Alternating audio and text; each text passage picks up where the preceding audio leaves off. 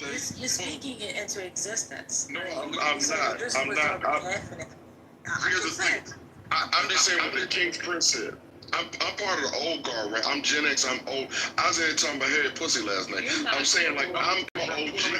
All I'm saying is that like these kids nowadays, behind the 50. these kids nowadays live in their phones. They live in their phones.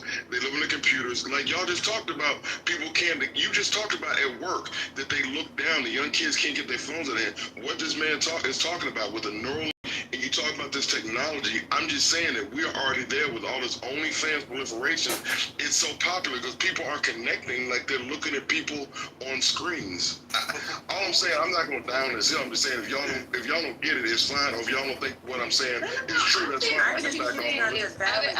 I'm not saying that it's not true. I'm just saying that, this is something that we should not even be celebrating, encouraging, none of that. I mean, it's, to me, just because I can do something or I have access to something doesn't mean I should be partaking in it. I have access to fentanyl. I don't mean I'm up here shooting up at work. I have access to every drug that they make. You know what? That reminds me, hold up, Lisa, earlier you said, y'all got nowhere to go, so I want you to go ahead and sit back and drink, smoke, and just. Because I know that's what people do. I was just like, what the heck? But you know what, Gemini? I mean, you'd be surprised. Like, the first thing I ask people when I'm ready to pre-op them, I go and I say, are you taking any medication? And then they tell me, and I said, are you taking any drugs? And I mean street drugs. And I start naming shit. And you'd be surprised what people are telling me. Some people won't tell me, but I can tell the way they're reacting to the anesthesia. But more than not, people do tell me, what they're taking because they're concerned that all of it mixed together, they might die and so shit like that, right? But that's why I know people are drinking. There's a high thing of alcoholism. People are abusing drugs. People are abusing prescription drugs. We are an addictive society.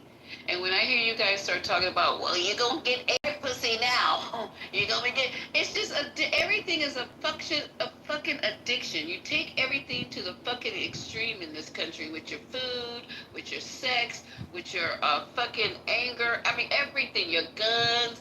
It's just, to me, I've traveled not probably as much as you guys have. But when you go to these quote-unquote third world countries, they're not as addictive and have these addictive personalities and these psychological manifestations of just shit. I heard in a room, and it really shook me up, and I didn't even know this, and I didn't know why I didn't know it, and Amanda didn't know it.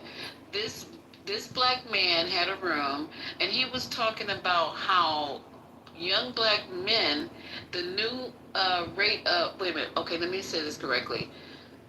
Young black men have the highest suicide rate.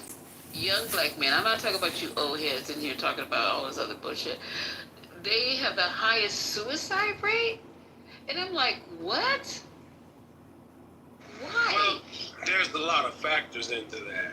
Of course there is, okay? But they are not, you gotta realize, there are a lot, so young people are more like, how would I say, like more emotionally intelligent now. These kids know, like a lot of these black kids males, know. Black males, yeah, concentrate on black males. Yes, black males. A lot of these kids know and totally understand that, their parents don't like them.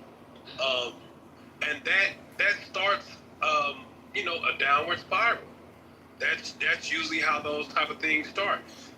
People are not, so when you see these young kids that are committing suicide, they're not doing this because they're in this so-called loving family, this loving environment. They understand that they have no love, they have no care, they are more emotionally intelligent now. Now, do I believe they're stupider? Yeah, but when it comes to like them knowing, hey man, my mom don't like me, my dad don't, they're way more emotionally intelligent, way more. And most of these young black men, they don't have anyone who cares about them. They know their mother doesn't like them. They know their father's probably most likely not there. And it's just a lot to deal with. We do. Your sister lost So school. your mother don't like you, and I don't think that's it, sir. I don't really think that the young people are committing suicide because they know their mother don't like them. Oh, so they're committing suicide because they're in a very great living situation, and they're getting showered with love. They're just rebelling There's against some people who get life. showered with love who commit suicide, sir. I mean, that would be crazy to think that everybody who commits suicide, there's something else going, chemically imbalances that are going on that probably has nothing to do with their family dynamic. It could be a lot. As kids are, there are kids at school who have very loving parents, and they're getting bullied, and they're getting treated. You know what I'm saying? And the parents are doing what they feel is right to intervene, but there's so much peer pressure on these kids to be perfect, to be cute, to be fly, to be this, to be that. I think that has more to do with it than what mama not doing. Y'all always trying to blame the black woman. Shut the fuck up. You done piss me off now. Because everything falls back on the black woman. No. Yeah. No, so this is the thing, right? Um, Black And women also- love their kids. Otherwise, they wouldn't be dealing with you broke ass niggas who be leaving them with them by yourselves. They love their kids. They absolutely, and they raise them, and they raise them the best that they can alone. So I don't know where you coming from with that twist. Because there's so many black women out here raising black men alone. You should talk about maybe they're upset that their motherfucking daddy ain't there, and they see how mommy's struggling, trying to put food on the table, trying to pay the bills, trying to take care of them, trying to love on them, trying to make sure that they're emotionally equipped to deal with women when they get in this world where they ain't like daddy. Maybe it's a lot on her. It's a lot on her to try to do that, to try to raise a man to be a man and still, I don't understand that. I don't get it. I swear to God, I don't get it. And I don't come from a dysfunctional family. I come from a two-parent family, right? And I have brothers. I have 5 fucking brothers, and I'm the only girl. So I know. I spend a lot of time around men. And it's just incredible that you would round that corner and bring it back to it's because their mama don't love them. That's crazy. So like when you're in a proper environment, you're really getting love, right? As a child, you really can't be bullied in school. Like there's Okay. that makes like I'm going to mute and listen to you. you can't be bullied in school.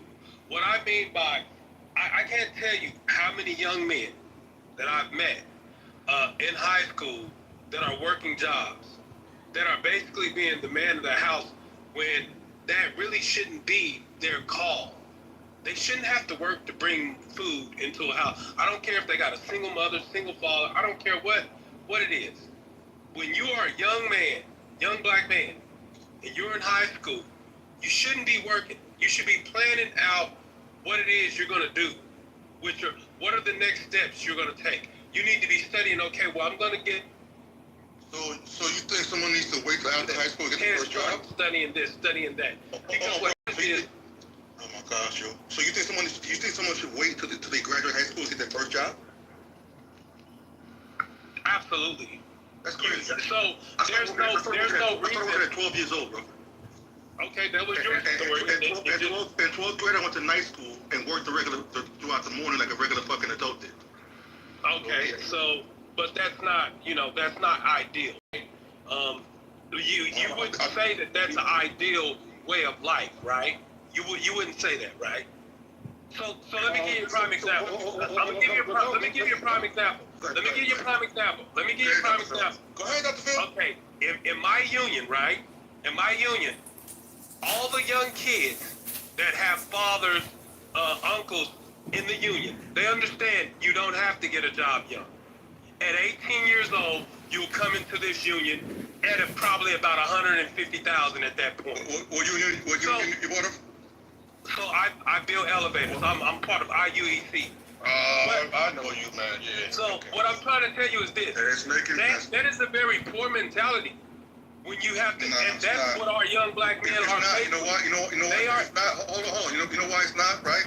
Because you have a lot of people that are young in the street, right, coming out into the workforce right now, who have zero soft skills.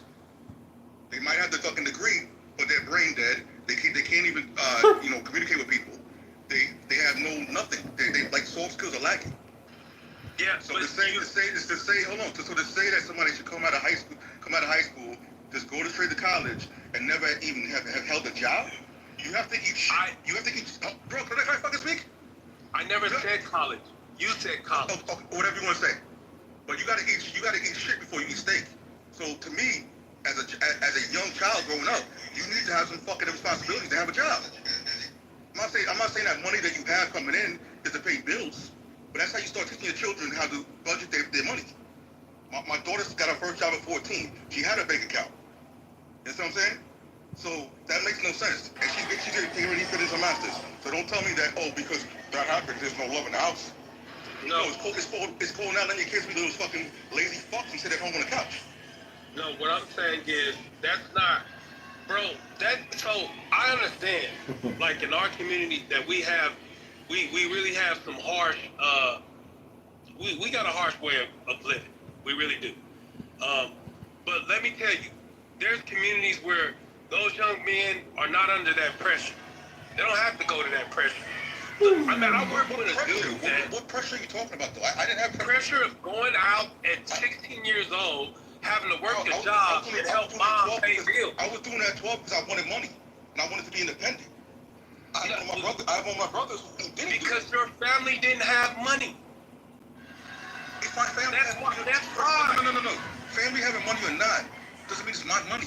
You need to earn your own shit. So it's a different mentality that you and I probably had then. So do you believe that you were raised from a position of survival, or you're raised from a position of power? All right. There's a difference. Love and power. All right. Well, if you believe that, bro, I'll be honest. Like I know that we are not being raised in certain ways. Do you have children? Absolutely. Okay, so none of them work? Well, they work now, but they didn't work in high school. Absolutely not. Why would you? I'm assuming they're doctors and lawyers now, right? No. Fuck no.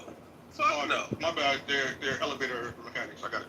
No, they're not in that union. They're in another union. Okay. That, like, the whole thing is, I'm not gonna force anybody to do anything. But I'm not going to tell a kid. I'm not even gonna tell a kid to go to college and get a degree in something that he's really not or she's not passionate about. Yeah, that's a whole different topic. Find something. That's a different topic. Find something that you're passionate about. That's a and do different that. topic, though, bro. But you don't have to go to work. But you know what? I agree with you on the part about working to. Okay, there's a difference between a child in high school in primary education who's going to work because they want to make a little change for themselves. They want to feel like they're independent. They want to do their little thing. I agree. But having a child be under the type of pressure to, okay, I need you to go to work to help you you pay the utilities and stuff like that. I think that is. It can be harmful, but if they want to go and work and have be their little selves in person, that they want their little money, they want to be independent, they don't want to ask you for nothing, they got their little box under the bed and like that, and the job is not something that's taking them away from their studies.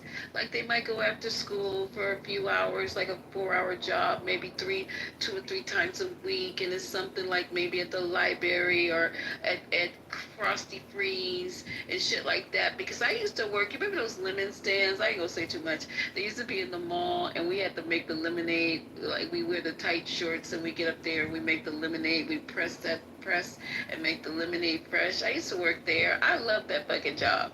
I loved it because I was giggling with my friends. It was all girls. You know what? You know this is only girls working at that lemonade place, right? We giggling and talking about boys and watching boys go by, watching grown men eyeballing you all fucking day, like, yeah, you wish, and all this kind of stuff. I loved my job. I could not wait to get to the job. But my parents made sure that school was first. You get all your shit. Yeah, let me see your grades. Let me see this. Everything else that comes before that. I wasn't doing it to help my mother pay the fucking mortgage. So, And if she asked me, but if there had ever been a need, and my mother said, well, you know what, I would have gladly, for all the things that she's done for the sacrifice for me, I would have gladly given her the box underneath my bed for whatever reason. But yeah, I get you when you say there's young men should not be the man of the house. I would never tell my sons that they have to be the man of the house. And that's what other races do to our boys already. They cannot be children. They shoot them in the park when they're 12 years old because they look threatening. You know what I'm saying? The world is already doing that. I'm not going to do it in the house. I'm not going to do it in the home. They're going to be children. And people used to ride me. And even I used to talk about my kids all the time on this app. And then people would come in and talk about, you're too soft on your boys. They should be doing this and that. I want them to be children. Even at 18, they're still a child to me. They have nothing to do with what's going on in a grown person's world, but they need to start learning how to be self-sufficient, learning how to not be dependent upon their parents. They should be learning that. They should not already be there doing stuff like that. That's way too much. Even when I was working, like I said, started at 12 years old. I didn't pay bills in my parents' But house. that's what he's saying, Haitian. He's talking about helping with the house bills and stuff. So what I'm saying is, after ninth grade, my parents did not buy shit for me because I was independent enough to buy my Right, clothes. of course. I put in my APs or one in my J's. So, by the in 12th grade, I was making the same amount of money that grown adults were making. Not saying that adults that had great jobs, but labor jobs. So it is what it is. And you were making more. You were making as much as an adult was in high school? Yeah, because I was working full time. I was going to night school. You've been my boyfriend. That's why I was getting college girls too.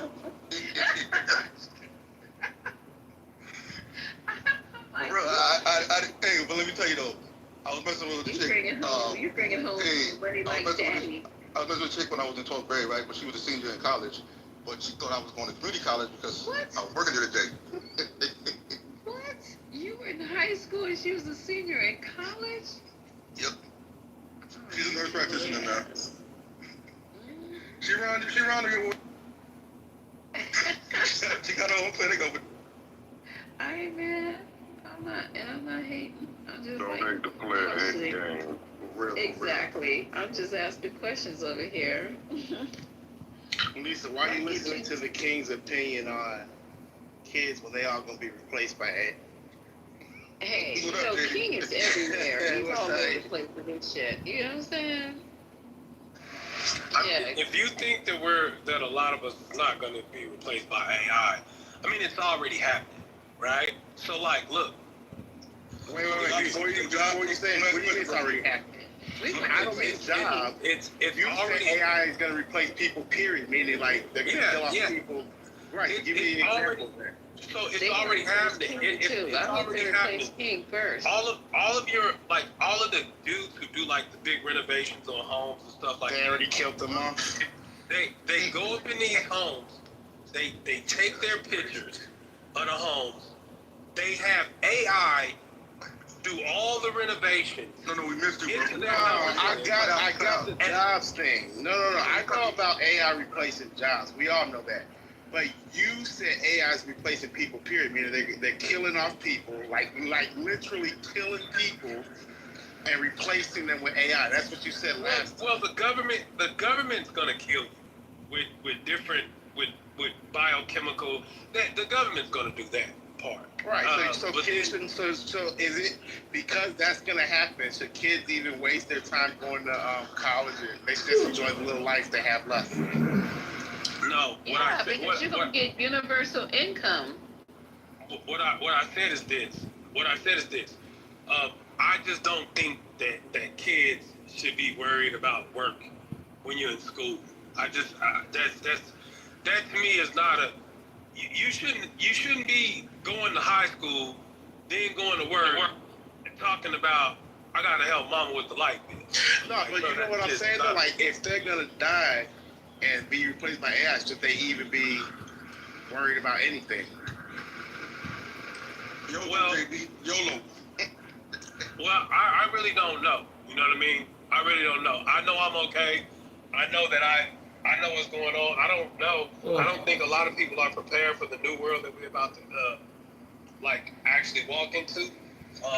So hey, when we get there, we're gonna cross that bridge. But I'm just saying, as far as I'm concerned, I don't think kids should be, working to pay bills in the household. I just don't see that. Hey, should people stop having kids, in your opinion, at this point? Well, some people, I mean, if we're honest, I mean, there's a part of me that believes that probably some people shouldn't have kids, but then at the same time, like God is the best knower. How would we know what these two crazy human beings could absolutely create a genius? Well, no, but the reason I asked that is because I think last time you said it's only going to be, so out of the, what is it, 7 billion people or 8 billion people on the planet, you said they're only going to keep about 1 billion. No, not 1 billion, about 4. So the number of our population will increase over 10 billion. But once it gets to about 10 billion, Then they're going to kill about 6 billion. It'll go down to about 4. Right. Whoa, how are we gonna kill off that many people? Yeah, so why you gonna have kids and they can be part of that 6 billion that's killed off? So in America, they're killing you already. Just watch these documentaries. Watch what is Forks Over Knives. Just watch the document. They're killing you already. They're killing you when you go eat. They're killing you dead already. You know what's fucking They're putting interesting? glass Hey, in. look, They're killing you listen in to so what many he's different saying. ways. Look what they put in McDonald's food. Listen to Why cereal. is that Look at McDonald's? what's in your drinks. What I was about to say Why are you at McDonald's though? I'm not saying Not I don't us, eat but I'm there, saying a lot of but- people are. There are a lot of people that eat like over 2 billion served or whatever. A lot of people eat that crap. But Michael, here's my pushback. Go ahead. Some of the things he's saying, I agree with to a certain extent, but he kind of like stretches it to a whole other fucking level. That's what makes you come on kind of like on some bullshit, King. Yeah, but Mike, the thing is, what's the life expectancy? I mean, hey, I'm still 76 I years old. can't. Yeah, but I life expectancy is reducing though. Yeah, it is reducing, but you know what I mean? Like, but my thing is when you eat foods like, McDonald's, yeah, it does kill you earlier, but it's not to the point where it's killing off 6 billion. Oh, yeah. 6 billion people. Yeah, I'm not with his Thanos thing, but I do think that they're trying to play with stuff. I do think that the government does play with stuff. Even like the fact that like nuclear families and this thing, where they don't want, like they're trying to. It's almost like they're trying to stop population. Like people, it's a whole thing. But I don't have like water in here for my backup, so I ain't gonna go too far with that. But I just say some of the stuff that King Prince is talking about, it does make sense to me. And just okay, for instance, going to the big beautiful bill. In so many words, the government just said, "Fuck elderly." They're gonna die off. Like they just murdered them. Like I'm talking about they just murdered them right in the Senate in the House, like right in your face. So Are you a Trump supporter, though, bro? yeah, absolutely. So like, you really making these comments? And you voted for the motherfucker? Well, this is the thing. You have to understand. You can't make this shit up. You're right. You have to understand. Most people that really voted for Trump, they didn't really vote for Trump. They voted against the Democratic establishment. That's not true. No, That's you voted for Trump. what Trump. You can get out of here with that mind fucking. You voted Bullshit. for Trump. You Yes, ain't voted against the Democratic establishment. That's Not not really, that's how right. that works. Now let him finish though, because I'm about to go against that point. Go ahead, because I disagree with what you said. Do I? So ultimately, do I like Trump? Yeah, I do. I don't think he's a programmable individual. I don't think that he's an individual that you can sit and make him go on script. I think that he's a person that he's such apex mindset that he will go against the current just to do it. Just to be the one who went against them. And that alone, to me, it means a lot. Because what it means is he will not be controlled. And the fact that Even if he kills off the elders, as long as he steps up. Well, they were gonna die anyway. Can I ask you something? Can I ask you something real quick? Can I ask you a question?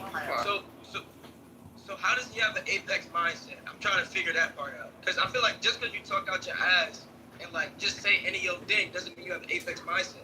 You could possibly just be stupid talking out his ass. But I want to know what you think is an apex mindset. His apex mindset was demonstrated when he launched bombs without any approval.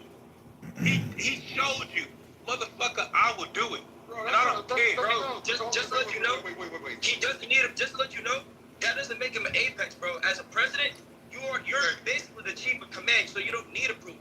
So he was allowed to do that, technically. So that's not an apex mindset. That's actually just a law. Where Obama did the same shit as well. Like, I don't understand what you're saying, bro. so I don't understand how that's an apex mindset, bro. 5 administrations. Obama had an apex mindset too. Oh, okay. But I'm trying to figure out how Trump has an apex mindset. You just said, you mentioned bombs. That's not an apex mindset. That's just a law. If you think that Trump doesn't think that he's better than, doesn't think that he has the ability to destroy people, if you think that he doesn't feel that way, you crazy, bro. No, he does. But you do realize you could have an apex mindset and still be like stupid, right? Just because you have an apex mindset don't mean you smart and know what you're doing, bro. So I'm trying to figure out, like, why do you think? I never What said makes you think?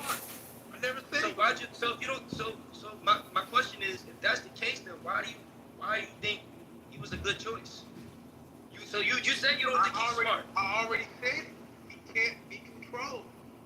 But so you voted for somebody. No, I'm asking you a question. So I'm asking you a question. So you voted for him because you think that he's not smart and he can't be controlled. That's why you voted for him. I didn't say I thought he was not smart. He's obviously smart. He became a billionaire. You just told me you don't think he's smart, bro. I said that you're mixing words. So listen, this is the thing. All because you reach a certain place, you don't have to be the smartest person to reach a certain place. You're not smart when you realize, for instance, in a world of football, you're not smart when you understand, I'm just going to go get the best head coach. And I'm going to have him get the best offensive coach, defensive coach, and I should be good. It doesn't really take a smart person to do that, right? And I think that that's what Trump understands. He understands how to put certain people in the right place and make them work. And I'm pretty certain, I'm pretty certain he's mastered that in his field. Like, this dude was convicted of felonies, and he beat the Democrats and the establishment in their own game, and he kicked their ass while he did. And it's so bad that if his policy, if his big beautiful bill produces the numbers that they think it might produce, It did the opposite, by the way. the Democratic Party is dead. They're dead. If America flourishes in the next few years, the next election cycle, the Democratic Party is dead. They need to sabotage him soon. Because if they don't sabotage him soon, their party could be eliminated. I got a question. What good? Do you think the economy is looking good right now based off of the politics? I know people losing jobs right now. Like, the trucking industry is cooked. I don't know if you know much about the trucking industry, but it's cooked. There's people that work for colleges where the jobs are undergrads. They're cooked. So it's like, I don't, like, where do you see the progress in this bill, in this series of bills? Because obviously there's multiple bills in this big beautiful bill. So where do you see progress being made? Like, what policies do you see progress being made? I I said if. Everything remains. No, I know. You're saying Because if. Tell me when you think it will go well. Well, I think what you really have to realize is his big market point is going to be his trade. If he can secure better trade deals for America, and if he can continuously ruffle the feathers of these other countries and make people realize that, well, hey, the only way you're going to get a fair shake is you're probably going to have to come back to the U.S. If he continues that and continues the mindset of we're America, we're the top. If you don't play the way that we want you to play, I'll take my ball home and we won't play. I think it's going to render some results. Bro, that has nothing to do with the big beautiful. I'm not gonna lie. I'm sorry to cut you off, but what you're saying right now has absolutely nothing to do with the big beautiful bill. With the big beautiful bill, there is a series of policies and bills that are being passed that are affecting people's jobs, income, for example, like the disabled. That has nothing to do with these tariffs. We're going to talk about the big beautiful bill. That's something that you mentioned. How do you see our country progressing with that bill? Forget the tariffs, because that's something completely different. How do you see this country progressing based off the big beautiful bill? Every bill you have to wait. You can't do that. You can't just think it's gonna work. You have to wait. You have to see. They gotta iron it out. We have to figure out what's really gonna come up. I just can't go off half cocked like, oh well, this is gonna happen. This is gonna happen. Well, things already happening, bro. Oh, so okay. To the people that he's gonna fire, right? No, he's not firing people. To a lot of those government workers who he basically cut the funding and they got to go home. Let me tell you something, bro.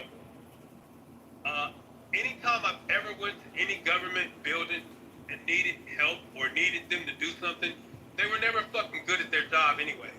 So if you ask me, they should have fucking probably been fired in 1990, right?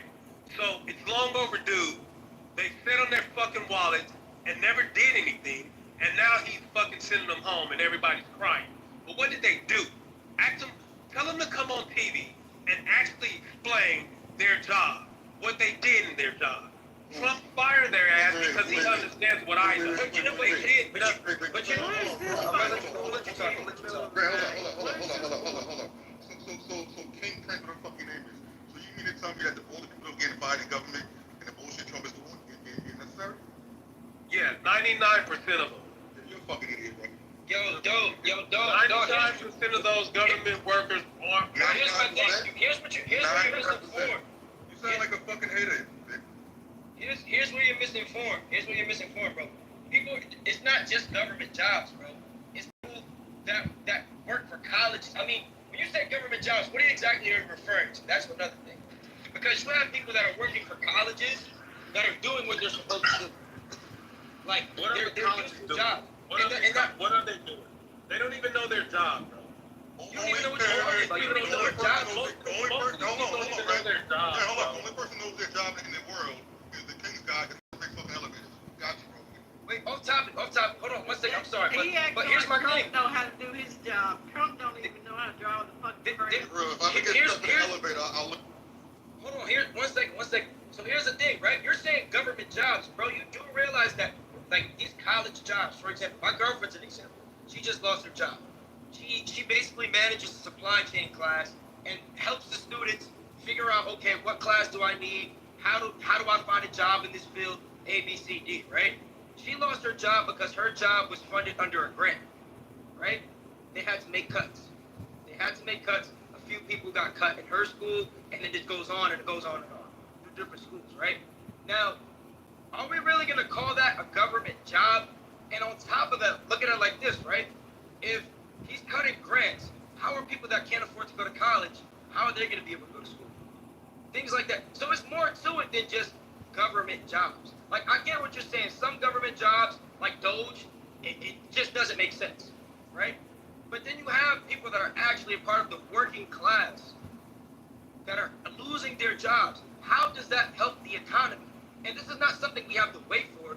It's shit that's going on right now. So you're talking about if But how is it if it's happening right now? People losing their jobs, that does not help the economy, bro. And guess what? When he's making these cuts, you know what he's doing? He's putting that money towards something else. Where do you think that money is going? It's going where he wants to. It's going where It's going where? It's going wherever he wants it. How many That doesn't even aircraft? make sense. No, Wait a you minute, can't tell me where it's wait a going. second. Hold on. How many air traffic controllers do you think are sitting on their hands, not doing their fucking job? How many of them? April, you told us 99%. He don't even know the government. He don't even know the different parts of the government. Exactly. He thinks it's all fucking representatives and senators. But All the people that make this shit go every goddamn day that you get your taxes back. Maybe you don't get taxes back. I don't know. Maybe we don't make enough money to even file. The people that make sure our food supply is safe, that our water, that our air is safe, that we're safe when we're flying, that we're safe on the ground, that we're, all these things that happen around this country on a daily basis that you don't even know about, that you think is okay. 99% of these people weren't doing shit. This is amazing. It's absolutely amazing. It's fucking unreal. April, look at Philadelphia right now. With what, like a month of sanitation workers on strike? With shit piled up to the fucking blocks right now? Ain't nobody doing shit but him, Haitian. Nobody doing shit but him. Yeah, and King, let me ask you a question. You said that, kids are coming out of high school getting union jobs at 18. What percentage of that would you say happens? A great bullshit. What happens is That's bullshit. you have a lot of communities. Our community, so in our community, we didn't push unions. You talking to somebody who was a steward as well. So keep going. We don't. In our community, we didn't push unions. We pushed college. You know, I thank God. But being someone who grew up in New York, a lot of people are part of the unions. So let's not say we talk about it. Maybe perhaps you lived on your side of the country. So to say that we're not pushing unions in our community is bullshit. You got the electrician union, you got the Ironman union, you got the sanitation unions. So it's endless. So you don't have this like right fucking genius idea all of a sudden. Everybody's dumb and you're just like the smartest fucking person.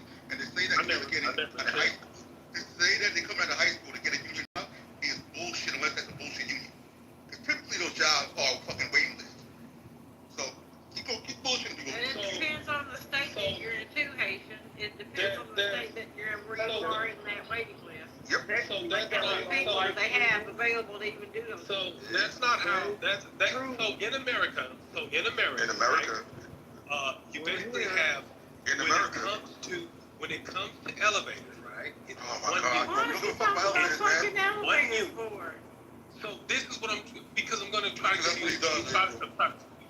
It's 1 I union. needed you so bad. I was in Jamaica stuck in the elevator, bro. I needed you so bad. What were you?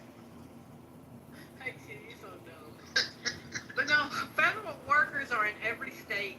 They're almost in every job there is. The reason that a lot of black Americans were upwardly mobile is because they became government workers. The salaries that they're paid, the things that they're guaranteed, the job security that they're guaranteed, and it ain't like you say, oh, they've been there so long they never get thrown out. You get performance reviews. People get performance reviews, and it affects whether you get promoted or not. People lie about this shit. It's amazing how the gullible public, the government, the Republicans always throw off on federal workers, and they are the biggest fat caddest government workers sitting around not doing a goddamn thing they're supposed to be doing.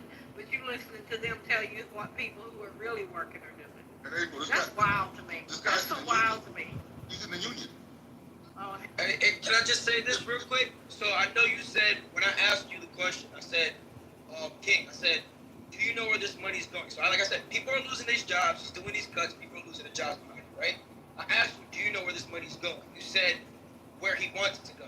That wasn't a clear answer. So just to let you know where that money is going, these people are losing their jobs just for more money to be put into the wall, deportation, ICE. Is that really worth a lot of people losing their job over some? Is that really worth it? Is it really worth it? Would you rather the money be put into the economy flowing with people working, or fucking ICE, bro? So that's the answer, because clearly you didn't know the answer. That's your answer, bro. That's where this money is going, from these government cuts. So I think what you need to realize about me is, bro, I don't care. So I understand this. If I lost, no. What I'm saying is this. You're not If I lost Let me finish speaking.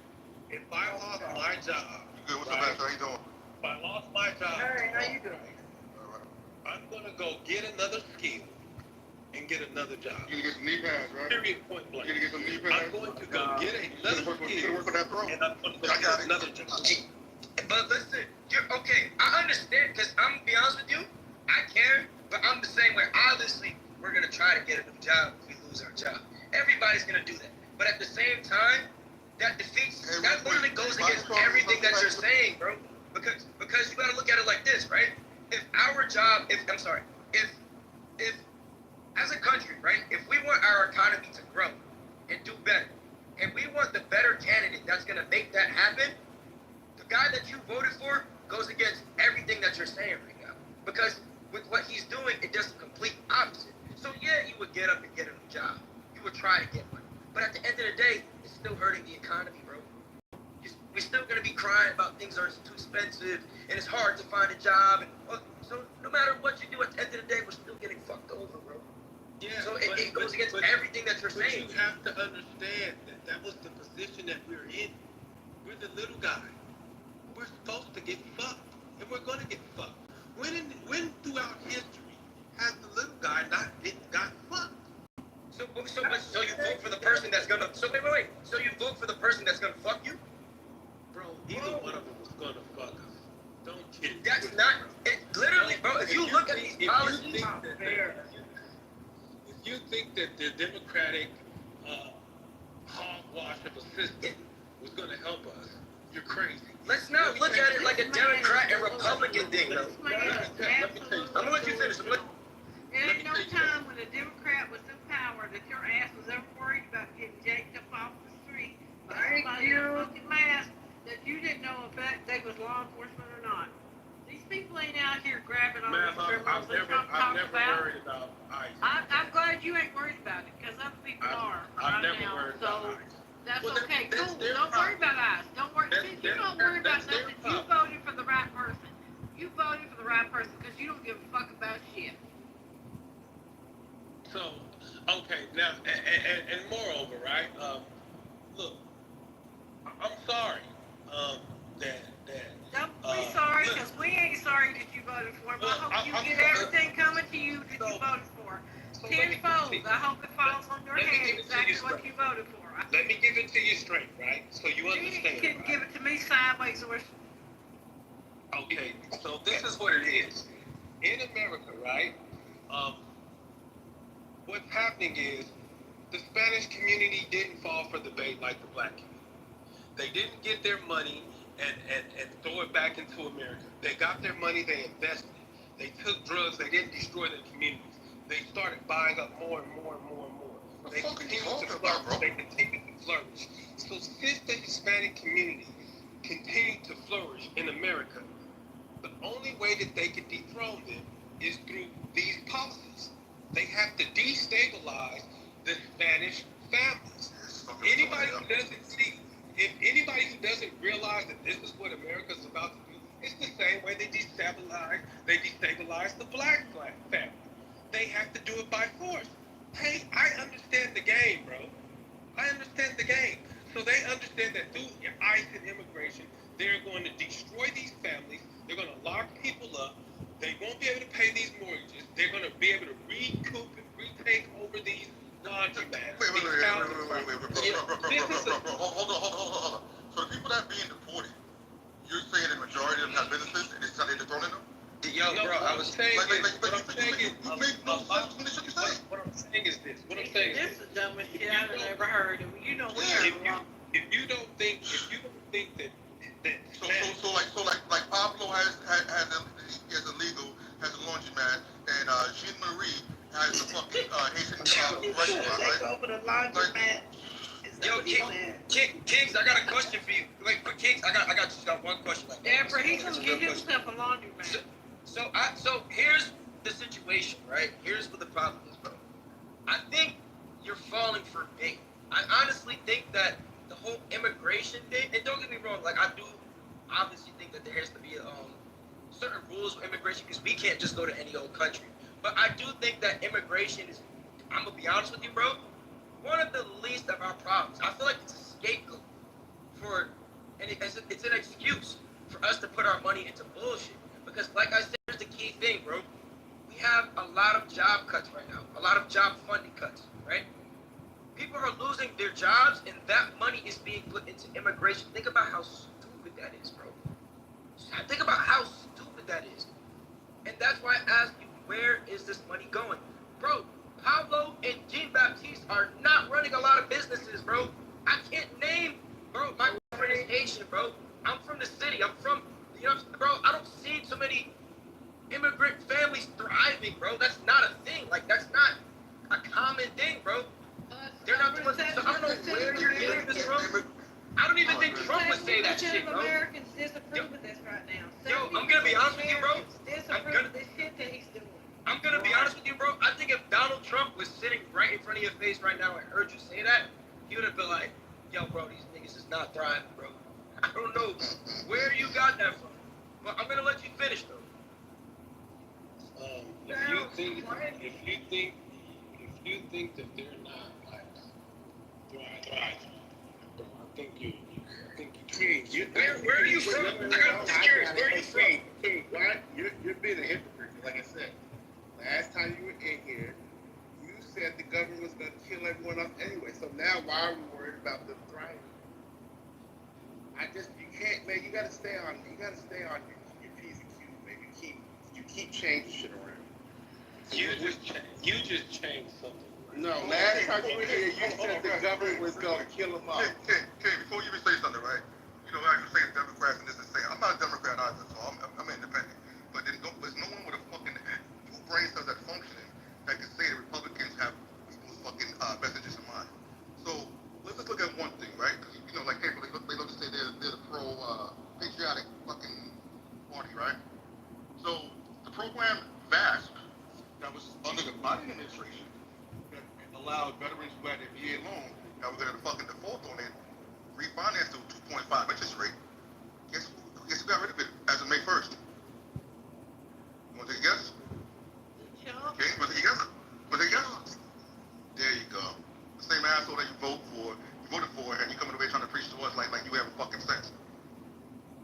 He don't care, Haitian. And to speak on, You're right. To speak on, because I'm not Haitian, I'm Black American, but my girl's Haitian, so I see how this shit goes, and I actually read how this shit works. So, with the Haitians, right, specifically the Haitians that came under the Biden program, first of all, I don't want to hear shit about them thriving, because, and somebody said they all have homes. That's not true. In fact, specifically the Haitians, when they come here under the Biden program, the rule is they have to have somebody to live with in America already. So they don't own shit. They don't own shit. They don't get any government assistance. In fact, I've actually been around a lot. They don't even file taxes. So think about it. They're working legally in America, right? They're working legally in America.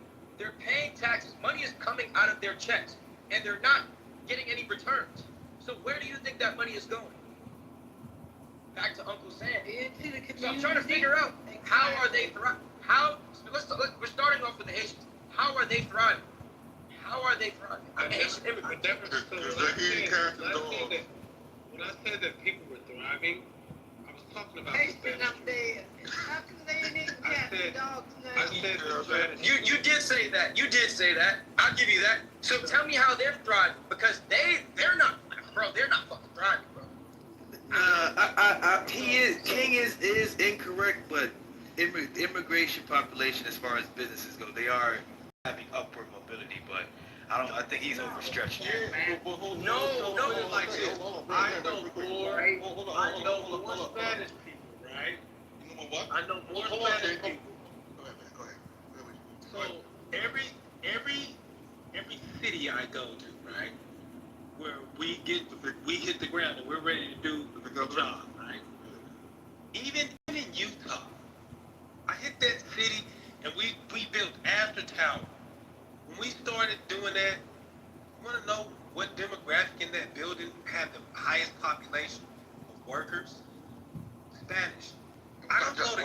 construction What kind of site, job? I don't care where it's at. I don't care if it's Miami, New York.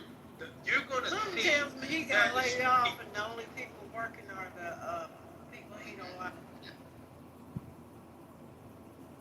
Go ahead, you can finish, bro. You got it. Only thing I'm saying is this: they run every construction site, framing, drywalling, painting. They got that shit. Laborers, the women that clean up the construction, they got it sewed up, bro. All the So way. that's not And if you think, that's not an American company. these companies, That's not an if you American think- company hiring them. Hold on, that's not an American company hiring them though. No. Alright, let me tell you, King. Hold on. So you mean to tell me that illegal immigrants coming here, they get in the fucking contract, right? That's what you're saying? Yo, this guy's crazy. No. Yo, King. No, what I'm saying is this. Let him speak. What I'm saying is this. So are you saying that illegal immigrants are coming here getting the contracts? Spanish people bad. Answer my question, bro. Answer my question. Spanish I don't care people if Spanish or not. bad. Yeah. Answer my question. And you will see Answer my Spanish question, bro. people working for Spanish people. Alright. I gotta tell you something, bro. You're talking to the right person. So, I'm a social media and marketing manager for a roofing and solar company. Alright? First of all, that shit with them thriving with these roofs and working in construction is bullshit, bro. Yeah. The person that's setting up the contract, and the person that's generating the lead is making the real money.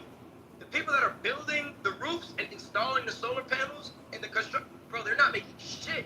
They're literally, if you look at, bro, with the solar panel installation, I kid you not, you can make 30K right now. How much do you think that those Spanish people are getting to build that shit, bro? And I know how much, because I'm the one filming them. I'm the one that helps generate the lead through social media. They're not making shit. They don't own these companies. These roofing construction, they're not working for a Mexican guy, bro. They're working for an American. The American just knows. Listen, I'm gonna tell you what it is. I know because I heard my client tell me this straight up. They work for dog shit, bro. They work for dog shit. So to say that they're thriving, and you see a lot of them, the reason why you see a lot of them is because they work for cheap. They work for cheap. They work for nothing. Bro, this is common sense. Yeah, I don't know where you are, bro. And The also- solar companies have laid off and stopped contracts because that money's been cut Because the big beautiful bill. This was exactly. So they're losing shit right and left. So if anybody's left doing any work, it's like he says, the people who will take the least amount of pay. And it ain't no white guy who has his own LLC company. For real, but even hold on, even him saying that he's seeing these companies and Hispanics, own these companies. So, yeah, if that person's an illegal citizen, that's fine. What the fuck's the problem? Not only that, sometimes you might see a minority have a contract, but that contract is a subcontract from a larger company. So, what the fuck are you really talking about, man? Yeah, he probably don't know about subcontracting. Go on, King, do you really think that these Spanish people are working for other Spanish people for these contracts? That's the part that mind-boggles me. I've never seen that. I just installed some elevators at Autonomous Hotel. That job was ran by Raphael Construction, I believe. And I believe Raphael is a Mexican. Is he an illegal immigrant? Was he a U.S. citizen? Oh, he can't be a U.S. citizen, but his name is Raphael. There's no way. Is he Mexican or not? No, but he's still a citizen. But he's a citizen, bro. Is he born here or not? You can't even answer the question if he was born here or not. Just answer, bro, hold on. Just answer the question. Is Raphael an American citizen or an illegal immigrant? What would it matter, bro? It doesn't It matters. Yo, what the problem with brown American citizens succeeded. So you gotta get shit with brown in people. this room. He couldn't I'm not gonna lie, you just yo, hold on a second. Yo, just by saying that, you just told on yourself, bro. Like, just answer the question. Is he an illegal immigrant? I told you that Spanish people work for Spanish people, bro. Okay. But you're saying, you said, no. Wait, hold on, you just said the Spanish person just hired you, bro.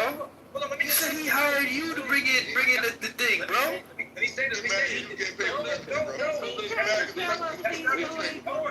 Haitian, do you think he's trying to tell us he's illegal? So listen. Hold on. Let me remind you what you said. You said that these immigrants are thriving, bro. You said the immigrants. They are The illegal immigrants. You said that they're thriving. We're talking about that. So you think that all these Which people one working of in them these took your construction job, sites King? Which one of them took your job? do you think that they're all legal? You think they're all legal? No, you're talking. You know, bro. You said that they're working. Bro, his door on the way out. Hey, wait, just ask him this. Wait, just ask him this. How much do those people in construction sites making? How much are they getting paid? Oh, depending on what they do. I'm pretty Just give me a ballpark, because you said they're thriving. So what's that thriving rate of pay? You know a lot of contracts are public, right? So you could actually go and look. I would say they're making. I would say they're go see Raphael. Haitian, let him talk, because he would say he don't know what to tell you, but he's going to. What's the number? Just say the number. I'm pretty certain when it comes to like drywallers, your painters, the people who are doing your slabs. I'm pretty certain that all of them are making somewhere around $80,000 a year. Yo, you're crazy as hell. Shit. I'm sorry, bro. Yo, bro, for roofing and solar installation, bro, in like a day, after like, I would say like 9-10 hours of work, and it depends on how many installations you get a month, bro. 80,000 a year is thriving? No. But listen, bro, don't even listen to that bullshit. Listen, I'm not gonna tell you. I'm not gonna lie, 80K a year is pretty fucking cool. But I'm gonna just, in America at least, if you're making 80K, you're doing better than the average American. But these niggas is making nowhere near 80K, bro. Bro, for one installation, solar or roofing, after a long day of work, they're probably getting like $200. And it depends on how many installations you have per month. It's not that many, bro. They have multiple gigs. They're not making.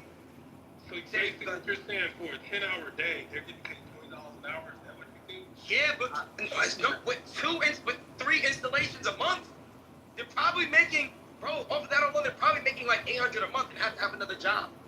That's what it is, bro. So for you to say 80K is out of line. That's not even. I'm not talking about solar installs. I'm talking Bro, about solar makes more than professionals who come in, and I'm talking about professionals who come in and do the drywall. So not a professional. So illegals are not professionals now? They are. They're doing work. Like have a conversation. Yo, I honestly, can tell you right now, you're talking about these people like they have their own businesses. They doing the Exactly. work. I got 4 people in Texas that I know. I got 4 4 people in Texas that I know.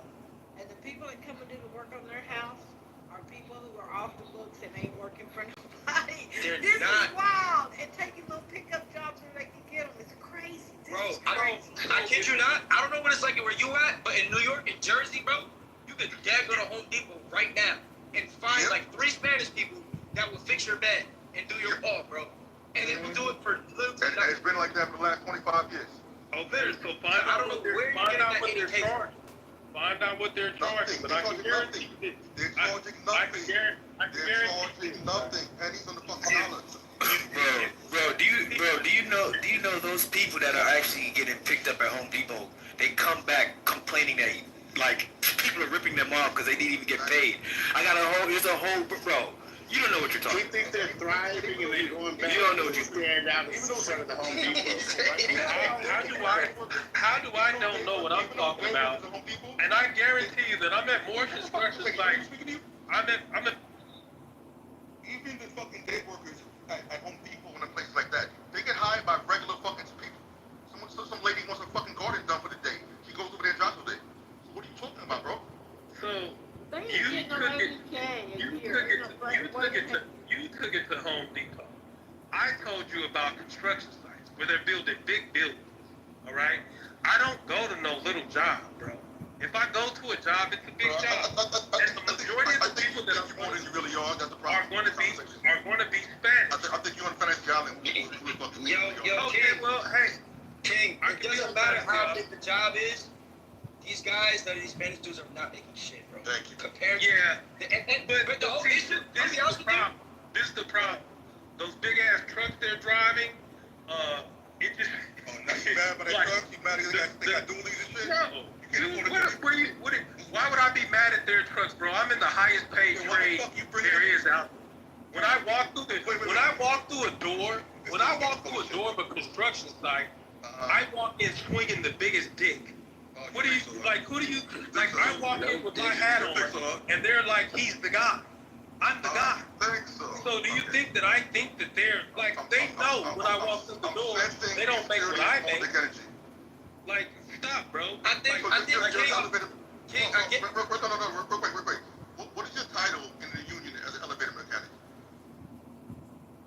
I don't want to misrepresent your title. You just said it. That's what it is?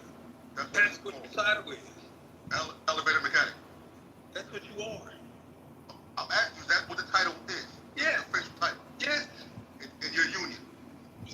Yes, everybody's title is that. Yes, that's everybody's title. Wait, so the elevator mechanic is the biggest. So you have the biggest stick swinging because you're elevator That's mechanic. not the same. So listen, let me explain something.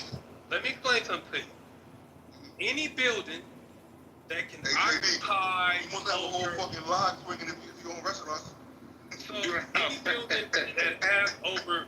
any building that has over 2 stories that can occupy over I think 30 people, where you have to have an elevator, you are allowed, right, to get a temporary permit to occupy that building under the name of an elevator mechanic. He's going to sign off. One of these companies are going to sign off.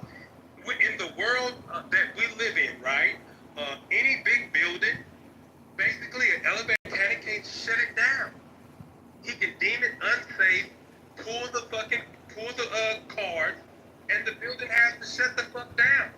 Okay, so It's open. a food inspector can close the restaurant down. Does that mean they're fucking powerful?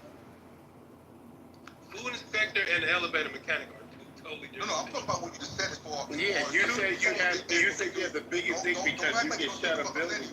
You definitely have the biggest dick if you're the elevator mechanic or the heavy crane operator. You definitely have the biggest Why is the dick. fattest pussy? I don't know. You don't sound like you're the stick though. You know what I'm saying? Bro, it's not even close, bro.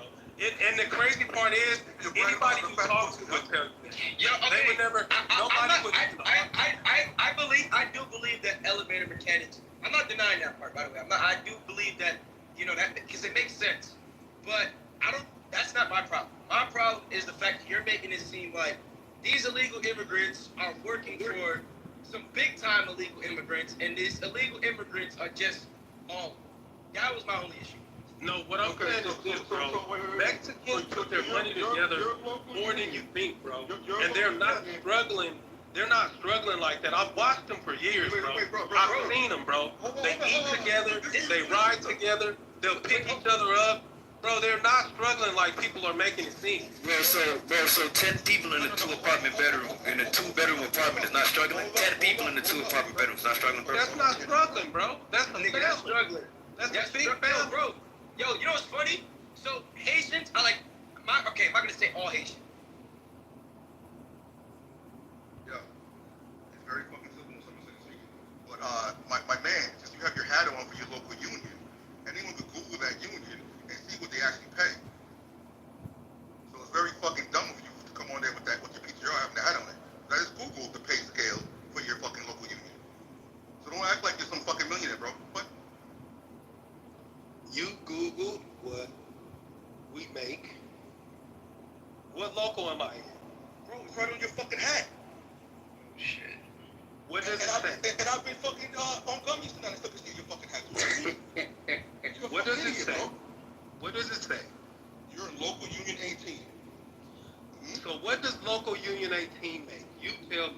So okay, let's see. Let's go here. Mechanic in charge. Hold on, let me get 18. This one is actually 135. Let me pull up 18. It's pulling the one next to me. So let me actually pull 18. Alright?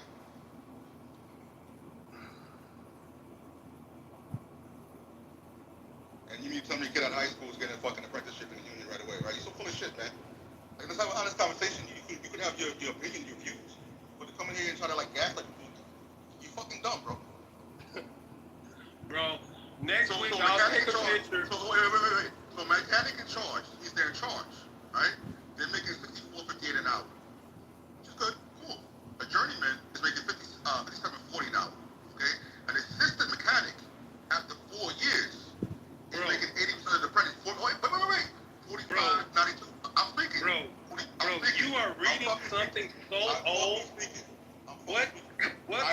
contract are you reading? Do you not hear me speaking? So again, this is right here. This is all your fucking. What year is that? 20? What are you reading from? What, 2012? When is your last contract? Is that 20? You're reading from a 2012 contract? When was your last contract? That you have to contract. Very old contract. When was the last contract, bro? It's a simple question. You tell me the contract you're reading. This should show you the date. This information is as of May 25. May 25 of what? What? May 2025, bro. That's a fucking lie, bro. That's a fucking lie, bro. That's not. You're fucking spewing wrong information. So when was your last union then? If I'm spewing the wrong information correctly, and tell me when the last contract you guys signed as a union. Post that contract in the chat. No, just post that contract in the chat, bro. Can you just post that contract in the chat? Can you just please post that in the chat? Can you please just post it in the chat, bro? Can you please just post it in the chat? I'm not. Exactly. Until you tell me when your fucking contract was, and anybody can look at anybody. Oh, you read a contract from like 2010, bro. Your shit, so I don't need to fucking do that. You read a contract from like 2012, 2010. Like, when was the last contract? Bro? You $56, bro. That contract probably was from 2008, bro. Okay. So again, I asked you a simple fucking question. When was the last contract you guys signed under your union? And what do you guys do for your next contract under arbitration? It's that fucking simple. I mean, if you're looking at the page, it should tell you right then, bro. No, but you're the source, right? You're the fucking tower. I don't have to be the source if you're reading it, bro. You got it right in your hand. Yeah, you full of shit, bro. Yeah. You got it right in your hand. The guy with the biggest stick just stepped on his dick. That's the funny thing. Basically, what you're saying is he can't ask somebody that lived through the civil rights movement what segregation was like. Just look at the textbook. That's basically what you're saying. If you're the source, then I mean, shit. But that's minus the point. As far as the immigrants and not struggling, I'm sorry, the Spaniards not struggling. 10 people in one room, gang, they're struggling, bro. And I can even speak for my girls' family. They're immigrants from Haiti. And when they came, bro, they moved to some part in one of the worst parts of Jersey, most dangerous parts of Jersey. It was like 12 of them. I kid you not, 12 of them was in one room, bro. One room. Now, of course, they're gonna spend money together, share their money, spread it towards house. They were struggling, bro. And if you don't think that's struggling, because you said that's not struggling, then I don't know what to tell you. I don't know where you be at. I know where I'm from. That's struggling, bro. I'm gonna just leave it at that. You know, and it's sad the way that he thinks and stuff like that. I mean, it cannot be to have an attitude and saying that you don't care and then you care, whatever. People aren't trying to hear that. Here in Texas, we call that dumb bucket of truck bull crap. That's stupid. And at the end of the day, people are not making it, like that guy said. And you voted for a president that would rather see people not have summer meals, have budgets closed or shuttered, like Meals on Wheels came on TV talking about they were fearful of the cuts that Donald Trump is doing, right, at AARP, which fights for the rights for people to keep their benefits and stuff like that. They kind of have some quarterly meetings and other stuff, and even they talked about that in a meeting that I had went to, and so it's a big deal. People aren't thriving. People stood up and said that they are struggling. You know what I mean? Retirees, and they had a question and answer session, and I was just listening to some of the older people in there. Dude, it's not like what you're saying. You know what I mean? It's not. Whether you're doing construction, whatever you talk about, people in America, they are hurting. And the prices that, was said, Donald Trump does not have us at low prices. Donald Trump has us in a crisis. Donald Trump has us in a war, has America in a war, or could have us in these things. So he didn't start off with peace. And the promises that the Republicans were given that I looked into, sorry. Y'all got sold a bill of goods, and some of you folks want your vote back. Not everybody, but there was a lot of folks online also wanting their vote back. I wonder why.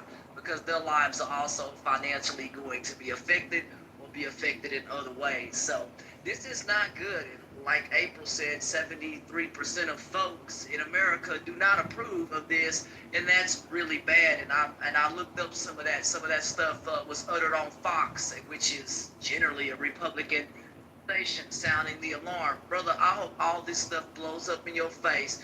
I think earlier y'all talked about what Donald Trump, the Epstein list and stuff like that. I hope all this stuff blows up in your face, and that Donald Trump gets impeached if they take control of the House and Senate or whatever they need to take control of, and get him up out of here and stop everything that he's doing. And that's why I'm going to work as hard as I can, because people like you can get out here and put my feet to the pavement and make sure that people know, get out here and go vote and get this dude up out of office come the primaries. Because the stuff you're saying, dude, you cannot have this attitude on this app and sit here and have no soul. It's like, do you have family? Do you have a grandmother? Do you have people who are on programs or benefits or whatever you want to call it? If you do, you better sit back and understand. You better rethink the way you're talking, because that ain't cool, brother. You know what I'm saying? I'm the kind of person, I don't know if I was sitting next to you, I don't know what I would do. I don't know if I can say that on here, but brother, it's not okay. And you better find the soul. You better understand that you need to go get that. And you need to find humanity within yourself and not treat people like that. The good book says, treat people how you would like to be treated. Doesn't cost you nothing but common sense. Doesn't cost you no money. Doesn't cost you much time. You need to treat people the way you would like to be treated. And right now, that has not been, uttered in here, that you care about people and things like that. Or any Republican, it's embarrassing, brother. You gotta care. You know what though? Yes. Like it's cool. You have a good job. I'm happy for you, and I'm not even being sarcastic about that, right? Any brother's doing well, I'm happy for you. But it's disgusting that the way you come off and thinking like you're someone special. You don't know what anybody else in this room is doing. But instead of you trying to be like proactive and give knowledge to the young I never said I'm special. I work. Let me tell you something. I'm willing to bet. You literally said you walk in the building. You literally said when you walk in the building, you're the one swinging the biggest dick. Yeah, I'm swinging the biggest dick because of the position that I adhere to. But what you have to understand also is who's doing the hardest work in the building. Me. All right. I'm probably risking myself. I'm probably risking my body. See, this probably is maybe I could say, this don't even sound right, Haitian. Probably the hardest worker. I got the biggest dick. I can shut the shit down. What is going on right And now you're risking yourself. So you're risking yourself doing what? Anybody who is all the things he You says working he is never has to tell you that. If you do the job that I do, if you do the job that I do, right? Yeah. Okay, let me give you a prime example, right? Okay. Let me give you a prime example. What are you risking? What are you doing? Yeah. Go ahead. Let me hear this. So let me give you a prime example. You got what's called rails, right? Rails are what? Rails are, No, I'm saying, okay. I'm not even doing hard. I'm not doing hard. Are you doing? Hold on. I'm really a pussy. No one's questioning if you're doing hard work. But now you're taking it to your job is like a, such a safety issue, and you're risking your life every day. Who gives a fuck, bro? I took that plane for 20 fucking years. Like, there's people doing crazy shit every day at work. Who gives a fuck? Well, I would like to jump out of a plane because honestly, it's a lot easier, right?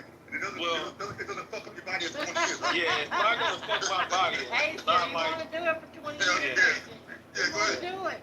Go ahead. I mean, But you he gotta ain't think. signed up So for it listen, yet. I got He an ain't signed up. older What's going brother. on? That's what he What's going on, did. partner? He was You a ain't signed up paratrooper. yet. I got an older brother. He was a Oh, you got an paratrooper. older brother who's a paratrooper now. All of his fucking kids are paratroopers. They did that shit. Hey, this they man run that playing. gambit. He is on this So stage at the playing. end of the day, bro, JD, I know you I playing. do not believe that they work harder than I do. I don't. I think This they is so wild. I think they Paratroopers don't work harder than an elevator man. These playing.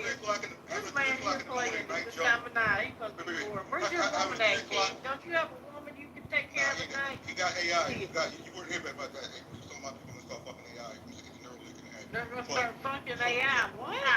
But no. It's funny you would say that, right? Because having a 3 a.m. fucking jump, right? And you're on the plane from like 1 o'clock, and you're pretty much fucking just flying until your number comes up to jump out. It's fun. Well, I'm pretty certain that He's you got pretty a rush sure. out of He's it. pretty sure. And, Don't forget the 80 pack This man's rubbing on your back while you're jumping. I'm pretty Don't sure forget that the rubbing on you while you're jumping. I can't even it was exhilarating. I mean, you had to have fun doing it. Can I say one thing real quick? You didn't want to do it. You didn't want to jump out the window with your shit. Hey. You didn't enjoy it. You don't want to shut them buildings down, Mr. Elevator Man? You don't enjoy that? Hey, Would you like me to answer your questions, Congressman? Swinging your dick and talks of elevator doors. Hey, King, look, King, here's the problem. I'm not gonna deny, cause I don't know how your job works. There's a good chance that you are putting your life on the line and the shit is hard. But the thing is, you gotta look at it like this, right? Yeah, you work hard in your job, but from what you're saying, your reward is pretty fucking high. These Spanish people that you're talking about, these illegal immigrants, bro, their job is hard as fuck too, but they ain't making shit. So and so that's the issue. That's the issue. So and you're making it seem like because you're not. This is how you sound. I'm just letting you know to other people. You're making it seem like they're not struggling, bro. Just because you're not struggling, doesn't mean that they're not struggling. Because you just told me you work hard, right? So, What Ren, makes you they think come that to they the don't work country hard too? illegally, and they struggle here while they're here illegally. What sense does what you're saying make? People make choices. There's consequences for your choices. Can you repeat that again? I'm sorry. I said these people, they come to the country illegally, right? They don't follow our immigration laws. No, that's not They accurate. break. That's not I'm accurate. sorry, Haitian? What's good? That's not accurate though, bro, because people that came on TPS status did not come here illegally. Okay. So I'm talking about the people that are here illegally. Yeah, well, hold on. That's what I'm talking about. You were sleeping, right? So I don't think you were hearing what this dude was saying. This dude was basically saying that illegal immigrants are coming here making $80K a year and they're owning companies. And they're working each other. Listen, Andrew, let me just say that one more time. This brother literally said illegal immigrants are coming here making $80K a year and they're owning businesses and they're getting contracts over American companies. And they're working for other illegal immigrants. What I said He's is working for them too. Spanish. What I said is Spanish people work for each other, bro. They work together. But you said they're making $80K a year doing what they're doing. I was trying to let you know what I'm saying. I'm gonna fall back because I was sleeping. But they pull their resources together. Andy, that was smart. If you don't think that these Hispanics are having ownership of these Why are you so like, why is your dick swinging dick so up fucking in the Hispanic ass, bro? Are you mad Hispanic people give some pussies up? Like, really, what the fuck is it, bro? Dude, I don't know. I think you just You mad because in California you can't even back Hispanic chick? you lost, bro. You just lost me, bro. Like I I don't know. a long time ago. You lost yourself a long time ago, my nigga. I don't even know where I don't know where you're going with this. All because I'm I'm saying pretty straightforward. these I people. don't really sugarcoat. I don't say shit in metaphors. I'm pretty fucking direct with you. People, bro, Spanish people, they put their money together. Okay? Are some of them illegal? Yes, some of them are Is there illegal. something? But Is there next something thing you wrong? will see, Is there something wrong with putting your money together? Is there something wrong with putting money together? I never Nah, said he didn't say that. He didn't say that. He's saying that that's his reasoning for them thriving. But I honestly think they're putting their money together because they have no choice. So they're not. It sounds like a racial problem rather than an illegal problem. It sounds like you kind of racist to Spanish. Exactly. I ain't gonna lie. Not all Hispanics live like this, but even if we're gonna just talk about illegal, go ahead. So what I'm saying is this: they're saying not nothing, bro. having For 2 hours, you're not saying nothing. That's the problem. the hard time that people are trying to make it seem like the Spanish are having. They're not. Bro. Look, listen. They have all the laborers. They have the drywallers, the painters. Then even at lunchtime, you know what happens? They got the dope The houses truck now too, right? pulls They got up. the dope houses too now, right? that truck that Got a pulls dope up, house. it has the food truck. women. It has the women. Yeah, the food truck that They pulls got up. they got Those the Spanish house women. too, right? They got the whole house too, right? They're getting the money from the food truck. They're feeding them. You know what I'm saying? Then when it comes time for the laborers to clean it up, those are usually Spanish women, and they come clean up. They're not driving, bro. So working they have a working entire working together as a community, right? Especially if you're coming here from another country, sticking with that community to help each other uplift each other is now a fucking problem. When did I say it was a problem? He didn't say it was. No, he didn't say it was a problem. Right. We can't. You don't have to speak for it. Because what is the problem? You want to keep focusing on that shit. So clearly it is a problem to him. You think it's wrong? I mean, you do kind of. You think it's wrong? Shut the fuck up, bro. You think that's wrong? So clearly you do have an issue because for like an hour now we spoke about the fucking Hispanic community. You think that I have a problem? You haven't spoke about any other nationality of immigrants who are here. Well, those are the only immigrants that America's really worried about. They're not worried about That's anybody. not true. Not true. They're complaining about the Haitians, bro, and the Haitians didn't do shit. This is wild. You have more people over No there. way you said that, bro. But we ain't worried about them, are we? They literally said Haitians are eating cats and dogs, bro. So clearly they have a problem. Listen, the number of Haitian immigrants versus the number of actual Spanish immigrants are two totally different things. No, but you just said that they only have problems with the Spanish ones, bro. And they only, like, that is the main focus. Are you talking legal or illegal? Are you speaking legal or illegal? The only problem you can have with immigration is the illegal immigration. No, but full of shit. Hold on. Yeah, You said earlier you didn't care if they were illegal or citizens. You had an issue with them owning the company. You did say that, bro. I said I had an issue with them owning. I never said I had an issue with them. Nah, gang, I'm not gonna lie. I don't even think you remember what you said, bro. I said I have an issue with them owning a company. Crazy. So you guys are Not only did you say that, bro. Why would Not I only did care you say about that, owning? bro. Not only did you say that, bro. You also said that they're paying other Spanish people, but also mentioned that they paid you for your job. So we're all kind of sitting here fucking confused, bro, about what you really complaining about. I said that I have a problem with Spanish people, and I have a problem with them owning. You said you did not You care. sound- When we said to you was the issue illegal. You sound. Bro. You did say he didn't care if it was illegal or not. He didn't care what Exactly. they was. So I don't need to fucking lie. That's one thing. I just say things how they are to me. And I give a fuck if someone likes it or doesn't like it. There's no reason for me to fucking lie. Now, if you're fucking retarded and you're saying shit and not remember what you're saying, that's an issue for you. I can give you a good doctor that can help you out with that. Some neurofeedback helps out that shit, right? So again, fucking idiot. The context was you saying that these illegals are owning these companies, and we said that illegals are not owning fucking companies. I said they pull their money to. You said they're owning the companies too. Then who said, well, they're citizens who own the company, and you said you didn't care if they were citizens or illegal. You said that too. I said it doesn't matter. I said it doesn't matter. That's the same I thing. said I didn't care. I said it doesn't matter if they're citizens or they're not. He I looked said, at the what would same it matter? I said there's Spanish people that are owning the company. It's the same. Like, you take words and twist it, and you don't know how to have a Sir, you real. use words that you don't know what you're saying. Everything you said is, I think, or maybe this, Yo. and I feel like, and listen, you can keep going on out if you want to. I'm not gonna lie. You just told the It ain't making no sense.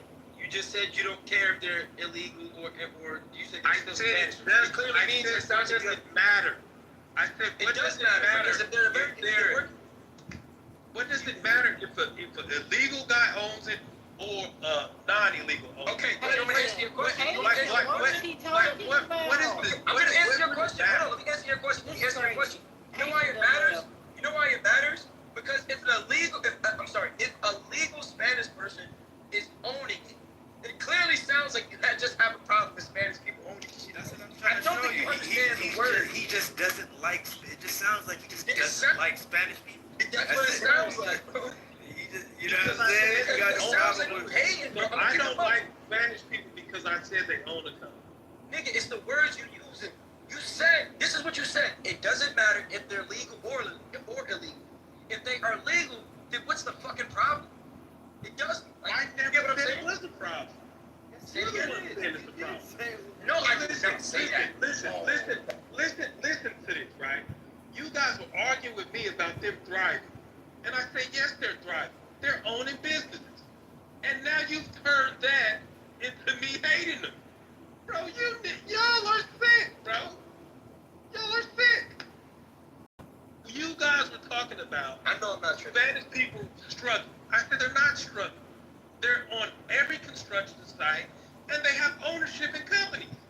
That was my rebut. I didn't say Spanish people are struggling. I said the immigrants are struggling. I'm talking about Spanish, okay? And I don't see them struggling, right? They have family. They have great values. They have a great moral fabric. They fucking work hard, and they do the work that everybody else does not want to. So they are Patty, striving. JD, Pastor Deborah. Anybody here? I don't know how long I'm gonna let y'all keep this up. Well, I'm about to take off because I see that obviously you guys don't really know how to have a conversation. You've been in here for 2 We hours do. having a conversation. I'm Don't forget listening, this now. unfortunately. Trying to leave. But you wait, please. I said I'm listening, unfortunately. Unfortunately, that's what it is. All I'm gonna say is I know I don't sound He's gonna crazy. leave out now because we didn't let him talk for 2 hours. I know, bro. All I'm gonna say is I know I don't sound crazy. The way he worded it, it sounds like he don't like Spanish people. He because did. He don't. He don't He like said, them. like- It don't make to him. He said it didn't matter if they legal or talking about these illegal. He don't illegals. care one way or another what they are. He just don't like them. He said these illegals is making $80K a year. I've never They're heard no shit prospering like over that. top of him. I never He don't said like it. illegals. I never said illegals. I asked him, how much do you think these illegals? I asked him, how much do you think these illegal Spanish people are making? That they're doing the drywall and construction. It's 80K. So where is the hate? Where's the hate in my tone when I say a person's making It's not the hate in your tone. It's the word. words you're using. It don't gotta be tone. So me saying that they make 80K, like No, that's not what we You're had to just do. saying things. It don't No, matter. that's just You tone. don't got no proof of them making 80K. No. What do you want to? Let's And ask if they this. are, Let's see a better number. Why you mad Let's about ask it? him this. Let's ask him this. Not Are you found. Why you advocating? mad about it? Are you advocating for them, King? Is that what you do? Are you advocating for them? 'Cause if you're not You don't advocating, have to listen. You don't have to advocate for people that go out there and get it for themselves. They're okay. They're going to be okay. They work, right? They're not one of these demographics of people that are not working. This is the reason why they're getting the pressure that they're getting, because they work, they pull their money together, they buy shit, and they continuously invest in themselves. No, so but if you said you're not, they're- so hold on. So if you're not advocating for them, but you're not saying you're not I don't advocating. have You're to just- advocate for them, No. bro. I understand that. So are you saying you don't give a fuck? We're just trying to understand what your argument is. If are you just making statements just to make? I don't have an No, argument. his argument. No, I'm gonna tell you what. I'm gonna tell you how this started. I'm gonna tell you how it started. The problem was he said that these immigrants, these immigrant Spanish, they're not struggling. He said they're not struggling. That's what it was. That's how They're that's how it not. started. They're not. And that's where exactly. That's where They're not this struggling. agreement happened. I And then got to a guarantee bunch you. of others. I guarantee you, the life in America for Spanish is very much a better life, a higher quality of life than Black We're Americans. talking about the immigrants, bro. I'm not Even talking the about- immigrants. I'm not talking about Even every the immigrants. Spanish person. So Even the Spanish immigrants. Yes, So they're 10, that's crazy. So better 10 life. people in one Absolutely. bedroom is 10 people Absolutely. in one bedroom is good is quality life to you. So listen. Let me explain something to you, right? My grandmother had 12 children, right? Do you not know that all of those grandkids would pile up in her house on the weekend? All right? That still to this day was my funnest time. You said on the weekend. These people live 10 people in one apartment, one bedroom what? apartment for the rest. So what? So what? And it's not. And you act like they're struggling. They're not struggling, bro. Bro, you Their kids are doing better in school than your kids. They're smarter. Because they They're struggling so more bad behaved. that they say we don't want to live like this no more. We gotta study. Like, No, It has nothing to do with that, bro. Yo, They're smarter, they're better, they have better rules. It has nothing to do with it. They believe in family. Like, bro, it has nothing to do. They're still struggling. They're still struggling. You think that they got? You think they got 10 people in the house because they say, "Oh, we just want to chill"? Like, no, bro. They struggling. Listen. I almost want to show you a house. But I'm not even going to go. But let me tell you something, bro. Spanish people will buy a house and continuously build on and build on. We're talking about immigrants. We're talking about illegal immigrants, by the way. That's what I'm talking about. Yes, bro. Yes, they own. They're not struggling. No, they're not struggling like you be, bro. Fuck no. They got more money than black people. They got more money than black people. I bet you that. Where are you from? Does this might play a part? Bro, it does not matter. You can go anywhere. And I guarantee you, they're Obviously, doing nothing better matters to socially. this guy. They are doing better socially. It does matter. Because I live doing in the better projects, bro. socially. Bro, they are doing better socially than black people. I promise you that. 10 people in the bedroom. It doesn't matter. I'm not comparing. I'm just asking you, are they struggling? I'm not comparing. No. No. So this all comes down to where are you from? Bro, that don't mean nothing. It does. Okay, I'm gonna tell you why it matters. Because where I'm from and what I've seen is it could be possibly completely different from what you've seen, bro. Where I'm from, I'm in the mecca of all of that, bro. So it's like for you to tell me it don't matter. So you're kind of California. crazy because you could be somewhere where you don't see that, bro. You're in You don't see that, bro. California. I'm not in California, bro. I'm in New York and Jersey, bro. So, well, that's not the mecca of like the immigration policy. Oh, you're crazy. I see, bro. What? Have you been to Brooklyn, bro? Nah. It ain't. Bro, have you been? Do you know how many these elite, bro? They didn't start trying to build a wall to like get people to stop coming in. But I'm talking about housing, having 10 people in one house. Like that sounds like some New York shit, bro. So I don't think it's a problem, right? Have you seen it? I think where the problem comes in is that Americans have been spoiled, right? And they believe in this, like, they believe that they all deserve a house with big cars, and that's just not the case. You know what I'm saying? Everybody doesn't deserve that. And when it comes to quality of life, when you got a lot of people living in the same house and everybody's pitching in, it makes life easier for everyone. You think it makes it hard for them. It doesn't make it hard for them. They're having a much easier life. They're eating better. They're not struggling. If somebody loses a job, they're still going to have a place to stay. They don't have those problems. In our community, you don't have the togetherness like that. On family alone, they're richer. They're together because they're broke.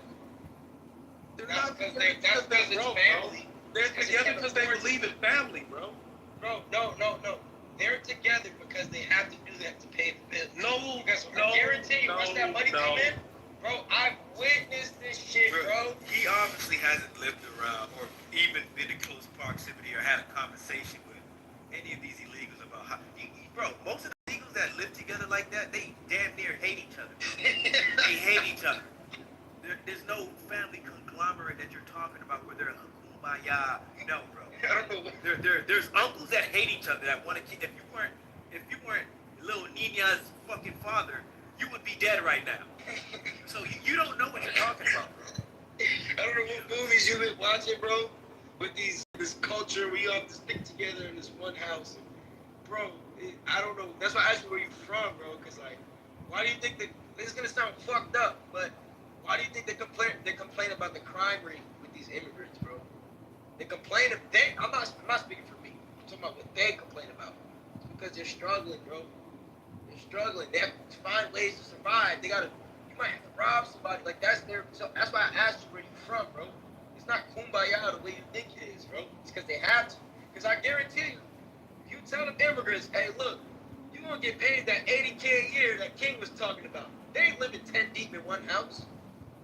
They getting the fuck on and moving out, bro.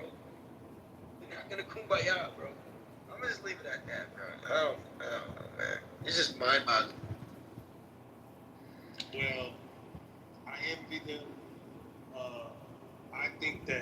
communities. The only community that I see that that has that type of togetherness is like the Eritreans, uh, but and Nigerians too.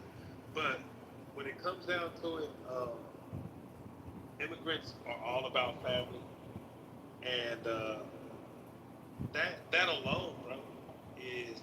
I think the truest statement you made this whole 2 hours is that you envy them. That's it.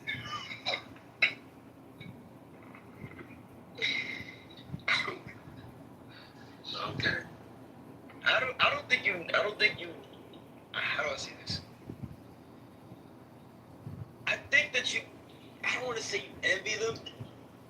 I think you probably don't like them and you don't even realize it because the words that you use is kind of like. I don't like. That's what you think. Yeah, the reason why I say that is because the statement that you made. You don't know the half, bro. You really don't know the half. You don't know the half. But believe me, I respect people, right? And how could you not respect the plight of Spanish Americans or Spanish people in America? Like how could you look at what they go through, what they do, right? And how they hold it down. And they stay down, right? How could you hate them? How could anybody hate them? I think it's the words that you use that make it come like because I see. I don't want to say you don't see, you feel. No. And it's bad when people make decisions off of what they feel because your feelings could be totally incorrect. Like but you said, but the problem is the words that you use because when you said it doesn't matter if they're legal or illegal. Yeah, when you're talking about ownership, right? It doesn't matter. It doesn't matter if the owner of the building is an American Spanish person, and then he has illegals working for him. That doesn't matter. It's still Spanish ownership, and the way the Spanish work, bro, don't get it fucked up. Everything's controlled from Mexico. All right, everything. So all because you were born over here and you're a Mexican American and you went through the system and you did everything the right way, all right, you still have a responsibility to back home. And this is the reason why they're so tight-knit. This is the reason why they don't disrespect each other. They don't dog each other out. They don't do all this, like, shit that you see other people do, bro. So I have to make it seem like I got a problem with them. I love them. I think black people need to fucking take a fucking sheet out of their book.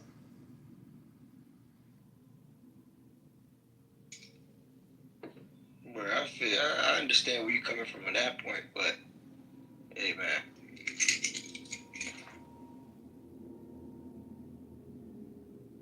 The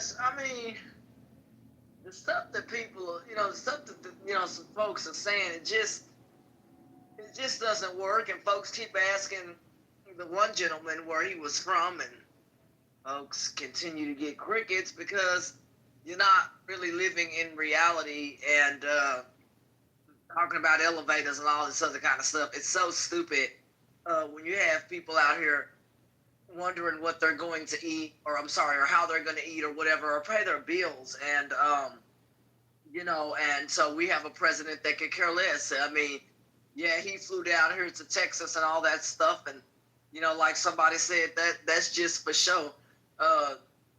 He honestly doesn't care either. All he cares about is the votes he can get. And that's even here. That's why they trying to work together to gerrymander or everything, or whatever you want to call that, to redraw maps and all that. Republicans can care less. If they can continue to cheat their way through stuff or do illegal things and people may not notice, no, people notice nowadays, and they're speaking out about it. And they, quite frankly, a lot of folks, public, don't like it, and they don't like the way this is headed. And you're levying tariffs and all that on Canada and other folks that are our allies. It's concerning, man. We are in a jumble of a mess with the president that we have. It's just unbecoming, and it's just really embarrassing. So you have to become proactive, right? Yeah. There's always winners and losers, right? Um, there's bills that have been passed. Inside those bills, there's language and terminology that will help you. It's up to you and your demographic of people to figure out where those funds are going to be allocated, and then you need to go after it. And you need to go after the programs and the businesses. That's the way you set yourself up to thrive in this economy. And I can guarantee you right now, you could just look at the opportunity zones. That is going to be like, if black people really want to get a foot up, get some people together, band together, go look at those opportunity zone initiatives, and figure out who the government is going to really provide the assistance to, which will most likely be their veterans, expanded like HUD and Section 8. That's an avenue that you will be able to get rich. Because if you map up your business plan the right way, you go to the SBA, and you say, hey, I'm trying to do these housing to house veterans, and I want to get funding for this in an opportunity zone. I can guarantee you that loan, 9 times out of 10, is going to be 100% guaranteed. But you have to do the legwork and the footwork to get there. Every election cycle, there's paperwork that's put out, and in that paperwork, it's a blueprint to get rich and make money.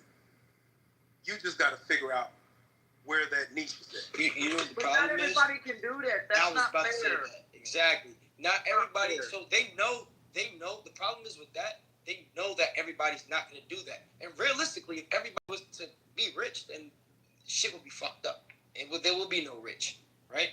That's why you have to invest in the middle class, because you know that there's always gonna be a fucking middle class. So you invest in the middle class to keep everything stabilized, and that's the prime difference between Democrat and Republican. Is the Democrats are more likely to invest in the middle class. So what do? You set up policies that help the middle class thrive. With these policies that he's passing, with this big beautiful bill that he's passing, bro, I'm not gonna lie, bro, this shit is damn near eliminated the middle class, bro. That's what Project 2025 is. So everything you're saying right now goes against the shit that he's passing, bro. Because who's gonna thrive off of the shit that you're talking about? The people that are already rich, the people that already have their own businesses, not the people that don't have shit. So what do you have to say about that? So listen, so for years, right, in America, right, we've had systems in place where we could have got rich, all right? We had Section 8. We had government housing, right? There's a homeowner in your family, right? There's somebody in your family that's on Section 8. You mean to tell me when the homeowner bought the one home, they couldn't go back and like HELOC out of that home into another home, and then Section 8 that home out to a family member, and then like just rinse and repeat that same cycle with all the black people that were on these government assistance programs? Why couldn't we get rich out of this vehicle? In the history of humanity, I've watched other demographics of people get rich, all right, off of these programs. We have not, as black people, we have not taken advantage of the programs and used them to our benefit. We've used them to our demise. So since we've used them to our demise, we can't be mad that the bite of the apple is gone. But there's another apple they just presented, and we got to find out where to bite it. That's just all it is.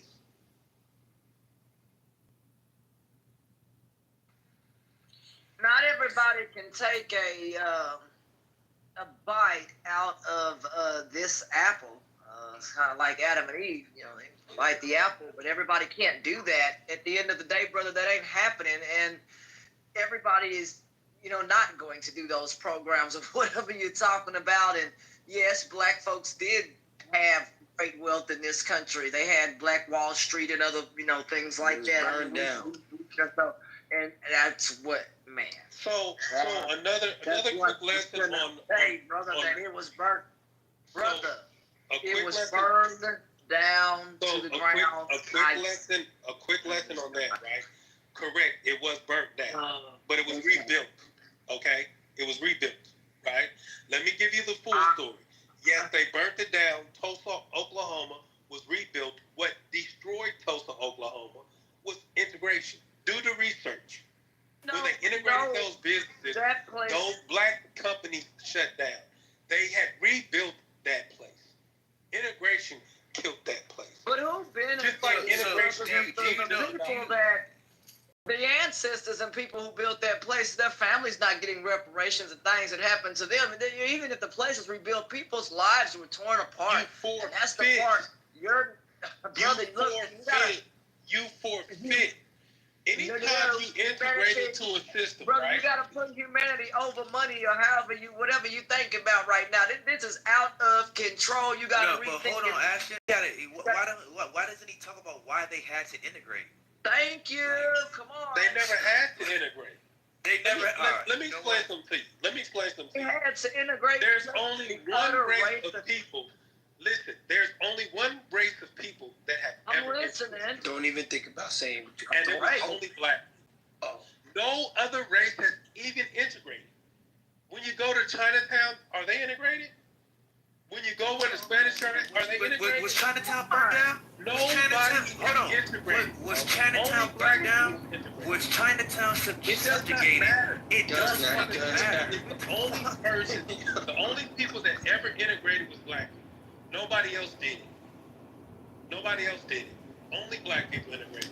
I think black people, by and large, don't spend their money with other communities. I think, bro, if you're so fond of economics, bro, you need to go take some economic classes, bro, because you're not making no sense, bro. You're not. And I'll just leave it at that. Okay, so what other group has integrated? That's not the point. Did you answer my question? You just said it doesn't even matter, right? So it's no point of asking because you answered it. It doesn't matter that they never burnt down a Chinatown, that they never burnt down a Spanish town. They never burnt down all of these places that didn't need to integrate. Like, come on, bro.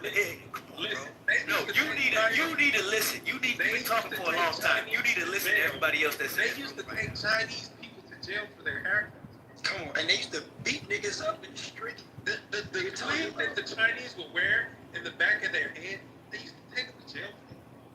Hey, what do you think they did to black people? So what do you think they did to black people? They did take their place. So what do you think they did to black people? They did. It does not matter, bro. It's up to you to get back up. At the end of the day, bro, it's up to you to get back up and figure it out. Bro, wait, if it doesn't matter, then why the fuck would you tell me about that Chinese shit? That's what I'm saying. I don't understand. I don't understand. They got the fuck back up and figured it out, bro.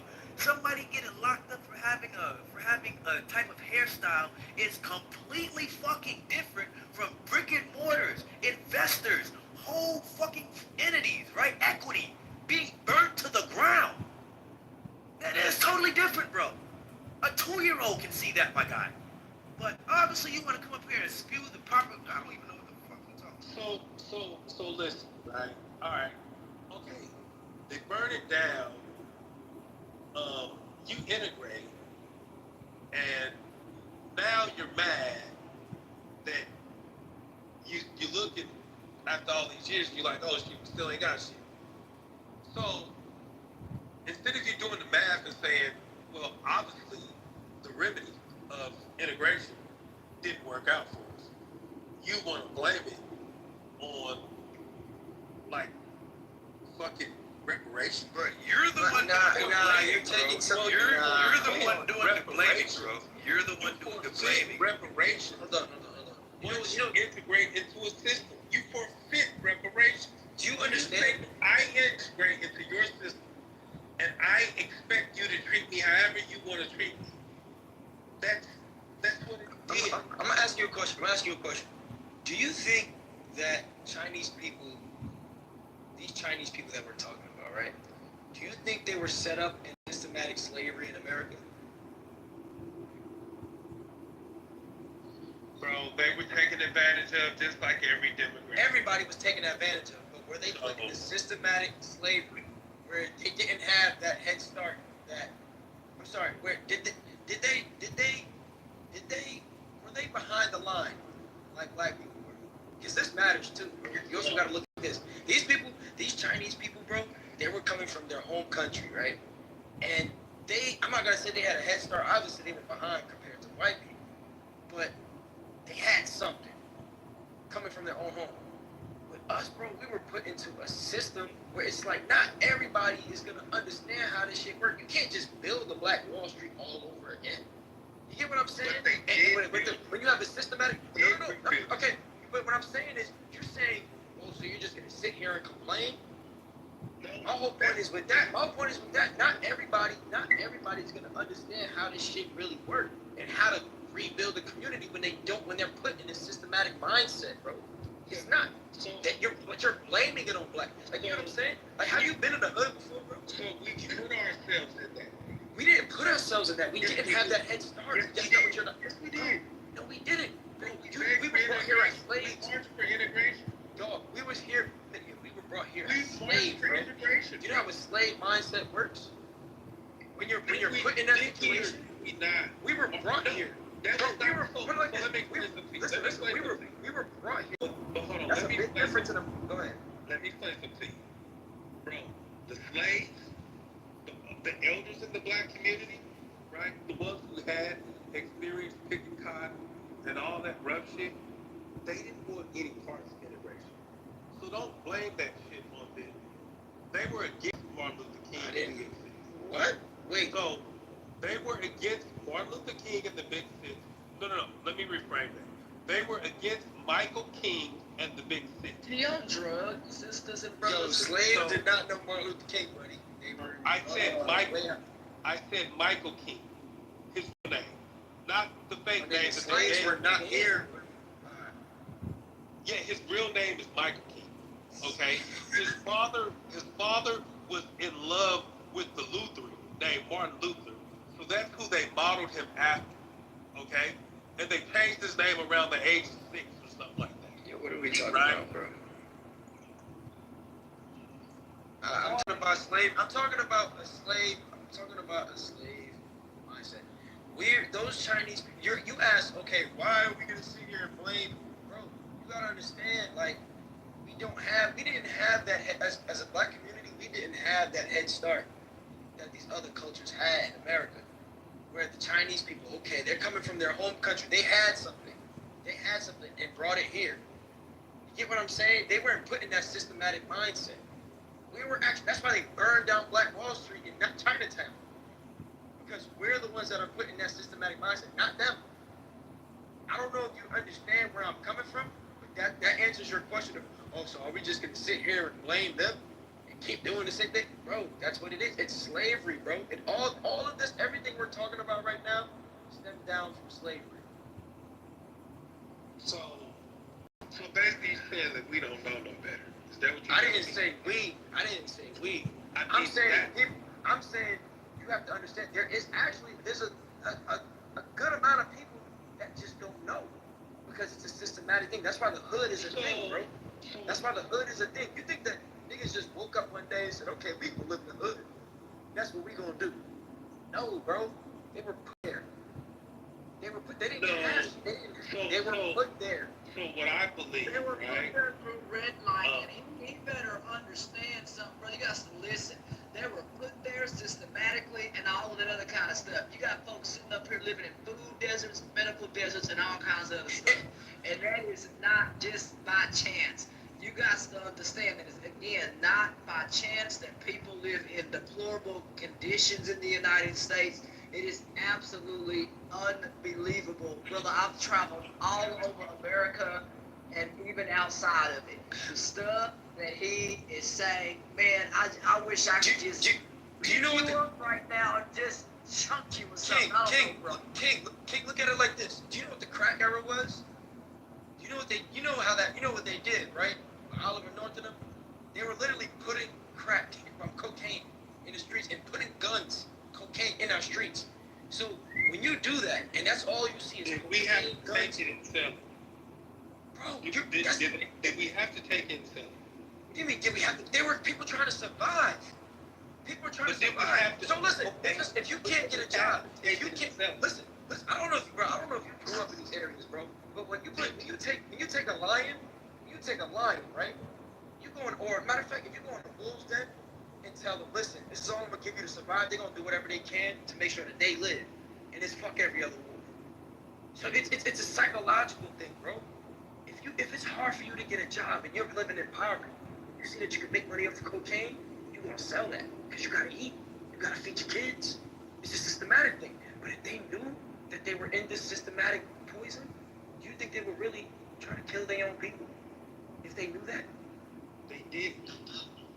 but they didn't because they didn't know. They didn't know. Not everybody knew. You think? Come on, bro. Bro, You think serious? Those people that were dealing drugs, that seen these humans that were regular, behaving adults. But they didn't even know they were. But you're not realizing they didn't know they were hurting themselves too. Totally different person. King, you don't realize that these people that are dealing drugs, they don't realize that they don't realize that they're hurting themselves too.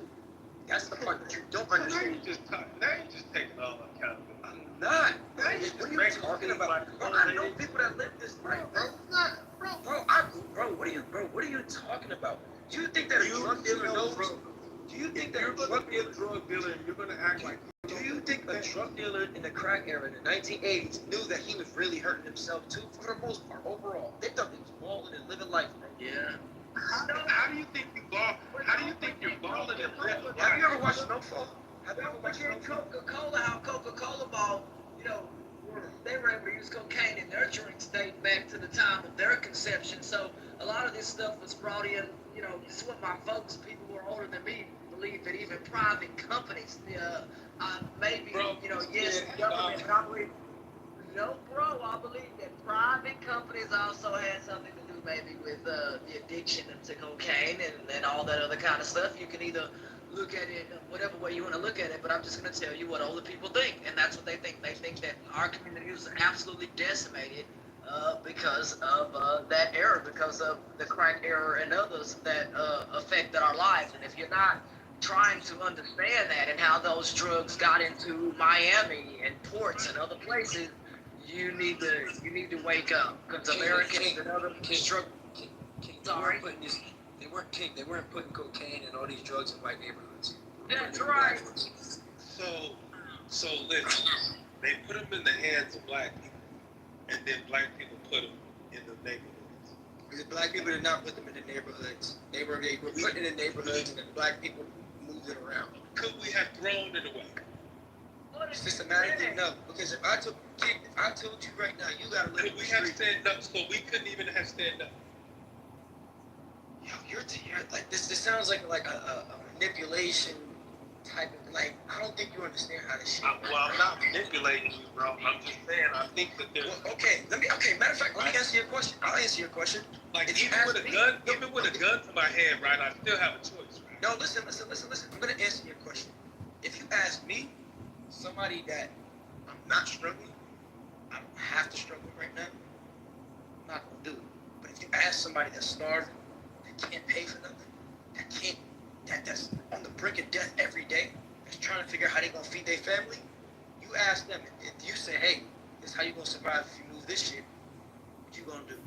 What do you think they gonna do? You sound like somebody that can't look at things from another point of view. Because guess what? If you did this shit and put it in white neighborhoods, bro, and the white people were struggling, I bet you they'll do the same shit that our community did. And that's just a fact. That's just a fact. So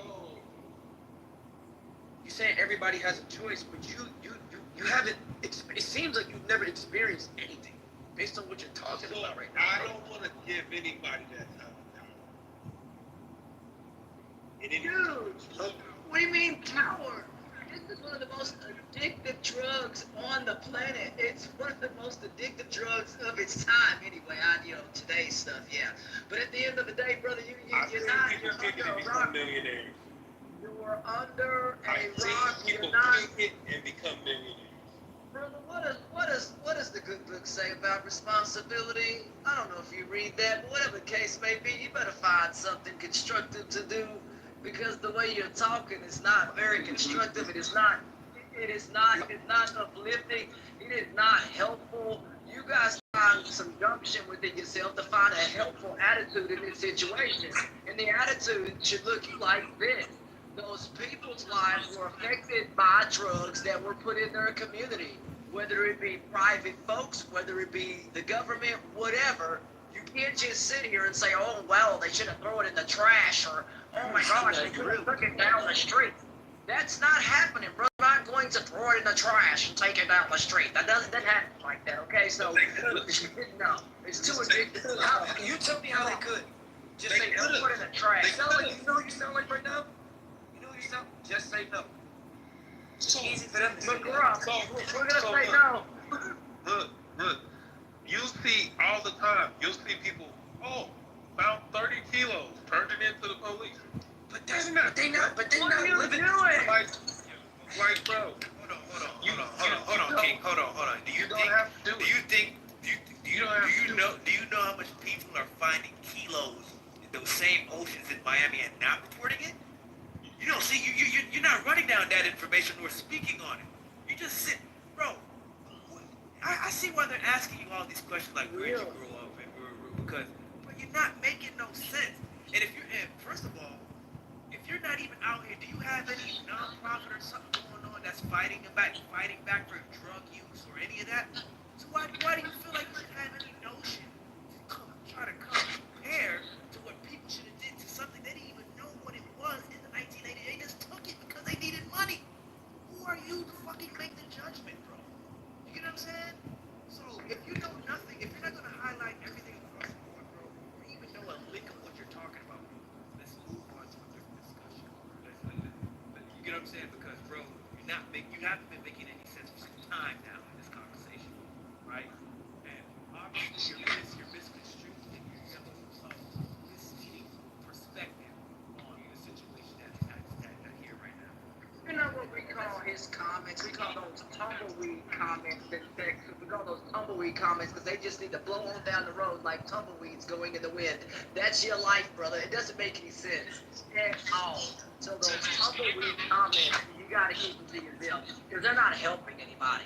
It's just, dude, I would say stuff, but I can't say what I really want to say on here. You really got to get it together, brother. I don't know if you live on Gilligan's Island or whatever. I mean, that's the old show, but whatever it is, you feel like your life is on an island and you're not thinking about everyone else who's affected by the tragedies, whether that's crack or other things. You got to wake up, man. We're not on an island. We're not in some fantasy world. Come on, man. Let's think about it now. Use your brain. The good Lord gave you a brain. It's sitting up on top of your shoulders. I was just find it. Use it, because you're not using it right now. Thank you for your encouraging words. Peace and blessings to everybody in this room. Like, I'm going to go and find myself some shut-eye. Blessings. Yeah, you be serious. So, now he wants to leave. Yeah, I ain't gonna lie, that was the most ignorant conversation I had in a minute. Oh, I can't even. my God. I shouldn't even be like that's, bro. I don't know how old he is, but like, he's a grown ass man talking like that. And I'm pretty sure, like, I'm way younger than this dude. There should be no. It sounds like I got a lot more experience with him when it comes to life as a whole. This is kind of sad. I can't believe, like, as a grown man, you should just know, like, have common sense for certain things. I don't care who you vote for, support. But like, there's certain things like use your brain. Come on now, just say no. Come on now. I mean, I can say no to selling crack. You know what I'm saying? But the reason why is because I didn't have to struggle. Like, you know what I mean? This is common. I know what crack is. I know how it worked. That's based on the mistakes that other people made because they were put in that situation. I'm well aware of the situation they were put in. So it's easy for him to say that, but I'm well aware of this. So it's just mind-boggling, like how it's just ignorance. But I feel like he knows this. He knows that when he's saying this some bullshit. He just wants to say it because it sounds like self-hate. That's why I keep asking where he grew up. I feel like people like that are taught to hate themselves. Bro, he hates people. That's why I was. That's why I was trying to save y'all for the conversation. I told you last time he was in this room, he was talking about all humans are gonna die off or be killed and replaced with robots. Like that's literally what it is. He said there's a plan. They're about to kill more than half the population. And Is that why somebody said you got an AI girlfriend? Ashley, you was in the you asked I you think forgot. I You was. was in the room. Yeah, it was late night like this. Yeah. Yeah. He Right. say they gonna kill everyone off and replace them with it. They ain't gonna have no damn planet because AI can't have no children, so what the hell? Uh, so stuff like that. That is why tonight I wish I could have been stayed from that conversation too, because I told him I wish I could pick him up and chunk him somewhere because this conversation and the way he was thinking was just, he needed a wake up call, and that's the only thing I think I could have done was picked him up and threw him on the ground. He would have woke up real quick then. Yeah, that's unfortunate. I just, he'll probably see. I think what's gonna happen. I think one day, I believe that everybody has a reality check, no matter how good or bad they are. Something's gonna happen. I'm not wishing bad on bro, but I think something's gonna happen. One day he's gonna be like, damn, that's crazy. Or he might not. We don't know. But hey, yeah. Yeah, I appreciate this conversation. It is interesting. I'm glad it's Saturday morning because ain't no way I could be up this late. It feels like Monday or something. But yeah, it is crazy the way that man thinks, and he's gotta find something because people in real life he could never say most of the stuff that he's saying about some of the situations in real life. People would probably soccer punch him or something. It's just crazy. Yeah. But this is a good convo, y'all. I want to catch up with y'all. Y'all have a great rest of y'all day, whatever time it is. All right, bro. Appreciate it. Appreciate y'all too for letting me speak in here as well. Like always, Lisa and everybody, I appreciate y'all for running and having this room. This was a very interesting conversation. You know what I mean? Y'all always have really cool conversations. So I really thank y'all for running this space and having this room. JD and everybody. Y'all have a great rest of your night. You too, Ashley. Thank you. Absolutely.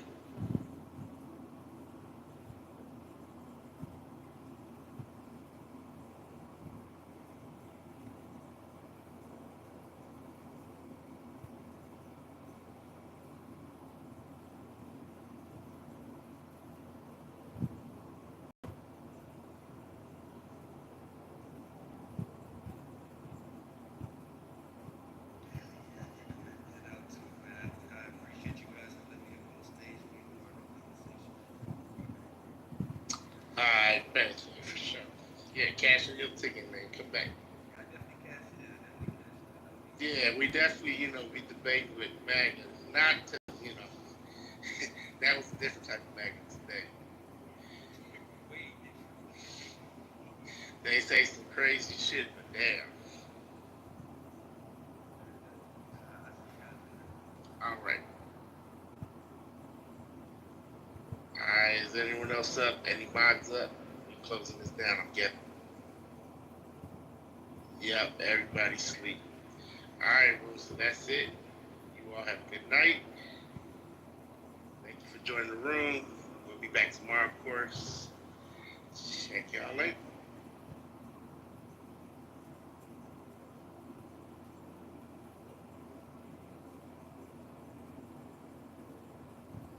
Tell me, Amos, you voted Meretz or Hadash? זה עופר כסיף, מה אתה לא מבין את זה? עמוס? עופר כסיף הוא הצביע. משותפת, אוקיי. חדש.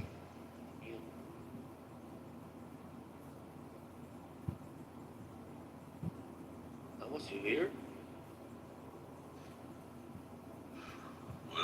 קקי.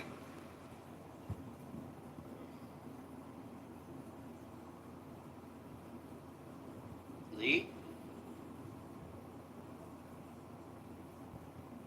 Is Lee here?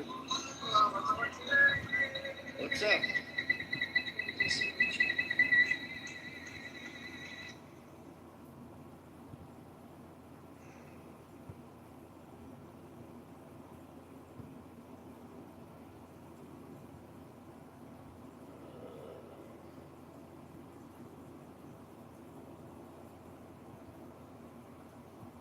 Amos, you here?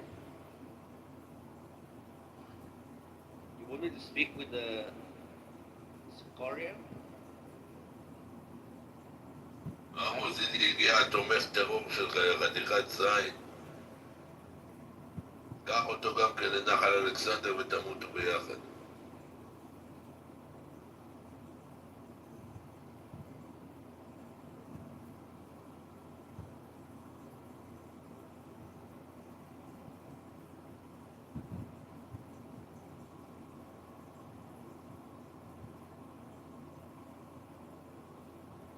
הנה זענוצ'קה, שבת שלום מלכה.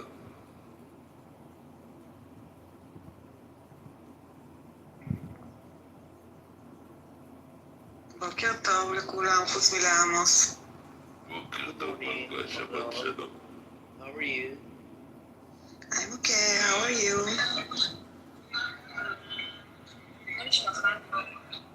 לא יודע, מה קורה?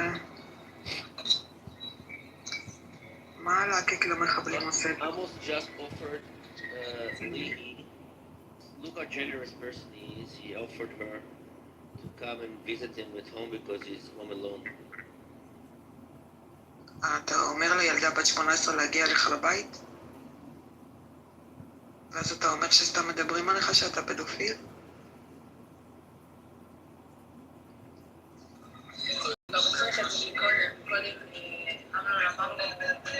בוא נעשה הליכה ביחד, כזה בוא ניפגש. ואז הוא אמר לו, לא, נדבר רק בטלפון, לא בקלאב. Yeah, but why he wants to meet you so much home alone? וואי, לא בשביל לשחק דוקים. Yeah, but he's coming from an amazing family, you know. If you met his mother and some of his brothers, lovely people. תמיד יש את הבן אדם ה... מאוד, מאוד. אני מצטער מאוד, אני לדעתי, אתה טועה בענק, לא יכול להיות שאישה מדהימה כמו שאתה מתאר, תוציא מהבטן שלה מזבלה כזה. אין סיכוי. Amos, you agree? אין סיכוי.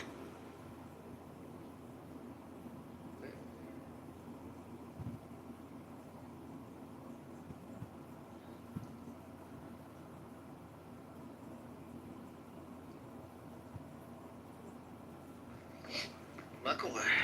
What is up?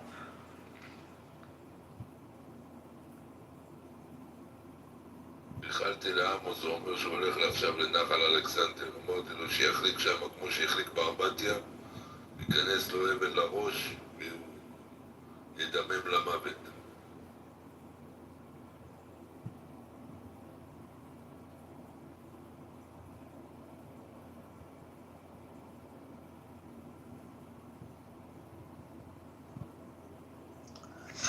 Amos, do you want us to open a coexistent room with me? Me, you, and Zelda? Amos. את מה שלחתי לך, אנה? כן. כן.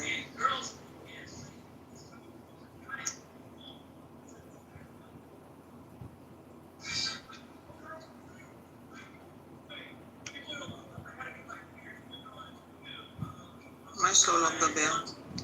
הוא צריך ללכת איזה 10 דקות, 3 דקות.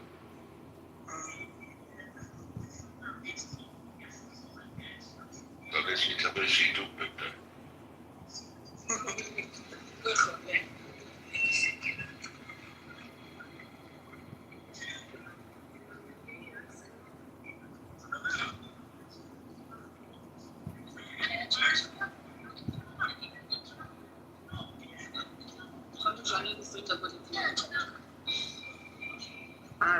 נוסעת ליד?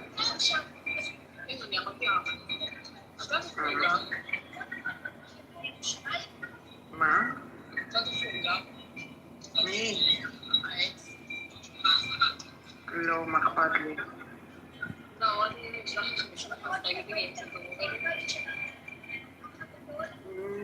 לא מעניין. אני במקומך הייתי נוסע לבקר את עובד.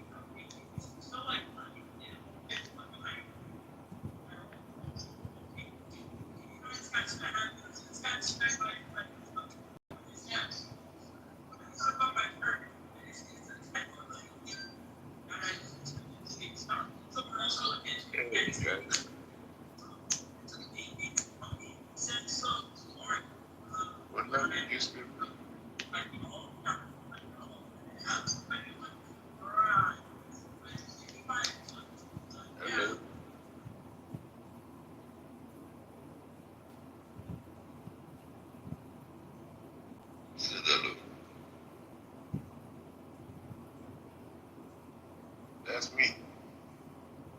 Who are you? Alright. Nights? You a deliver? Sorry? You a deliver? I might deliver. Oh my God. So I might deliver. Deliver. Deny. Deliver. Hello, Nine. Can you explain what you mean? Where are you from?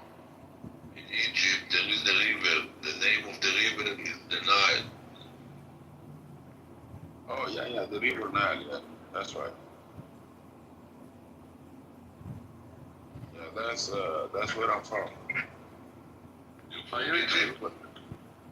River Nile, that's where I'm from. Sound black. I'm black. Are you Sudanese? The river Nile run through Africa, you know that, right? What? The river Nile run through Africa. Are you from Ethiopia? No, I'm from South Somalia? Sudan.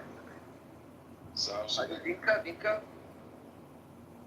I'm not Dinka. South Sudan is not Dinka. Are you black?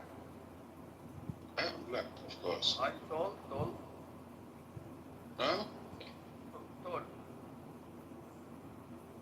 Yes, I'm tall. How tall are you? 6'5". You know Achik? Who? Achik. Attic. Yeah, Achik's cold soul. Cold. You know Achik? I mean, where he live, I think. South Sudan and also Australia. Are you Christian, Catholic? I'm a Christian, but I don't define myself. You love Netanyahu? You love Netanyahu? Netanyahu, boom, boom. Netanyahu, boom, boom. Sudan, boom, boom. Iran, boom, boom. Arabia, boom, boom. Islam. You like? Yeah, you tell me first, where you from? Huh? Where are you from? Where I'm you from? from the empire, the biggest empire of Israel. Biggest empire of Israel. Yeah. Okay, are you black? Yes. Can you hear my voice? But where are you originally from? I'm Ethiopian. Ethiopian. Yeah, but I'm a Jew. Yeah, Ethiopian are my people. You like Netanyahu?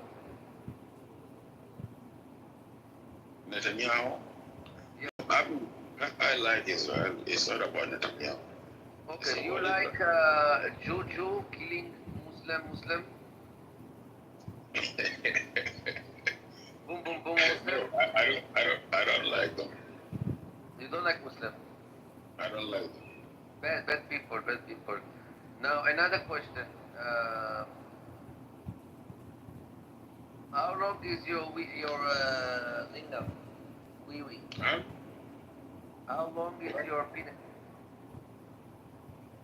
Your achik. How long is your achik? My achik? Yeah. What are you talking about? Did you say penis first? Yes. Why would you ask about something like this? That's in the Judaism tradition, you have to be fair about the length of the achik. What do you mean by fair? Like, it's supposed to be like big, small, or what? What do you mean by that? Very big. Big. We like big, very big. But hey, this question, I don't know. I don't know about a man asking me this question. It's weird. I like women, you know. If a woman asks about it, maybe it makes sense. But for a man to ask another man, it's some weird for me. In my culture, it's not weird. But not man asking me. I mean, because as a man, you shouldn't be asking another man like that. No, look, but it's in a sexual way. It's in a power, like the hero way. If you have a very long, you're a Superman. I respect you more. You understand? Yeah, but like I said, if I'm not in a relation with you, I mean, whether I have it big or it's small or whatever it is, whatever size it is, what that has to do. So you're trying to tell me right now. I will respect you more if you tell me you have very big Eiffel Tower. I respect you. You're not gonna like your brother if your brother have a. No like, no friend. If small, no friend. No like, no respect. And you're telling me that's in Judaism? Yeah, that's every Judaism. We all first question we ask about it, so we can know if to respect you or not. I mean, hey, like I said, that's a look. I live in the United States, so for me to go through that, I mean. Yeah, but you were. Wait a second. In South Sudan, people go naked in the village. Yeah. Yeah. So all the family and friends saw your achik. Not like that. What do you mean by people go naked? In South Sudan, Dinka people and others, they go naked in the village. That's not true. In the ceremonies with the cows and everything. Look, I don't know. I think that's misunderstanding, I don't know. I've seen tons of photos of naked people in Dinka tribe with the cows and the ceremonies and everything. First of all, South Sudan has many ethnicities, Yeah, but Dinka is the biggest. It's not about Dinka. South Sudan is about many. Did you take shower with the pee of a cow when you were young? Hell no. Why not? I live in a city all my life. city is just the same like in America here, you know. Everything. But you know People how learn, people learn connected. But I you know live how in it the is. city. You know it is in the Huh? village. You know how Huh? it is. In the village is different. Yeah, but like I said, I never lived in a village, you know. Most of the time I live in the city. So what's the I was size? What's the size of your attic?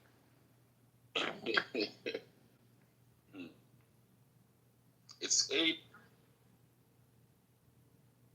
8 Mm-hmm. centimeter? 8 inch. 8 inch. Kilometer. Wow. I respect. Where you live? I'm sending you flowers. Where you live? What do you need? I'm your slave. I'm your sex slave. No, hey, you are a man, right? Yeah, but we have 4. I mean, I deal with females, man. I love females. Females. You like females? You're disgusting. Males only. Females. I mean, yes, females. females. Females. I hear females. Females. Women only. Women, not female. We are men. Yeah, we are men. I don't like no men. Why not? Nope. It's not gonna happen. A little. No, I don't. You're a bad boy. I mean, I'm not a bad boy, but I like women. That's how I grew up, you know. I mean, what I'm gonna do with a man, you know? I want children. I want family. A man. How old are you? How old are you? I'm 25. You sound 49. 49. You smoke? Why? I don't What know. makes you You know, sorry, you sound 75. So, what is better, fuck? A white woman or a black woman? I don't discriminate as long as that women, you know, respect me and love me for like more, white or black? It doesn't matter to me. Okay. Hairy or no hair? You like hair? The most important thing, you know, if she's beautiful and respect me and love me as I am, and I'm good with her. You like hairy woman? Huh? Hairy. Hairy? Hair. Hair like hair from where? Bush. Down there? Yes. No, I don't like bush down there. Why? Because you know, it smells. It's gonna smell. What? You know, but I mean, too much, you know, sweat and all this gonna smell. You have a bush and you don't smell. What do you want? No, when you cut it off, it's better because it stay clean. But if you keep too much bush, you know, like in summertime, you know, in a few minutes it's gonna smell. Unless you have to take shower maybe 3-4 times a day. Otherwise, What about anal sex? Are you into anal sex? with who? Men. No. Woman. No. Dog. No. Elephant. No. Butterfly. Only vagina. With what? Vagina only. Okay. Uh-huh. Have you ever paid for sex?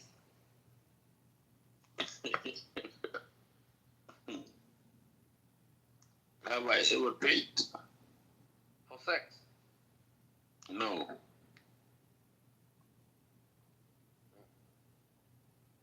No, I don't believe in paying for it. Why not? Because if I'm doing it with someone, you know, both of us enjoy, why would I pay?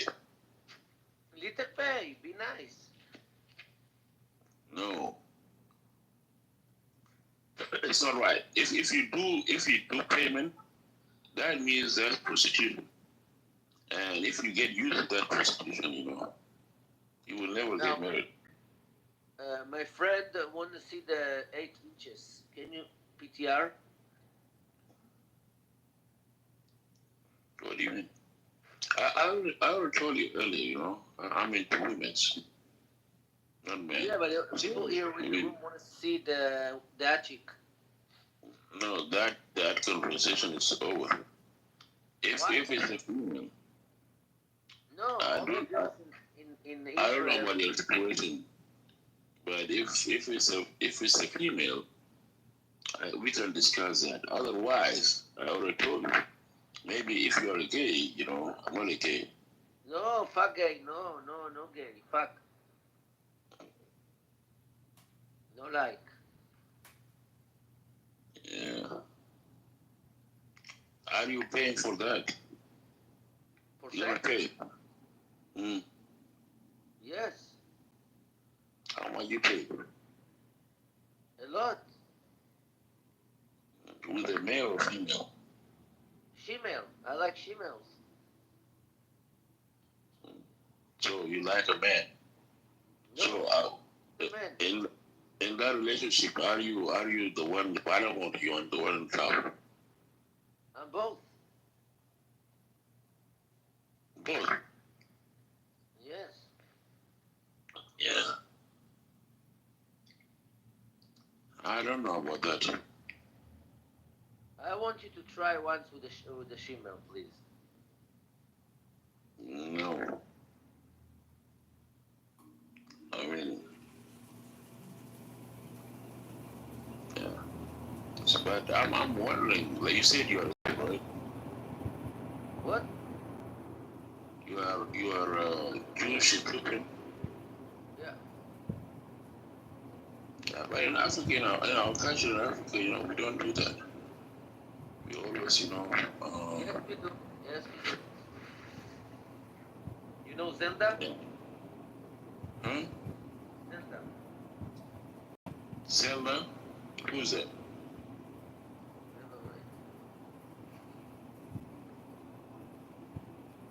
Yeah.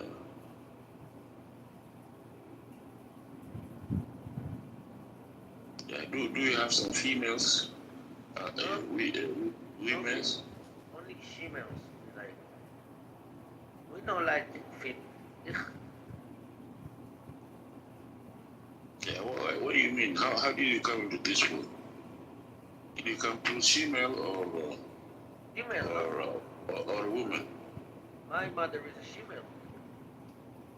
You come through vagina, right? No. What do you mean? No. So you come through ass? Yes. You crazy, man.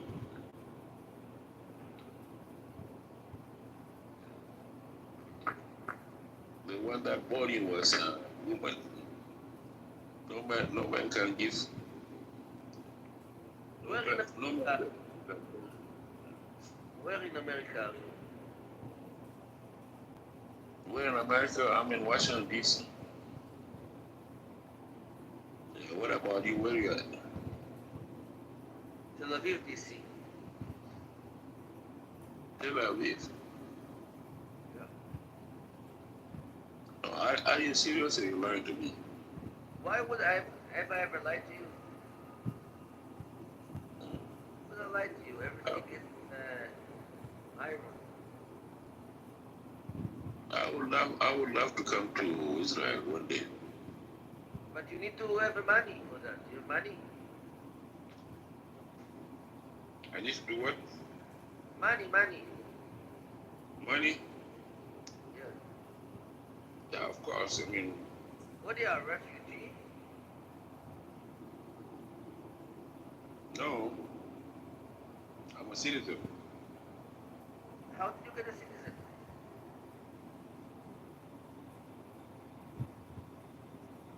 I got a citizen through political asylum.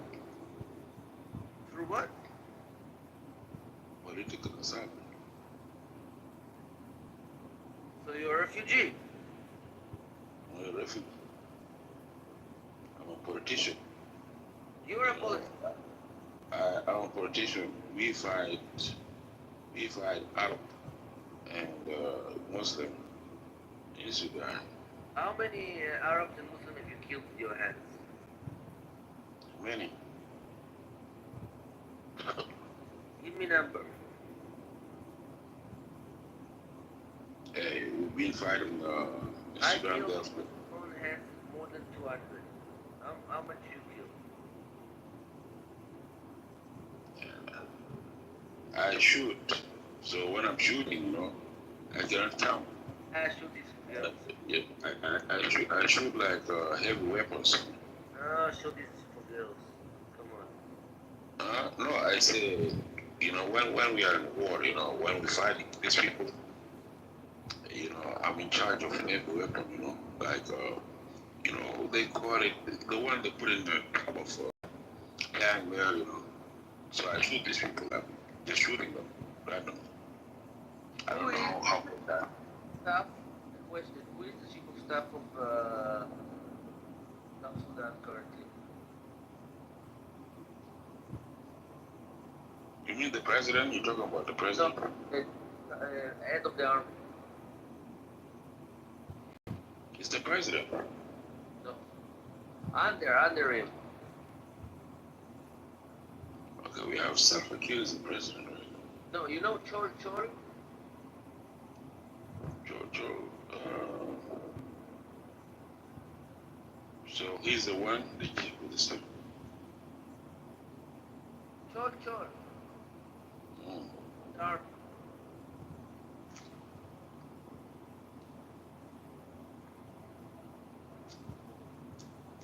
Hello. Yes.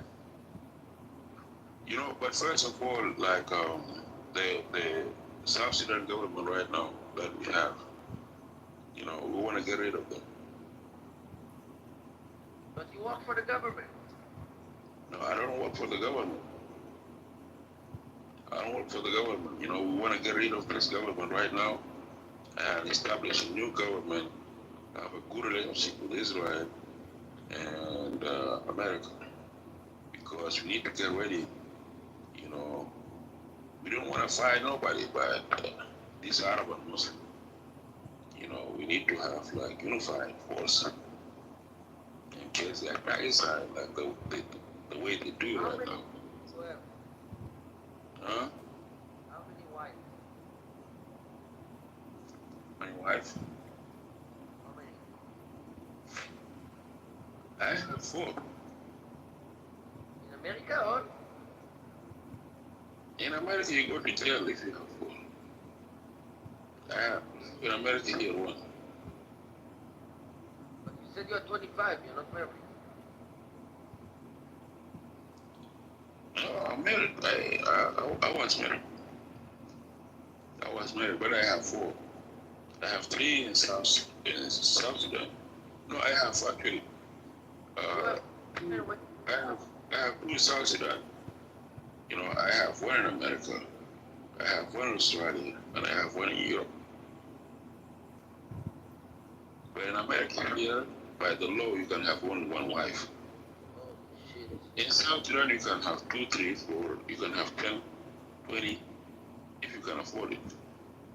What do you think about Gaza? Should we bomb Gaza till the last person? Yes. I told you I don't like Arab, I don't like Muslim.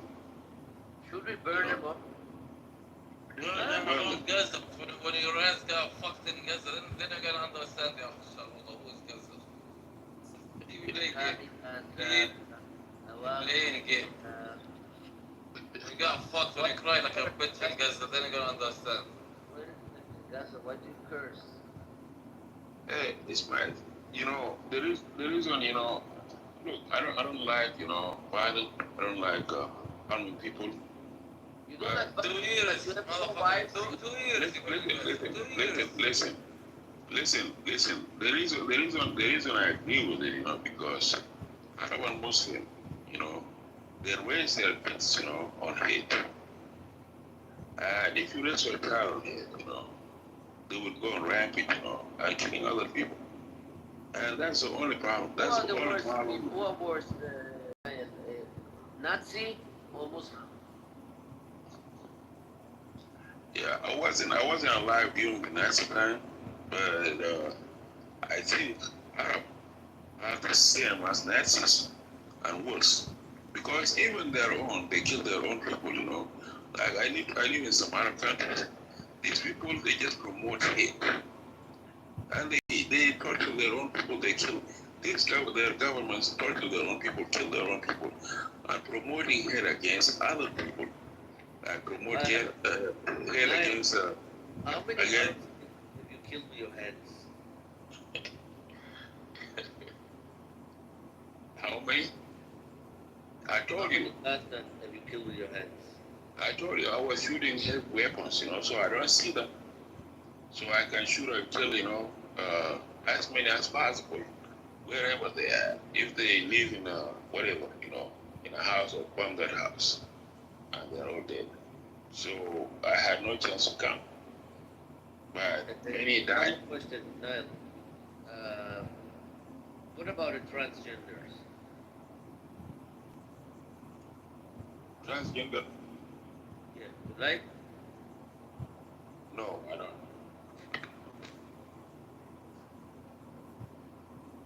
But I don't have problem with anybody choice. Whatever you choose in your life, that's your problem. That's not my problem. But I told you earlier, you know, I like women. But I'm not gonna be like I'm not gonna hate you because you're transgender or you because you're gay, whatever you are. That's your problem. It's not my problem. But me personally, I love women.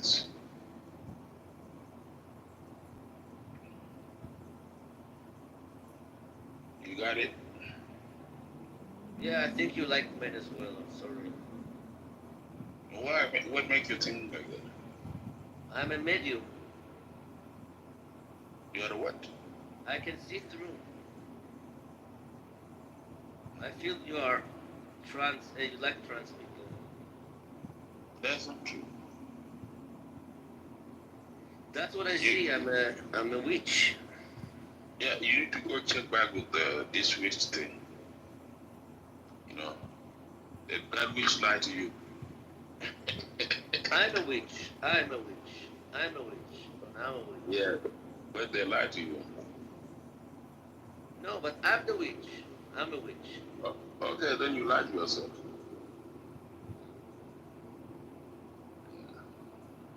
Because I never been with a man. I never thought about a man. You are qualified to start having sex with men. I don't understand why not. What made me qualified?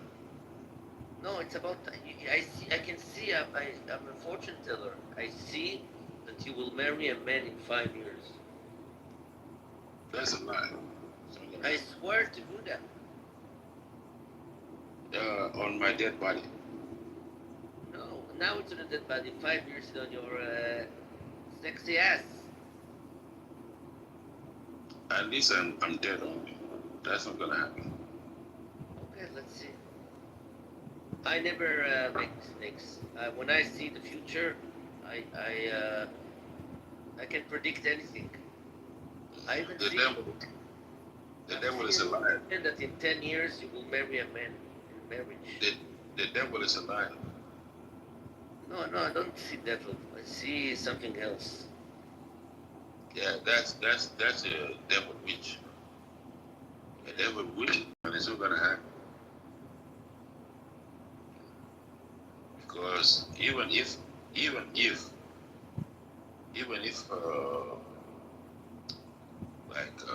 I don't get married at all, I would never, have a relationship with no man. So, let's see. I mean, you whatever you want to say, because already, Jehovah promised me, certain way of life. So whatever you're saying right now is not gonna happen. Because I believe in God. I believe in Jehovah. Whatever I Jehovah, speak with God. you speak with the God? Yeah. Okay. The Christian God. So you think that Christian God is the one that promised me? You Yeah, think he he lied? told me, and he told me to tell you to be ready to marry with a man in a couple of years. Nope, it's not Don't gonna blame happen. me. It's not gonna happen for you. You know? Yeah, he already promised me. You know, like long time ago. I used to speak to God. So what God said, you know, that's what's gonna happen. But not what you're telling me right now. What you telling me, you better go ask that God again. Go ask him. At least he lied to me. And God, you think that the Christian God lied to people? He never told me something like this. He used to come talk to me because he never tell me anything like this. But the only one telling me right Are you afraid of that? now. None of that gonna happen, my brother. Ah, None you of that. disrespect me now. Because, you know, a lot of people told me, you know, I'm gonna die soon. I'm gonna die soon. No, You I know, don't. before. You will die 89, but you are gonna have a sexual relationship and marriage with a man. No, Sorry. Yeah, that's what will happen. I'm sorry. it's not gonna happen. Can you close your eyes and describe yourself as a man? That's not gonna happen. Why not?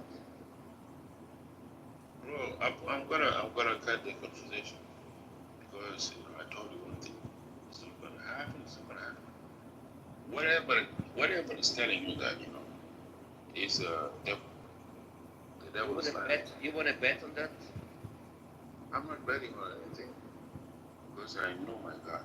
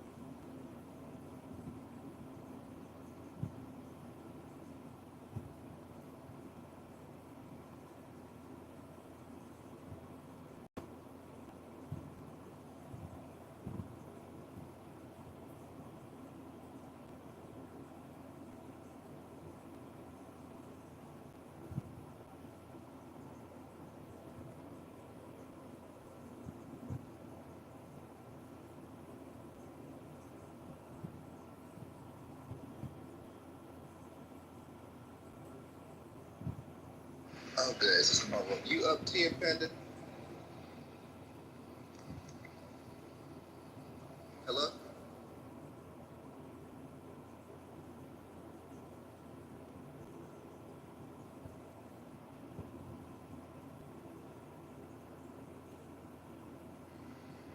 Sister Panda, Sister T, are y'all woke?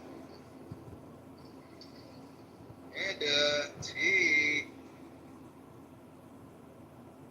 Mary, yeah.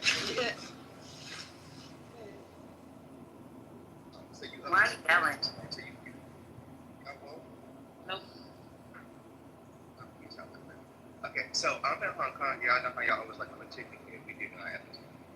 So like it's interesting. Like so when I work for my boss directly, I don't have any limits on what I can do. Whatever I have like control. I can do whatever I want to do. Like no limits on what I can spend. But when I'm on loan in a different country and I'm not working directly for the boss, and I may like be looking after someone in the operation, I have limits based on the country. Like it's kind of like you're not with me, you're with someone else. You don't really have limits. You don't have limits based on that country's GDP. That makes sense, right? Are y'all following? Right. Okay. So like I was supposed to be in Hong Kong. I was supposed to be in Hong Kong for a day yesterday, but I went out last night and got fucked up. So I know that I'm hungover. Like I know the turn on the loop. So I know nothing's actually wrong with me. I just feel like I'm a little hungover. I don't feel like I'm bad. It's kind of wrong play, but I was like, I'm not doing that. So I called our like medical team, and they were like, no, like you know, we're gonna send you to the ER. And I was like, I don't need to go. But they were like, you know, we're gonna be there for like 2 times or something. So of course, you know, I gotta lean into the delusion because I mean, you know, I don't know what these symptoms are, and I made up a few to make sure it's better. But I didn't necessarily want to stay forever. So like I came to the ER and I was like, that's what it was up. So I was like, I have a headache. She was like, you said, Mom, she's like, when it's done before. She was like, we're gonna go CT scan. I'm like, is that really necessary? But I think it's because like the guarantee, like the way my guarantee for the hospital work, I think it's like a 80. It was something. It was like an $80,000 preliminary, like this is what you could spend if you need to. So I think they were like, oh, we're about to spend something. Okay. Yeah. So basically that's it. But they were like, oh, we're gonna get the whole week. I was like, oh. Wow. But nothing's actually wrong with me. I know I think over it. That makes sense. No, I'm going back to the hotel. It's my drives. It's a time.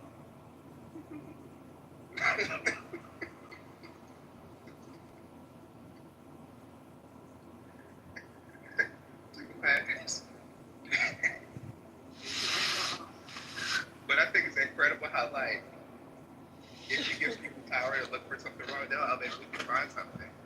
Yeah. I'm like, baby, we can find something. These are the parameters I have to look for something. Great. Let me get the book there.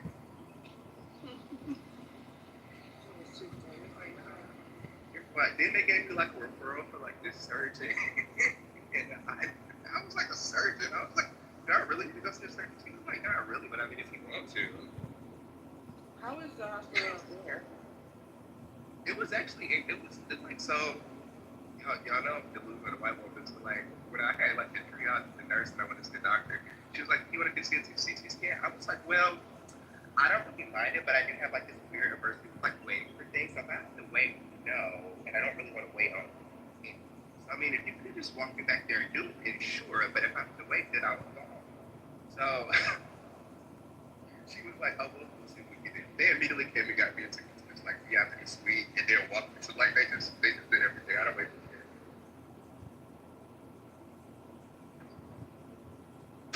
This was like a matter of fact that I think, but they called ahead and organized everything, and I think it was a big answer. So I think that was it. It was a line, but I didn't. What had a like they called ahead. Like when I called them at the they're like, oh, we're gonna call ahead, organize everything. We're gonna call the hospital. We're gonna call the doctors. We're gonna send a guarantee. We're gonna let your own way. So like they literally just walked me straight in. Like it was they gave everything. They were like stuff. I said I wish America worked like that. Yeah, right. This shit took all of an hour. I'm sure that's not for everybody. It's just that. It's probably it's like I know the way that I've never really done it, but like I know the way it works. It's like yes, that's the preliminary guarantee, but you can do whatever you want. And but I think it was like, oh, we can just get whatever you want. Right. Look, they were like, it costs this and that. I said, baby, I'm not paying for any of this. What it costs?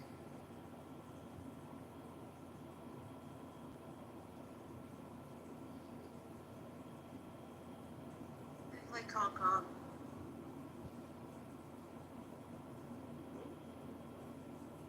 Is he in Hong Kong? Yeah. Yeah, that's okay. How do you like it? He's on the phone. Oh. Stop yelling, Kat.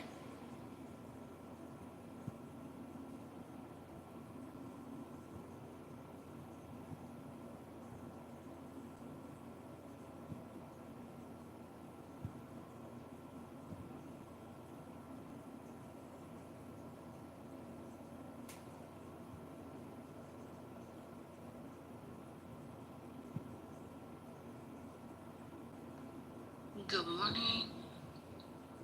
Morning.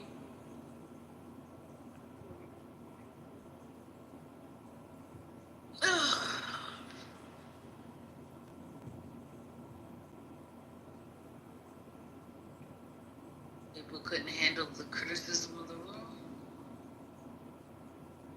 Actually, I don't know what happened with the roommate. Just, yeah, I don't know what happened. I remember making the north side of mine falling asleep. I have to check the replays.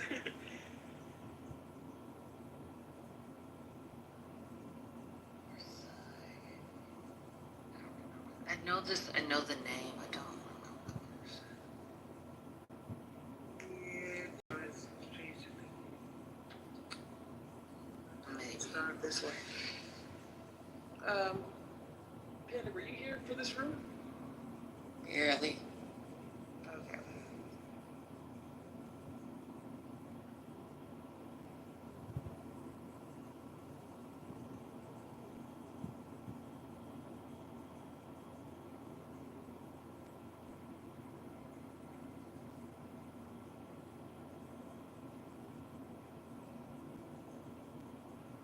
What do you all have planned for today?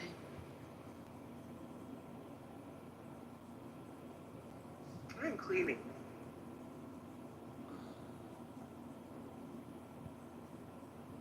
I need to straighten up. Very little motivation into that though. What do you have planned? Same thing I've been doing everything since I got back.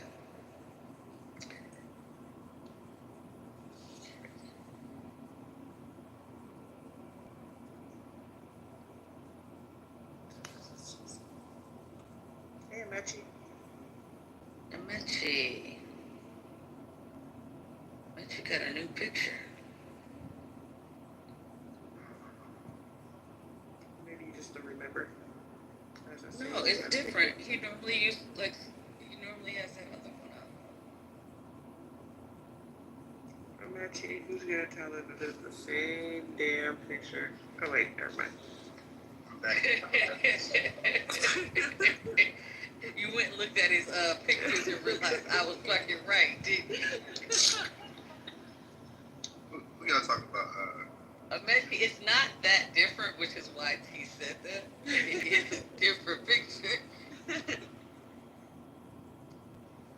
How he gonna leave? Oh, y'all was talking about him. What's wrong with his pictures? There was nothing wrong with it. I just said, oh, hey, make sure you got a new picture. It's T gonna get smart with me. That's not a new picture. Same fucking picture I got up.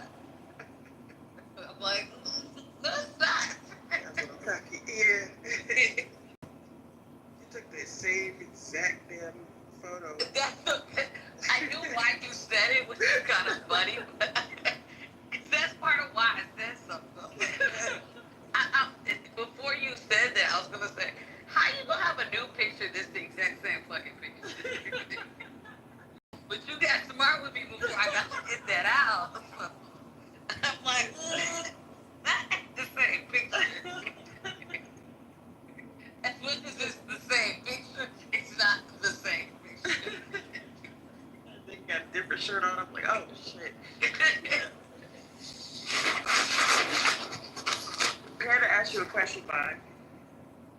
What's the statement right there? James, how do you like cob? It's not even a drunk cob. I am in a car. No, see, don't be rich man. Oh, my bad. No, I go to Anita. I go to yeah, but I'm not now. I'm not worried about because I think I'm gonna get like an extra rate. So. How can you hear him? I doubt. Yeah, I was like, oh shit, it's loud as fuck out here. I realized that. I had the noise cancel headphones, so I didn't know. Now all I hear is all the fucking noise too. Is that better? Yes, thank you. Yeah, I was like, and I think I get like an extra like 60. So fuck anyway. Where are you? In Hong Kong. Oh, you missed the story, Adrian. So you know I'm being a chicken here because I went out last night and got drunk as fuck because I met this pilot on a flight here and it was cool. And we went out and I got fucked up. Like I was just motherfucking shit. So I was like off the like nowhere. So I called our medical team and I was like, yo, like I don't know what's going on. I'm not feeling well. You know, I've got like a headache and my tummy's upset. So you know, just general. And they were like, oh no, we're gonna be thorough. So they sent me to the ER, but they called ahead, like said this big guarantee over. So they did like a CT scan and everything. I'm like, I said I had a headache and it was a 4. I was going, what to get a want to do a CT scan? I guess they were like, we're gonna be taking heads too, about to spend some of this money. I was like, I'm cool as long as I have to wait.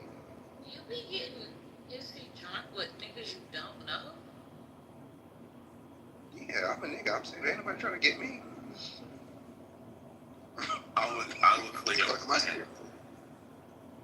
What you say? I'm a clear on that. I don't trust people like that.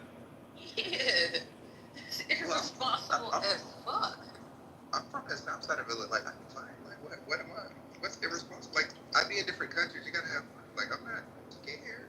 You're not talking to somebody who don't be in different countries. That shit sounds irresponsible as hell. You know, It Harvey sounds or very odd, though. Like, to be fair, it sounds like you. I feel like it's not safe in a dangerous country to do it with strangers, but it is safe if you like know one person with you. But you're right. Who did you know with you? Nobody. But it's like a safe country. Like Hong Kong, I think it's a safe country. Hong Kong is kind of like a rich country. Like, so it's not like, you know. I'm sorry. I got so much Detroit in me. I don't care how safe somewhere is. I feel like it's dangerous to do that in like dangerous countries, but I do it in dangerous countries too. I don't know. That is just clearly you. I just think it's. I mean, it's. What am I talking about? I'm stupid for even engaging in this conversation. Actually, in my head, I can fight if I need to, because I got the hood nigga deep down inside. I just be playing calm, but I'm not. So I ain't scared. That was the weakest I ain't scared I've heard in my life. Can you say that again? And have your voice not crack. I didn't think about it. I ain't scared. That's what I ain't scared.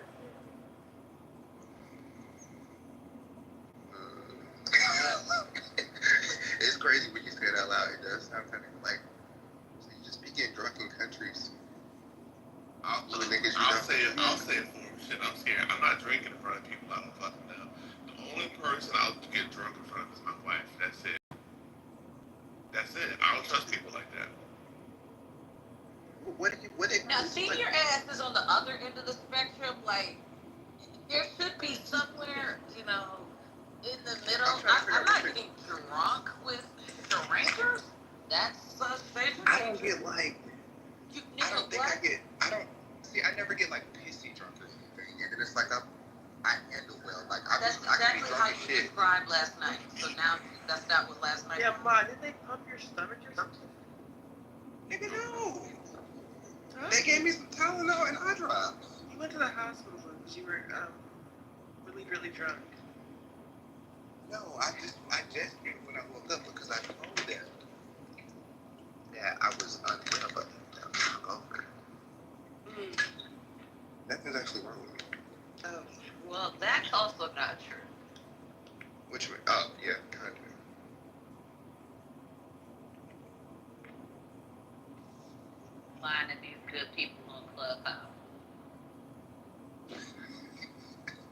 listen. The way I think, TikTok, you can just let it know.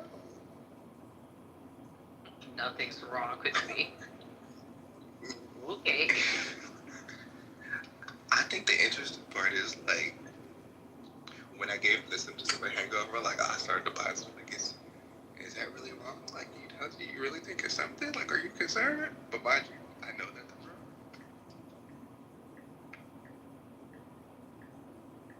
The food out here is so good. Like the dumplings, the steak. I had crab. Food's just been amazing. It's expensive, but it's good.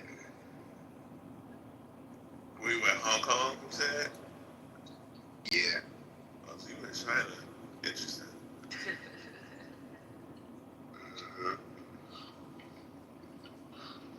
Alexa, turn on this plug. It's like 80 degrees for those hot as hell. It ain't that hot. It was hotter in Capri last week. Ooh. Dang, I slept on my shoulder wrong. You gotta go get a massage, Sister Adrian. I'm actually getting one on Wednesday. I didn't realize how soon my birthday was. I just processed it yesterday.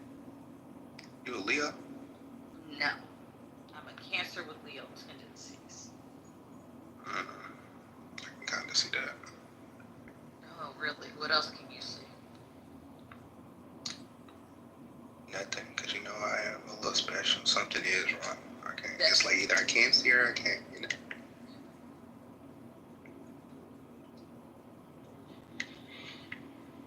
But did you have fun yesterday? I had a fucking Is ball. your pilot bisexual? I'm straight, but no. I said, is your pilot? I don't think so. He's a Jew, and you can never tell.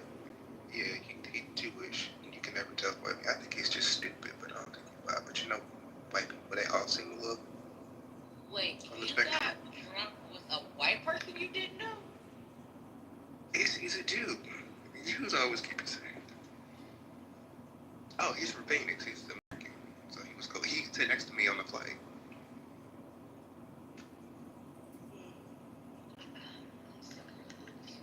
Y'all hanging out again? Well, he went for a hike today, which I don't know. I think it's actually crazy as fuck because I'm like the way we drank last night. Now, mind you, he drank vodka and waters all night. I'm like, that is such a weird drink. Have you been a white man before? What do you mean? I'm straight. But, I mean, yeah, like in Tel Aviv, we're just like the Spanish leaning kind of white looking, but like, you know, I don't know, not for real. Maybe. Check the other box on that one. Like, yeah, I had. Yeah. But not like a white, like always like a controversial white, if that makes sense. Yeah. Although. A white who through history may not have been white. Right. Although I'm straight. I don't know what you're talking about, but technically. Yeah, I never said you weren't straight. I just said. Yeah, I was just making sure we're all on the same page with our delusion. Yeah. Have you? No. No. I don't really get approached by white men. I think it's interesting because, like, with them being a Jew and you know, pilots are typically type 1 introverted extroverts or just introverted introverts, but they're like square hole round peg, tick the boxy. But I don't know, it was interesting. Like, they're always conservative but fun, but like, I don't know, I feel like I like real rich niggas that just spend money carelessly. But they're normally very responsible. They don't do anything too carelessly. But we still have fun. Except hang out with niggas they don't know and get drunk. What you say? It says except hang out with niggas they don't know and get drunk. You say it's good to hang out with niggas that don't know when you're drunk? I said except. Yeah. You said they don't do anything too irresponsible. And then I said. But I think Nah, they do that. But I think men do that in general because men ain't scared of, like, what we scared of? Ain't nobody trying to get us. So we can do whatever we want to do. Who's trying to get Maybe there's some truth there, and that's why I'm gonna hold on to that. Yeah, clean that up and maybe that's the topic. No, I think it's related to some other topics. It may explain men's behavior. As far as what? I don't know. I'm still bouncing it around in my head. Yeah, I think men can be like more. We don't have to think about the same things you have to think about when you make decisions, like in your decision making scale, like in your escalation matrix of decision making. Like we don't have to consider the same things because no one's after us. No one's actively. It's interesting because I think. So cool. Oh my God, the graveyard of Hong Kong is it's like so organized. I've never seen anything like it. I don't think that. Okay, I just don't. We're past that now. That's what. I just drove past this graveyard and it was like on this like scale, like it looked like something out of a John Wick movie. It was really cool. Okay, that's fine. This is a good question to ask you or not. A 2-minute or less submission as an answer if possible. First off, do you drink? You come off to me as if you don't drink. So. Okay. Did you used to drink ever?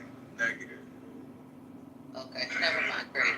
That helps me a lot. I didn't even have to do a 2-minute submission. Thank you. And then saying you're too conservative to ask him. Were you ever wild? He only get drunk with his wife. Yeah. Yeah. Were you wild before you were married, like when you were younger, like in your 20s? No, I never went through the wild period of wild shit in my 20s. Look at the picture they have up. Of course, they got pictures like it's high school up. Like they high school photographer came and took a picture. No, they didn't do wild shit. No. I think another thing is also like when you ASR, that's actually debatable. It's just a different qualification of wild. I think another thing is like so when you pay attention, like how men go out during with strangers get fucked up. I think men with money don't have to consider as much either, like a different, like, because you can, like, granted, anyone can go there, but certain places you kind of know it's, because the way security is, like, you know you're good. Does that make sense? I know what you're saying, but you're not saying it well, and I don't feel like talking about it, so I'm just, Yeah, that's fair. Did y'all come here wanting to talk about the title? Women and men can't have a person. I wasn't talking. Oh. Talking to senior and ASR. And how you still got a pink ticket, my man? ASR. Like, So it's all said. All said? Yeah. It's a whole nother account. That's up to your left account. You got clipped? It's another phone, so don't have access. Okay, well, and how T got a Is that Vivaldi? How both of y'all got pink tickets? If I remember y'all shouldn't have pink tickets. Is that Vivaldi? Us here. It's Bach. Y'all trading in them pink tickets? Offset. Good morning, T.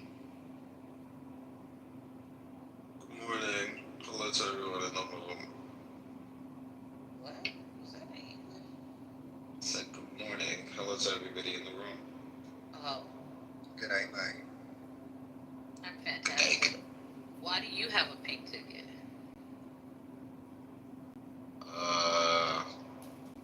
Swim is a movie.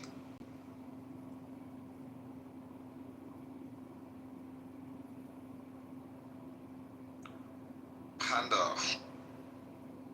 It's Panda. That's your answer? Does it bother you that I have a pink ticket? Huh? Does it bother you that I have a pink ticket? I don't understand it when you come in here. I like people with tickets who frequent this room. I don't understand. It's not that it bothers me. Do what you want with your life. I just don't get it.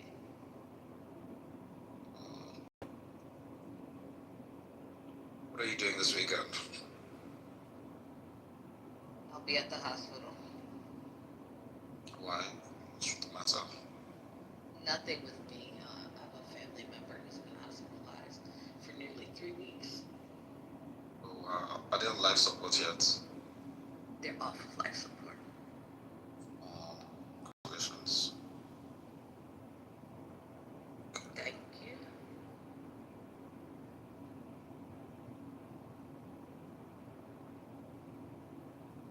What are you doing this weekend?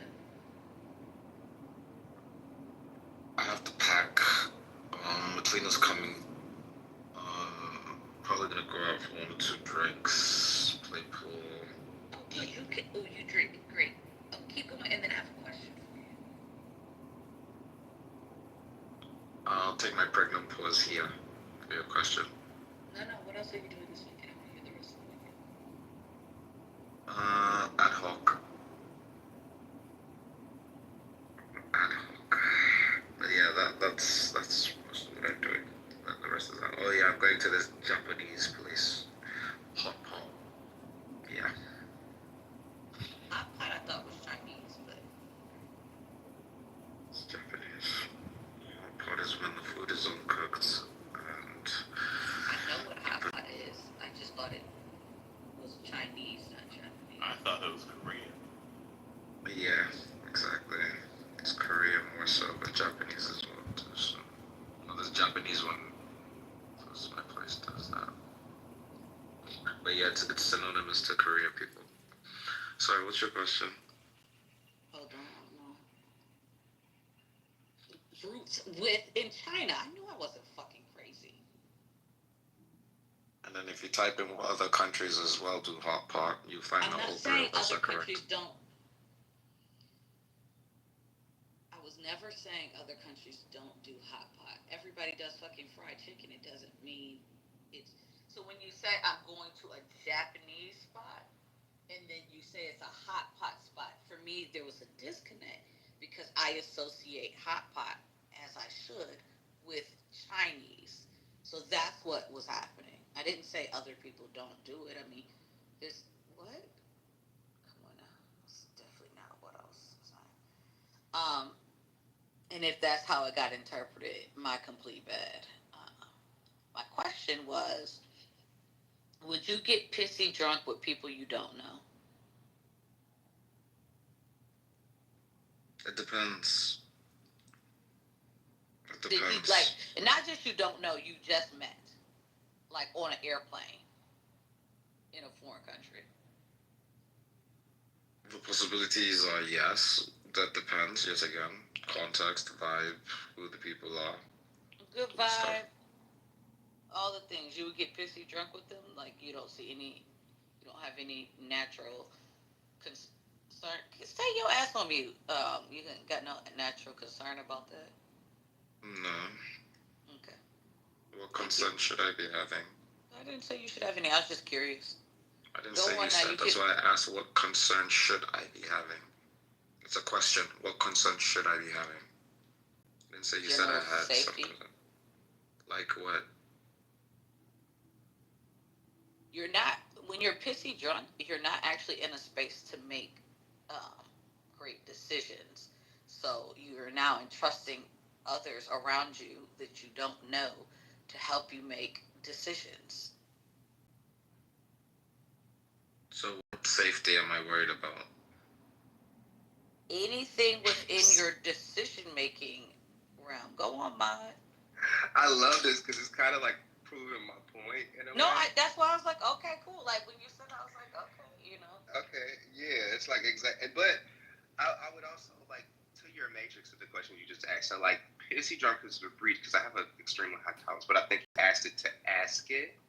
But well, no, I really thought when we started it, I thought you were pissy drunk, and then my question to you was, you get pissy drunk with people you don't know. That was the question I asked you as well. Yeah, I get drunk as fuck, but I don't get pissy drunk. Like, I can be drunk as fuck and you would never know I was, like, extremely drunk. Oh, damn. Yeah, I don't know if I believe that, but okay. That's fair. But also, I would say, like, when you do, like, so you're, like, with a stranger you don't know. Technically, it's a stranger you don't know, but if they're in business and a pilot, you can do, like, a decision matrix on that because, like, for one, you got to have money, you're educated. Like, you can kind of gauge things based on other stuff. Does that make sense? I mean, I understand what you're saying. But it wouldn't matter. I could have just liked you. Like, I mean, because, you know, I'm shallow. So as long as you're attracted, I'm down to get fucked up. Yeah, it seems irresponsible to me, but... Yeah. I'm fat and old, and I still not gonna do it. No, I'm fat. Oh, I'm still not gonna do it. It's crazy.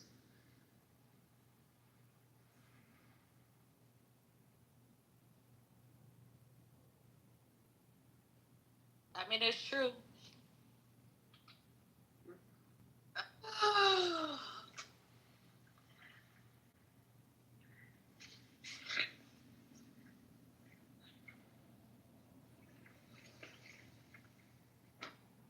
That's why my cartoon be getting hit on. Damn, because she not fat, huh? Mm-hmm. You're It's actually a little scary because it makes me wonder about some of these niggas. Look, niggas be trying to hit the cartoon. It's crazy.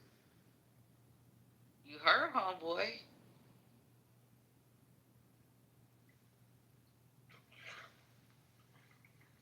Oh my god. Well, I guess we could just see how unconscious I'm here for a whole fucking week. What are you doing there? What do you mean? Never mind.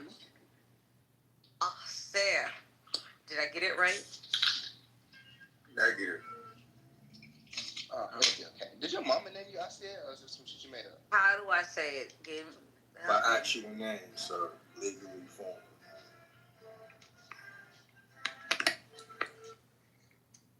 Okay, so how do I say it? Since I fucked it up. All ser. That nigga crazy. You know Ser. All ser. All. What am I saying wrong?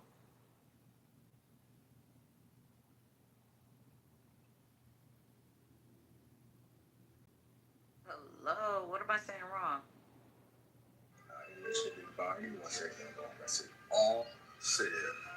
My question to you is, am I saying it right? And your response was no. Then I said it again, and then you What keep you repeating said the first time had nothing to do with my first name. That's why I said that. That's not the correct pronunciation. Okay, so I'm saying it now, and then you keep repeating it, Yeah, which would imply. Saying is, you didn't pronounce Damn! it the first time now. Oh my goodness. That's why I said it's all said. And then I repeated it, and you keep cutting me the fuck off. Now, you're making a matter out of this that's non-existent. This is my person's name, refers to a word pilot. All said. Okay. All ser. Is that correct? Yes, all said. Okay, thank you. See, that's how you deal with that bully energy. You just. It was not. It's bullying. Oh That's my a fucking trying to goodness. bully my person's name now. It's all said. We need a room on what is bullying, because that's crazy.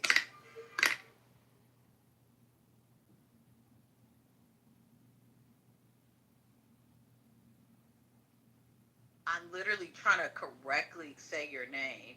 You're confusing me, not letting me know if I'm saying it correctly by just repeating it time and time again, even if I've said it correctly. And I'd rather talk to Alex. Alex, how are you today?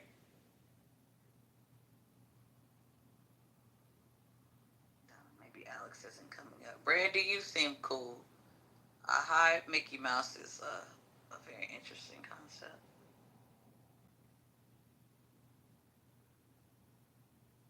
Got on the phone. Senior, did you come for that room title? Yes, I did. Yes,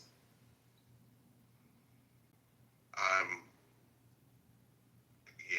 I always find it interesting when people can't handle criticism, but that's just me. Do you think both men and women can handle criticism? I don't think it's a issue of being unable to handle criticism. I don't think it falls on gender lines. I think that's overly simplistic. I think it falls on personality and inadequacies. Okay, if you gave me criticism and I cried and implemented it, would you say that I can't handle criticism? No. Interesting. The goal is to get you to implement the criticism, not your immediate response. Teddy, you're under your other. Dang, he left quick.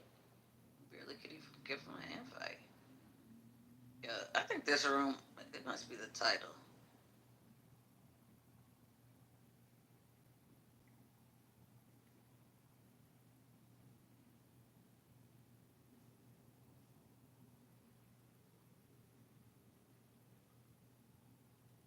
Sir, do you have any comments on the topic? So undoubtedly, that would be a false statement in the title.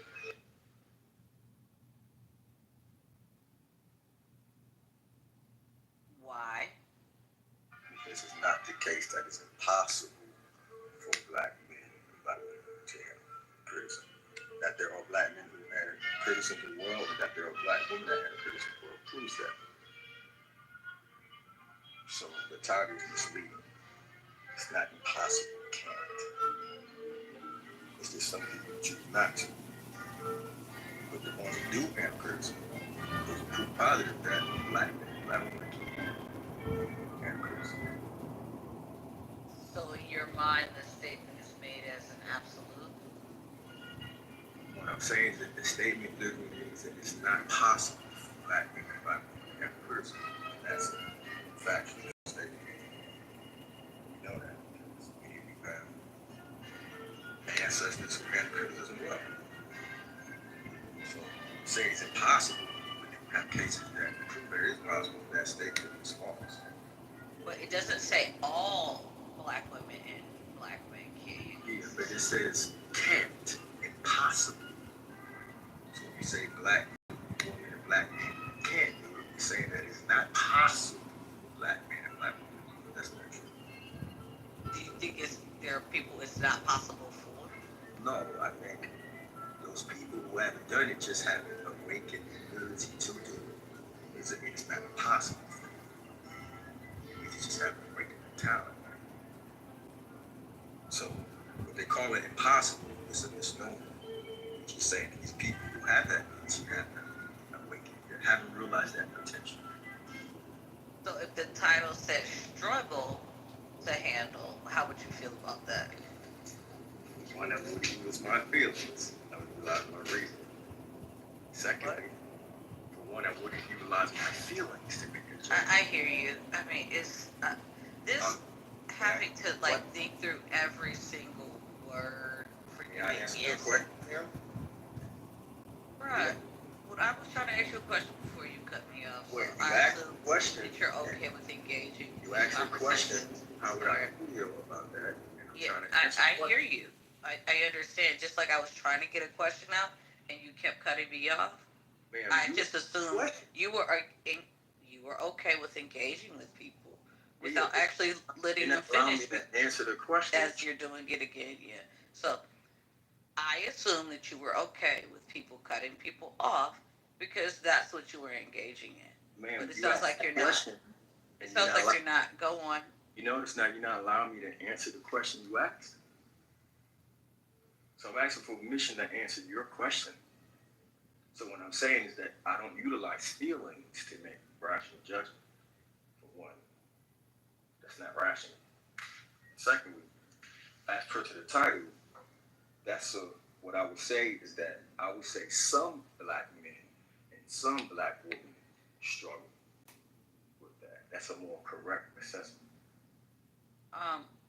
Why do you think it's irrational to use feelings in judgment? I don't necessarily agree with that. Yeah, because rationality is the principle of sound judgment, and principles are based on truth. Truth don't change. Yeah. They're the same thing forever. However, energy matter that's motivated, including emotions, are always changing. That's why scientists and physics never rely on their emotions to make judgments. I don't think all judgments lie in a scientific space. May finish? So, when people are being rational, we're not making decisions on people based on their feelings. We're making decisions based on the laws of reason. That's rationality. So you think it's irrational to decide not to marry somebody because you don't care about them enough? No, I say it's irrational to make a decision to marry someone based on things that change, like feelings, instincts. Did you hear my question? You're going to allow me to answer your question, ma'am. I'm just making sure you heard it. I didn't heard correctly. And you keep interrupting, ma'am. So if you choose your decision, you make your decisions on a spouse based on things that change, like their feelings, their emotions, and instincts. You're making a decision based on things that are fickle. Rather, you make your choices of things that don't change, like loyalty, selfishness, love, rationality. That's how you make your choices, because those are stable, the laws of the universe. So no, I don't encourage people to make decisions on their feelings. That doesn't make any sense. That's what animals do. So I still don't even understand the answer. Senior, can you translate what his answer to my question was? He doesn't use emotions to make rational decisions. Bingo! Yeah, I heard that, and then I gave an example, and I still don't understand if he agreed or disagreed. Because first he said no, as if it was okay, and then gave an answer that sounded like it wasn't. So I'm very confused. That's because you're not heeding what the gentleman just said. Emotions are not designed to guide people. They're blind guides. Rather, rationality is designed to guide people. So I'm not going to encourage anyone to utilize his or her emotions to make decisions that are important. Okay, others on the stage, do you think that you cannot be rational if you have feelings involved in your decision making? I disagree. I also disagree. Yeah, I disagree as well. I think emotions are as the way, how do I put this? It's almost like having the ability to see additional information that your conscious mind wouldn't be aware of. Emotions tend to be one's subconscious talking to them. And whether or not you can actually understand what your emotions are trying to tell you, it's a different story. I think it just depends on the context. I think as a blanket statement, I think the answer would be no. Like I agree that you can still make a rational decision with your emotions being in play, but it's one of those things. It's like when someone says a wasp is an ant, but all ants aren't wasps. It's a thing of like, you can always be rational by using your logical mind, but you could never be rational by using your emotions purely, right? So I think in that sense, he isn't wrong, but in the sense that he's saying that you can't use your emotions and be rational, he's wrong with that piece, because you can, as long as you're using your logic along with it. But you can't use your emotions alone. Yeah, so that proves my whole point. I haven't argued what the gentleman suggested. What I'm arguing is that rationality, the principle of it, is a device that's devoid of emotions. So our deductive scientists, like in logic, we don't look at it as emotional. That's why in arithmetic, 1 + 1 isn't a feeling. It's 2. So if you go to the deductive sciences, the sciences are based on the laws of logic, necessary truths. None of them depend on the feelings. That's what makes it objective. In fact, your theoretical physicists, your theoretical chemists, biology, they don't utilize their emotions in their theorizing. None of your computer scientists do that. You know why? Because they're unstable. Scientists utilize jargon that's precise because it's not emotional. So what I'm saying is that we're not our emotions. Our emotions are spirit number 10, GEBA. We're spirit number 1, the seer of that emotions. There's a forces. So you make your decision making based on your sound reasoning, Sabic, spirit number 8, not your energy states that change spirit number 9. Otherwise, your thinking is going to be unstable, just like your emotions are. Truth doesn't change, but your emotions always change it. So to solve that problem, we don't identify with things that are material that are changed. We identify with peace or rationality or the potential of sound reasoning. That isn't changed. So how would that explain quantum computing, which clearly doesn't depend on binary answers? Yeah, your question, you explain that by demonstrating how your question has no relevance to my actual answer. Oh, you call that narrative reasoning? There's no logical connection between the two. That's called straw man argument. No, it's not. So quantum computing isn't scientific research or scientific study? My answer has nothing to do with that answer. They're not related. Yeah, it does. What you're arguing is that science doesn't rely on emotions. Instead, it relies on facts. Yeah, that's my argument. And it relies on binary answers. But at the same time, science does rely on answers which aren't necessarily binary. So what I'm arguing is that we are rationality itself, spirit number 1. And what you're calling the emotion, spirit number 10, Geb, isn't our identity. So we got to utilize reasoning to control those energies. Emotions are energies, and all energies behave according to principles. The principles don't change, but you can use logic to access those principles and make sound decision making. That's what I'm talking about. And you can utilize a device right there called a Polk Nintendo Vanu as a conceptual model to do so. So, gentlemen, you're not dealing with my actual argument. I'm talking about utilizing logic. So what's that to do with the topic of the room then? So the topic is that I said that's false. It's not true that black men and black women can't handle criticism. Clearly, it's the case that black men and black women do handle criticism often. Look at President Obama. Look at his beautiful wife. They were mocking her. They handled it quite well. So that refutes that notion.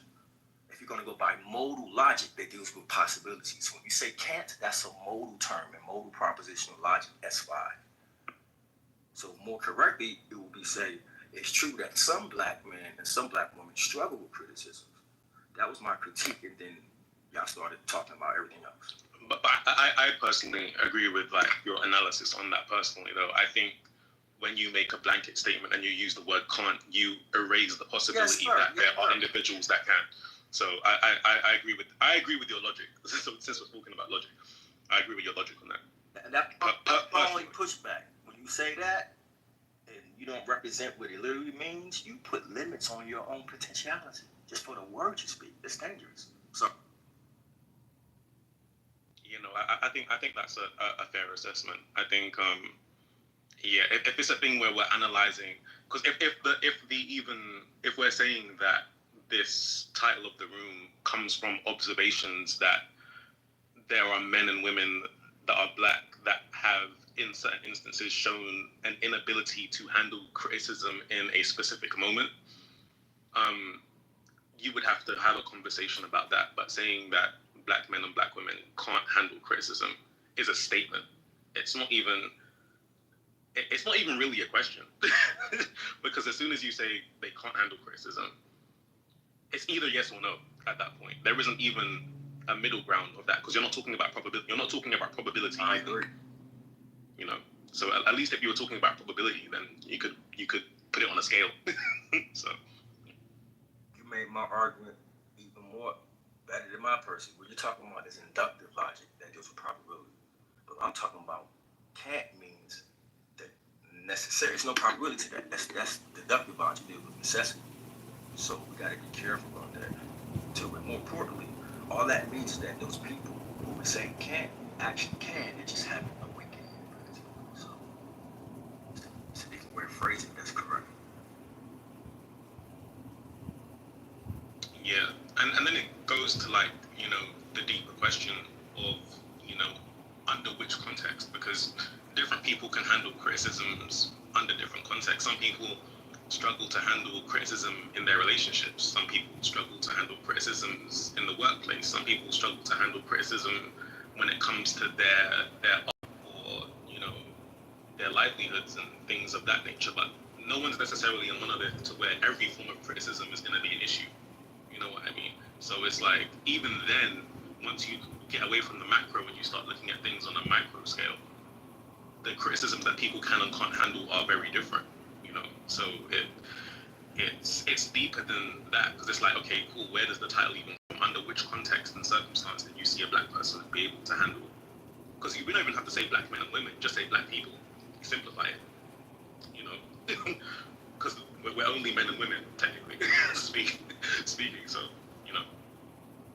There were, just for kind of some background, there was a topic on black men black women can't handle criticism, black men can't handle criticism. And my guess is that this topic rounded as black men and black women can handle criticism. Okay, you just kind of wanted to bring it together since there were two specific subjects that specifically highlighted men and women separately.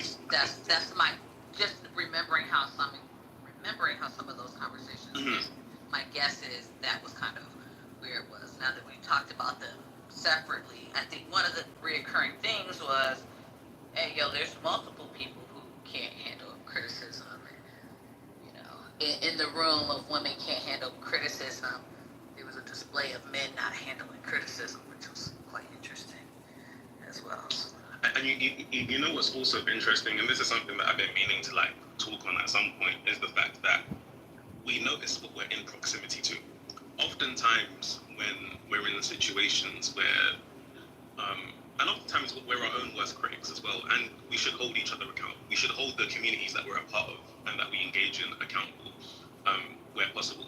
But, you know, if we surround ourselves with black men and black women, whether it's good, bad, or indifferent, we will notice the good, bad, and ugly. We will notice the flaws. We will notice the exceptions. We will notice, you know, you will notice everything. You know, if you spend time around white people, you'll notice that. If you spend time around Asian people, like, what you're in proximity to is what you have the ability to analyze and engage with, right? So, it's a thing. I often see people kind of forget that, in the sense that they might make a statement and say, you know, black women can't handle criticism. Okay, but who's to say in that same context of where they're saying they can't? Because it's not that with black women can't. I'm sure they're talking about a specific circumstance or a specific context that they're thinking of. Who's to say white women don't handle criticism in that same context, or even a different context, right? So it's like, I think people use their anecdotal experience to make blanket statements, and I just think it's like, I mean, it's always good to have conversations and have a discussion about things, because, you know, dialogue is always good, but, you know, I just find it interesting. Robert Tristan proved my article. You know, it's our exchange, rational, because there's no emotions involved. When it becomes irrational, emotion get involved. That's when you get into a fight and call the names. Sound like Clubhouse dog. So we don't utilize our emotions to make rational decisions, because our emotions are like beasts. They all over the place, down and down. Whereas the principles of rationality are always the same. They don't change. Hence, people who follow rationality will be ordered and thinking peaceful and rational. That's why people utilize irrationality, like your feelings. They were called the devil for that reason. They lied to you. If the truth is the same today and forever, that means the truth is the automatic aging matter is changing. But your emotions are aging matter that vibrating, always changing. That means they're the liar, they're the devil. You pay attention to them, you manifest it. That's a whole other subject, product out. I just don't think the absence of, I think you can make rational decisions while feelings are, you know, part of what you're rationally, just for me, that doesn't add up, because part of how you live life is having, you know, emotions and feelings, and how you engage with people has emotions and feelings. And I actually think the absence of using, like completely divorcing feelings from every decision you make, to me, has some irrationality to it. Like, part of how I select friends is partially based on, you know, emotions and feelings. And I don't think that that's super irrational or highly problematic. It's not the only part of, you know, the decision making. whenever I select a partner, part of that will be based off of feelings, and some of it won't. So I think this idea that the absence of feelings is a more rational, like there are people who then would rationalize staying in unhealthy relationships. I don't agree with that. So I was gonna say, so I'll let you go as well. Like this is kind of what I was touching on. Like I don't know if you were on the phone at the time, Miss Cleo, but I was basically saying, because I think you're both correct, but it depends on the context. So I would say in an absolute way, ASR is correct, but in your own way, I'll tell you why you're correct, Ms. Cleo. So in the sense that in the context where emotions are a part of the dynamic, so like you spoke about friendship, you spoke about relationships, to make a rational decision, right, on that, you would then use your logic and say, how do I feel objectively about this individual?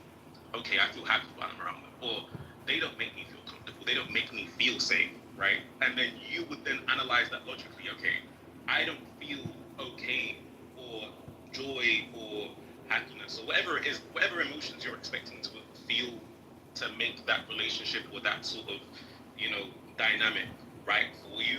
You might then analyze that logically and say, actually, though there's these things that I like about this person, emotionally, they don't really serve me. So you might make a logical decision based on how you feel to analyze those feelings and say, actually, okay, cool, this person is or isn't for me. But in the context which ASR is talking about when it comes to science, unless the scientific data that you're processing has something to do with emotions, or unless we're talking about way back down the line where you're saying that for the purpose of humanity, people will be happier if we figure out this formula to make humanity a better place, and we're doing it for the purpose of how people feel, then yeah, you would purely be using your logic to come up with the scientific data, because your emotions wouldn't serve a purpose in defining whether 1 + 1 is 2, type of thing, I guess. So you're both correct. It just depends on the context, I think. You can tell me how you agree or disagree. One second, ASR, you'll go in a second. I just want to give Tristan some context. So I posed a question about making a decision with a spouse, about a spouse using feelings, and he basically said no. And the reason why I posed this, because of my thinking was like yours, Tristan, that there are situations in which, you logically process, and that is one of the metrics is in the processing. Go on, ASR. I'll say. So, yeah, I'm talking about, I appreciate that. I'm talking about, talking about rationality. That's the you got two expressions of the developed scientists. The scientists deal with necessary truths like mathematical logic, ontological, and the non-deductive sciences, inductive, abduction, dialectic approach. None of these approaches involve the emotions. So for one, we're going to be technical. I never said anything about any absolute emotion. I said the emotion need to be controlled. When you attack an argument and propound it, you call that strawberry argumentation. Secondly, when you look at my profile page, that's called Heru Emoket. It's a religious monument that symbolizes how we're supposed to control emotions. Heru represents all of us as rationality on the world itself during the daytime. And now sphere of awareness, queendom or kingdom, is what we're supposed to control. So Heru is all of us as rationality. The lion are the emotions. It's saying that we need to be on top of our emotions all the time and see clearly. Senior? So emotions are always changing. That's why they were called the devil. They lie. Right? People make decisions on feeling all the time. But the truth is never changing. So the way you control your emotions is by properly naming them. You have a holistic way of naming emotions and call that science. So you're not supposed to identify with something that's unstable unless you want to be unstable. So why would I utilize blind aspects of my brain coming from brains that are billions of years old that are not rational when I utilize my cerebellum, frontal lobe to make holistic thinking? That doesn't make any sense. Are you finished? Okay. represent you. I literally, when that exchange was happening, I even employed senior because I was not following exactly what you were saying because you didn't give a direct answer, right? And then, so I just want to be clear. I do apologize if there was a misrepresentation, but I don't remember you previously in this conversation talking about what you just, your submission now to me sounds drastically different than the submission you made when I first kind of posed the question. Alexander? Yeah, I think there's plenty of instances in history where science clearly said that something was not possible, yet the individual's emotions and desire for it to be possible actually proved science incorrect. For example, the fact that we could fly. Clearly humans cannot fly. But the Wright brothers wanted to fly, which is almost entirely emotional. And they made that happen by bending the rules of, I guess, nature and in some ways of physics. So, no, that's not entirely true. But saying that everything is necessarily compartmentalized, things often spill into each other. So the laws of nature are omnitemporal truths. You can't bend them. It's like trying to bend the law of gravity. So that's the importance of defining our terms. We don't bend the laws of nature. They're unbendable. That's why they're called the laws of nature. And the laws of nature are principles that we can access through rationality. So what I'm trying to get at is that if we live by those principles, we live in that ordered way. We live according to the universe, order, not thinking, that produces rationality and has peace. When we don't, fight over our feelings and false labels. That's the problem. We're not thinking rationally. Animals do that. That's how animals interact. They don't have the capacity to choose against that program. Men and women do. So why would we follow that blind parts of our being to make decisions unless we're thinking like barbarians? But we do bend the laws of nature all the time. Again, another example is the fact that of flying. Another one would be space travel. Another one would be genetic sequencing and editing genes. These are things that cannot be possible by nature itself. I guess maybe it can over millions of years, but to speed it up and to be able to choose. No, that's technically not possible without some sort of human or scientific intervention. So we have, and AI is another example of us bending the laws of nature. So yeah, I don't agree with that. I think so. That's not the laws of nature. You're actually proving the point. The problem is when you say the statement you can't, that's false. It was never impossible in the first place. You just say that, and that's the problem. So you look at the title, technically based on modal logic, that's not true.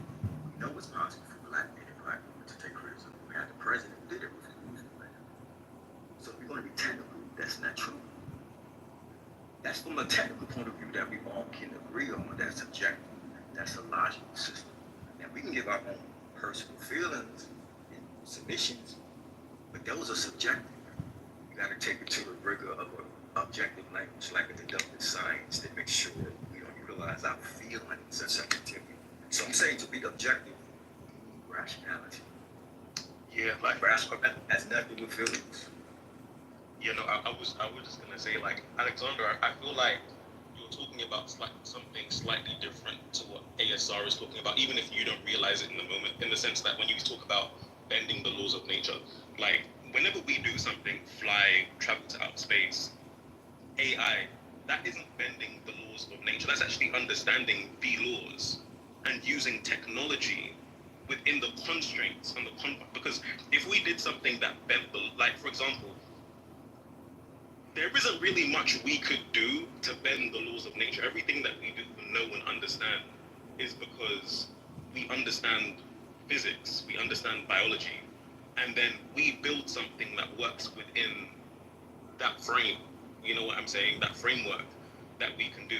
But I do agree with you that, sure, things like, I don't know, building, hypercars, supercars, aircraft, this, like, there's an emotional side of passion and these different feelings of wanting to know what it feels like to fly, wanting to know what it's like, all these different aspirations that are led by emotion, that are led by being inspired and all of these different feelings. But when it comes down to the brass tacks of developing the technologies, right, it's no longer the feeling that dictates whether you're right or incorrect about the way an airfoil is shaped, right? That's where the two separate. So like even when I was talking about emotion, I wasn't talking about it in a way where like the emotion dictates rationality.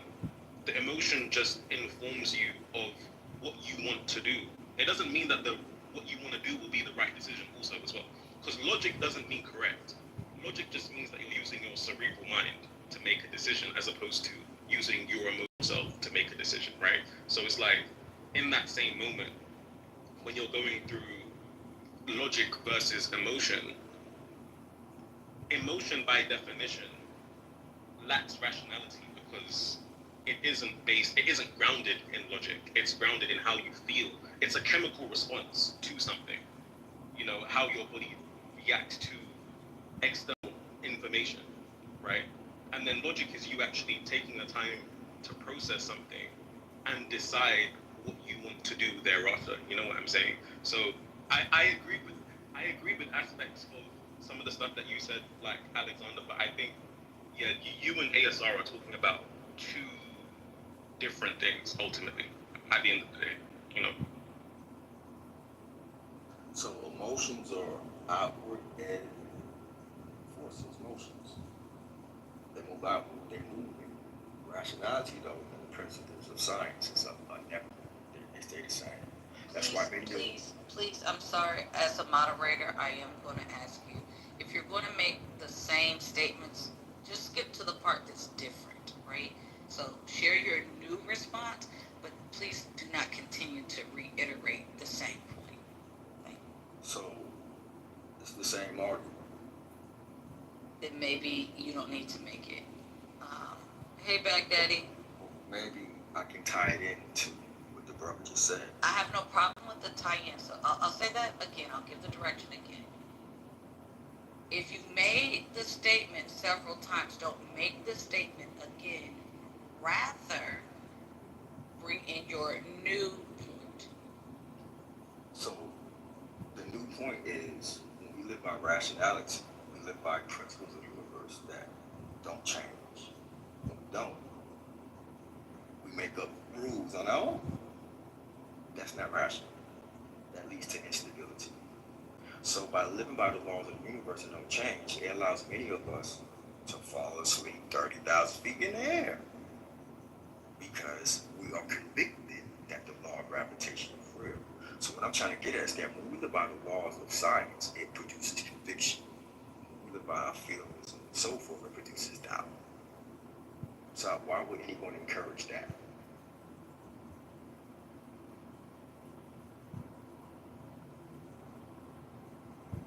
Hey, Baghdadi, did you want to jump in? Not really. I'm listening. I mean, I don't even understand really what's going on. So,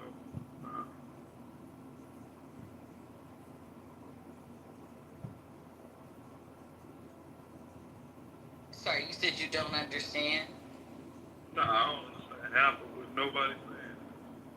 Okay, that's an honest answer. So what we moved into, so starting with criticism, this idea of like taking critique and feedback, there was this discussion around rational, like what's rational, what's not rational. And so part of what I had asked Senior, and actually I'll pose it to the room now since there's more people here. I asked Senior, do you believe, what are your thoughts about this? Senior gives me feedback. I cry when he gives me the feedback. I implement the feedback. Am I able to take criticism? This is kind of part of it. Yes. Others? I would say ultimately yes, you're able to take feedback. You just had an emotional response to receiving whatever news or whatever feedback was given to you. So you're able to take it. If you made the change, you digested the feedback, and then you acted on the feedback. You just had an initial response emotionally to the feedback. It can be argued that that emotional response damaged her body. And that response, that was the proper way to respond. Because she could have chosen to respond non-emotionally rationally to preserve her health. Crying. Oh, Jesus. I was gonna say, I don't know if you were gonna do it, Senior, but I was gonna ask, in what way do tears harm the body? Yeah, so I'm not saying the tears harm the body. I'm saying the emotional reaction can harm the body. Could you elaborate on how?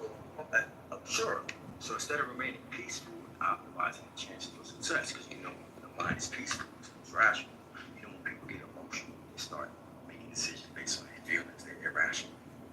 That's why they tell us that when we're stressed out to calm down and breathe. It's because when we engage in an emotional state, our brain shut down that irrational, and the emotional brains take over. So whatever we think in our mind is true. That's why we're told not to make decisions when we're mad or drunk. So why not react peacefully and then apply the decision? Okay. So this is that's what I was speaking to yesterday before I left, Adrian, is that I do think that sometimes there is and I don't know if it is gendered or not. I like to believe that most things are not gendered. When it comes to like just the reactions in the body. I find that I hear often men have a challenge with understanding the body reacting to something and a person's ability to still be effective regardless of the body's reaction. Like I'll see sometimes like men respond to women emoting or children emoting, and the perception is that they can't still be effective. They can't still effectively make a decision or execute a task in the midst of a bodily function happening. And I personally find in my personal experience, since that's all I can speak to, that I definitely can have a bodily reaction that comes across as an emotion, like you can see it, but still execute whatever task I needed to execute, and I'm going to still execute it the same exact way.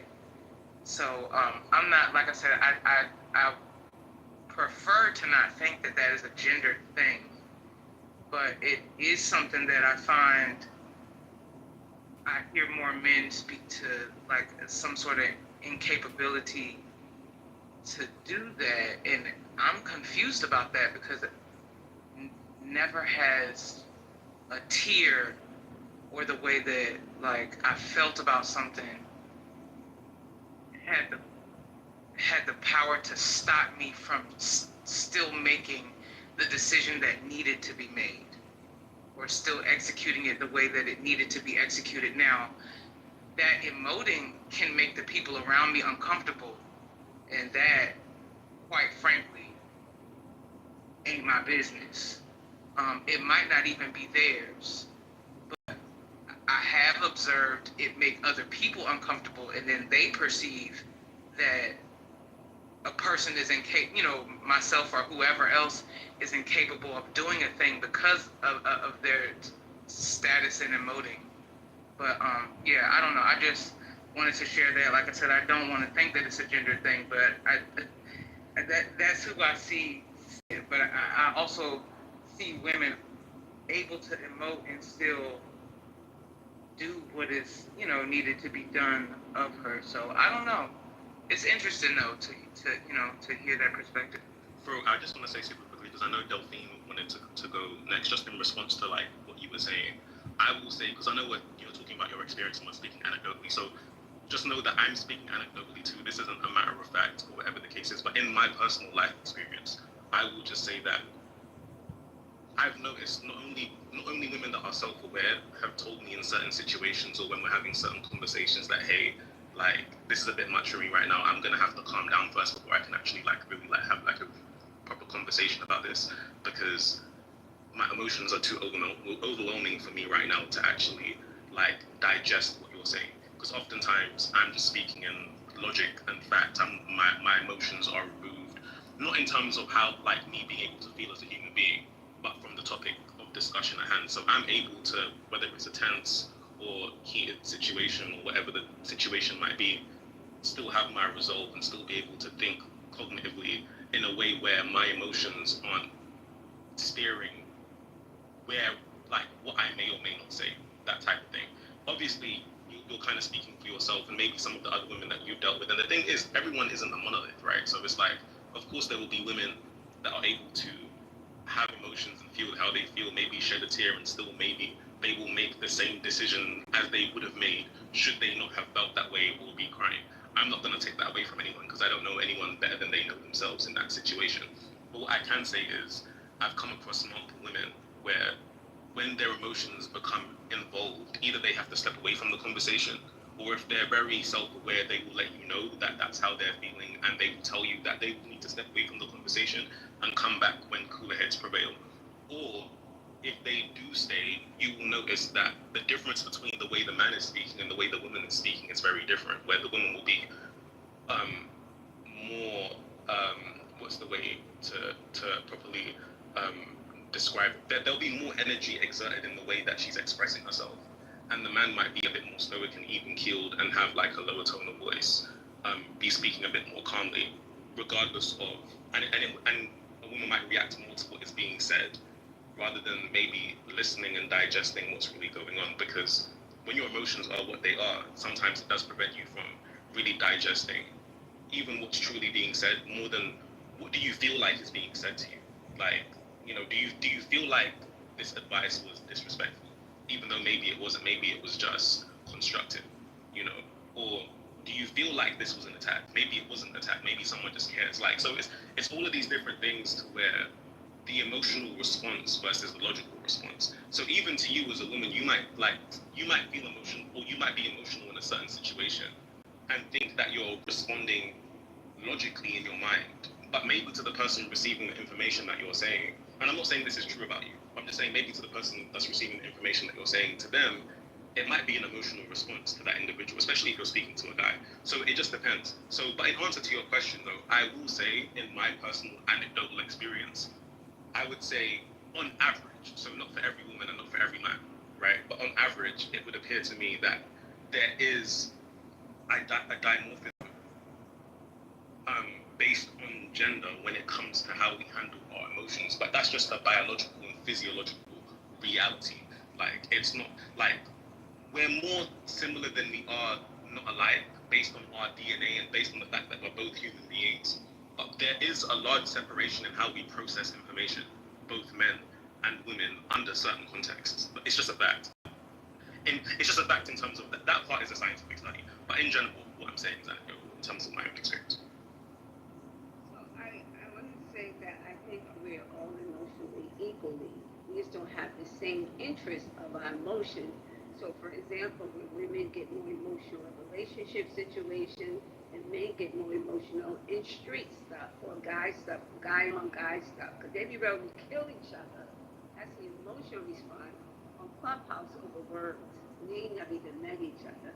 So that's why there's a high death among men on men, black on black crime, because that's what they're emotional, most emotional at. Unlike women, more emotional when it comes to more relationships and things like that. So I don't think it's a difference. I just think it's what makes us more emotional. But I think we both act that way. But I think when it comes to emotional and logic and maturity, is differently. So like the lady presented the thing that the young lady cried, but she didn't attack. It's like that's just a maturity. Like, damn, the truth hurts. So I'm gonna cry, but he's right, so I'm gonna do it, even though it hurt. That's the maturity sense of it. But I do agree that both men and women are both logical is the best way to act on things, but it's not the realistic way to do it because you can't just turn it off. You can't say, you know what, I need to be more mature and just ignore. We could if we were made that way. Life would be so much easier, but unfortunately not. But in relationships, women do make a lot of wrong emotional decisions. I do agree with you to an extent. I would say I agree with you like 90% of what you said, Delphine. But the thing that I would add a caveat in, when you said like men are just as emotional, like but more towards men because that's why there's so much killing. It's important to note that men will kill for resources, men will kill for competition, men will kill off of principle, men will kill and like if we're talking about the emotional part of it, men will kill because of like ego, or maybe you did something to them and it's like a lick back, that type of situation. But oftentimes in many different situations, if a man is killing, he's probably like, it's most of the situations will be outside of a relationship, because maybe like relationships where there's violence and stuff, you can argue that of course there's emotion involved. I think more oftentimes it will either be because they've got some sort of like neurodivergence, so they're mentally ill, right? So people that kill just because of whatever the case might be, right?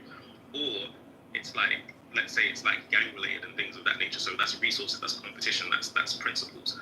And in the instances that it's not, it's because maybe someone initially killed for resources, principles, or whatever the case might be. But now it's a lick back. Yeah, now it's emotional because you killed one of mine, so we're gonna kill you one of yours. But sometimes that's not even emotional. Sometimes that is off the principle. We can't let them know that we're weak because they took one of ours, so we're gonna take one of theirs. You know what I mean? So killing, even when you're looking at that like violence between men, a lot of times that isn't even an emotional situation. Oh, sometimes it might be. Sometimes it might be an emotional situation. So I'm not ruling that out. But there's many different reasons for violence amongst men, in that broad sense. But I do hear what you're saying, that yes, we do.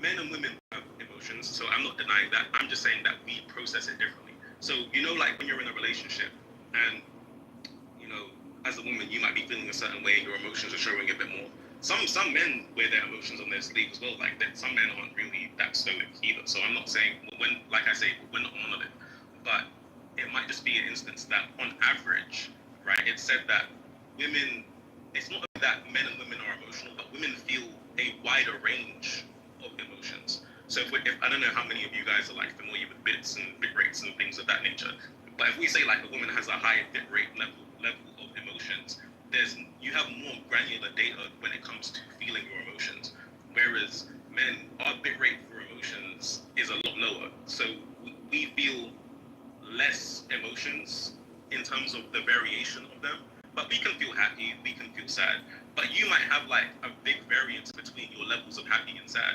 So you have more to choose from. So whether we might be a step down or a step up, you might have somewhere in between that you might feel. You know what I mean? So like we are different in terms of how we even process emotions biologically, just in general, not even just between the reasonings behind why we might be emotional, but just in terms of how our brain is even able to process what emotions we're actually feeling. But all of these are scientifically studied though as well. Yeah, I agree that men process emotion differently, but I think the equalness of emotion, because ego is emotion, and that's what tends to lead you guys, which is an emotion. You dress a certain way because you want to, because the way it makes you feel, not because it's more financially. You drive certain cars for your feelings. You know, you chase after certain women because you're feeling. Those are feelings. Men are just as much. It's just not more because men are not supposed to be that way, so we don't focus on that. But I would say men run just as much as on their feelings as women do. It's just more talked about or more addressed among women. But men are extremely emotional, and because they're not supposed to be, we pretend like it's not, or it's other reasons why they do what they do. What is their feeling? So that's what gets us all in a lot of trouble. That's why marketing, that's why our lifestyles are this way. That's why we can't afford what we need, because we focus more on what we want. Because what we want makes us feel some kind of way. So you'll see men in nice cars living in their mother's basement. Because we feel. You'll see women who can't pay their rent because of their hair. Marijuana, alcohol, those things make you feel. So I think too many of us are moving off our feelings, men and women. So if you think about everything you do from the time you wake up in the morning, people who skip showering, brushing their teeth, the things that you need to do that's important to you. Men are in the gym more because they want to look good. Not they're thinking, and then they're smoking weed and drinking, but they just want them to think to look nice because that's what gets them attention for feeling. So I think they probably to some degree we agree on that, but I think human beings are highly emotional and feelings based, and we all need to get more to a logic and what makes sense. We need to focus on our needs and less on our wants. That's why the industries are so rich. Weed, alcohol, sneaker games, pocketbook, all that is feeling. Cars, feeling. Hence, it will behoove us to replace an emotional reaction with a rational reaction. I mean, how many are going to go to your bosses and react emotionally? You ain't going to go to your boss, talk, especially some black folks talking about your emotions. Get on my face. They don't care about your feelings. So why would you treat your boss differently than your brother and sister unless something's backwards? Got ladies right. Nothing's backwards, man. Like if you look at all the great artists, the greatest artists in history are men. The greatest authors are men. The greatest chefs are men. These are all jobs and artistries that are heavily reliant on emotion. What are you going to say that it would behoove us to not be the great artisans? It doesn't make any sense. Yeah, what up? I actually think treating different people who hold different positions in your life and have had different ways of being in your life, treating them the same is actually more irrational than treating them differently. And I find it interesting that it's being positioned that I should treat people who don't have the same stake in my life, same understanding of me, the same interactions with me, that for some reason I should treat them the same. To me, that's the most irrational thing in my head. So who's positioning that, man? Your statement was, yo, are you gonna let me answer like you told me to let you do? Okay, thank you. So you said, why would you treat your boss differently than your brother or your sister? Those are two people who have different positions in your life, and you're questioning, which there's a bit of assumption of why would you, meaning at least that you think that there's a problem with that. So I will say there's a bit of assumption that you didn't say that's a problem, but if anybody uses any type of deductive reasoning or logic, you think there's a problem with treating your boss and your brother differently. And I think that line of thinking is illogical. Yes, ma'am. And I never argued that. Did you not question that? Why would you treat your boss differently than your brother or sister? I question why would you not react irrationally or emotionally to your boss, or react irrationally emotionally to your brother and sister? You literally said, why would you treat them differently? Because you're ignoring the context. The context is we don't go to our bosses and react emotionally to them. We get fired. So we can treat our boss that way. Why don't we treat our brother and sister that way? So you if I may phrased it differently, saying the same shit. If I may allow to finish, ma'am, that means that you didn't understand my original argument. You misunderstood that. So it was always in the context of how we don't react emotionally or angry to our bosses, but we do that to one another. That means we pick and choose when we are irrational. That's irrational. So you didn't deal with that argument. You're attacking another argument that we compound. We call that straw man argumentation. So your argument was not about questioning, treating people differently? That wasn't what your argument was? No, my argument. You said it again, and I don't want to ask you, so I'll retract that question. Others who are listening, was his argument about did you perceive his argument to be about treating people differently? And Yeah, no, it wasn't. I guess for me, like the way I saw it, Cleo was more of okay. Yeah, sorry, Asad, can you go on mute, please? Oh yeah, I think the way I interpreted Cleo was more of a thing of okay, we treat like an individual over here, or not even that we treat them that way. We do this thing over here that's rational, right, at work, and then with individuals that we're close to, like our brother or sister or spouse, we then act irrationally when we wouldn't do that at work. I understand what you're saying though, because you kind of picked up on the fact that we treat a boss differently than we treat family members and people that know us intimately. Whereas he's just saying that we have this rational decision here where we could act emotionally, but we choose to. But in that same context, we choose to be irrational around people that we're close to. That's how I. Yes, but that irrational that he's talking about, right? That he's claiming to be irrational is based off of how you treated the person, right? How you responded to them. How you treat people is how you respond to them. You responded to the boss in one way, and then responded to this other person in a different way. You have treated the two of them differently. Whether it's rationally different, irrationally different, whatever. That's how I understood it, Adrian. Right, like in both cases, like you decided to engage with person A one way and person B a different way. That is what he submitted, right? No. I'm not actually engaging with you right now, so you can go back with me. That's not what I submitted. I'm not engaging with you right now, and I know I'm talking about your point, but I have a very difficult time engaging with you. So instead of getting frustrated and anything like that, I think for my understanding, which is what I'm seeking right now, I'm asking you to stay out the way for a moment. Thanks. So I think societally there's different protocols for different relationships. Wait, are you changing? Because I'm still trying to make sure I'm understanding what he said. Are you making kind of like a new point, or are you engaging with understanding the point that was just made?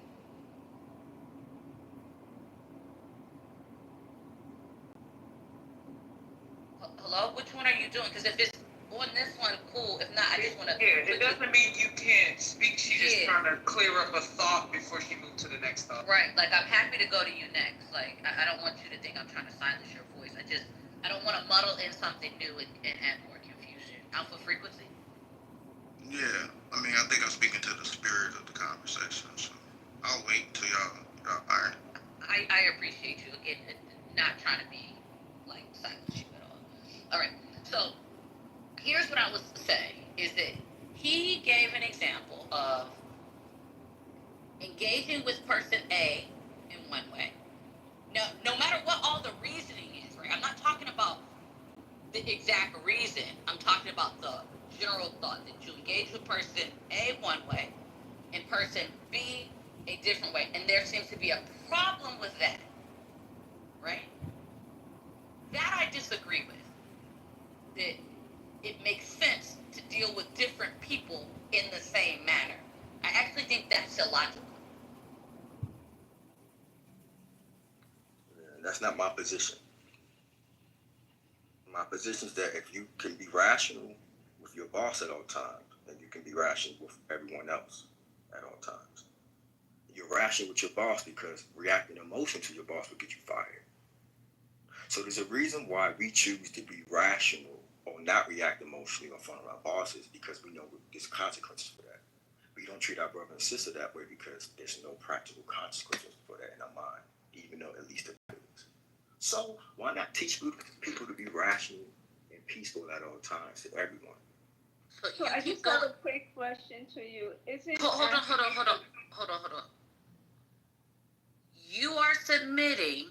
The only thing that's different is that you're making an assumption of rationality in there, not the treatment. The treatment is still the treatment. Two people are getting different treatment. One treatment is rational. One treatment, in your opinion, is irrational. Which there's a premise there that I don't actually agree with, whether it's rational or irrational, right? And you pushing it into now saying, you're not saying what I'm saying when you are. The only caveat is yours is specific to it being the treatment in a rational manner.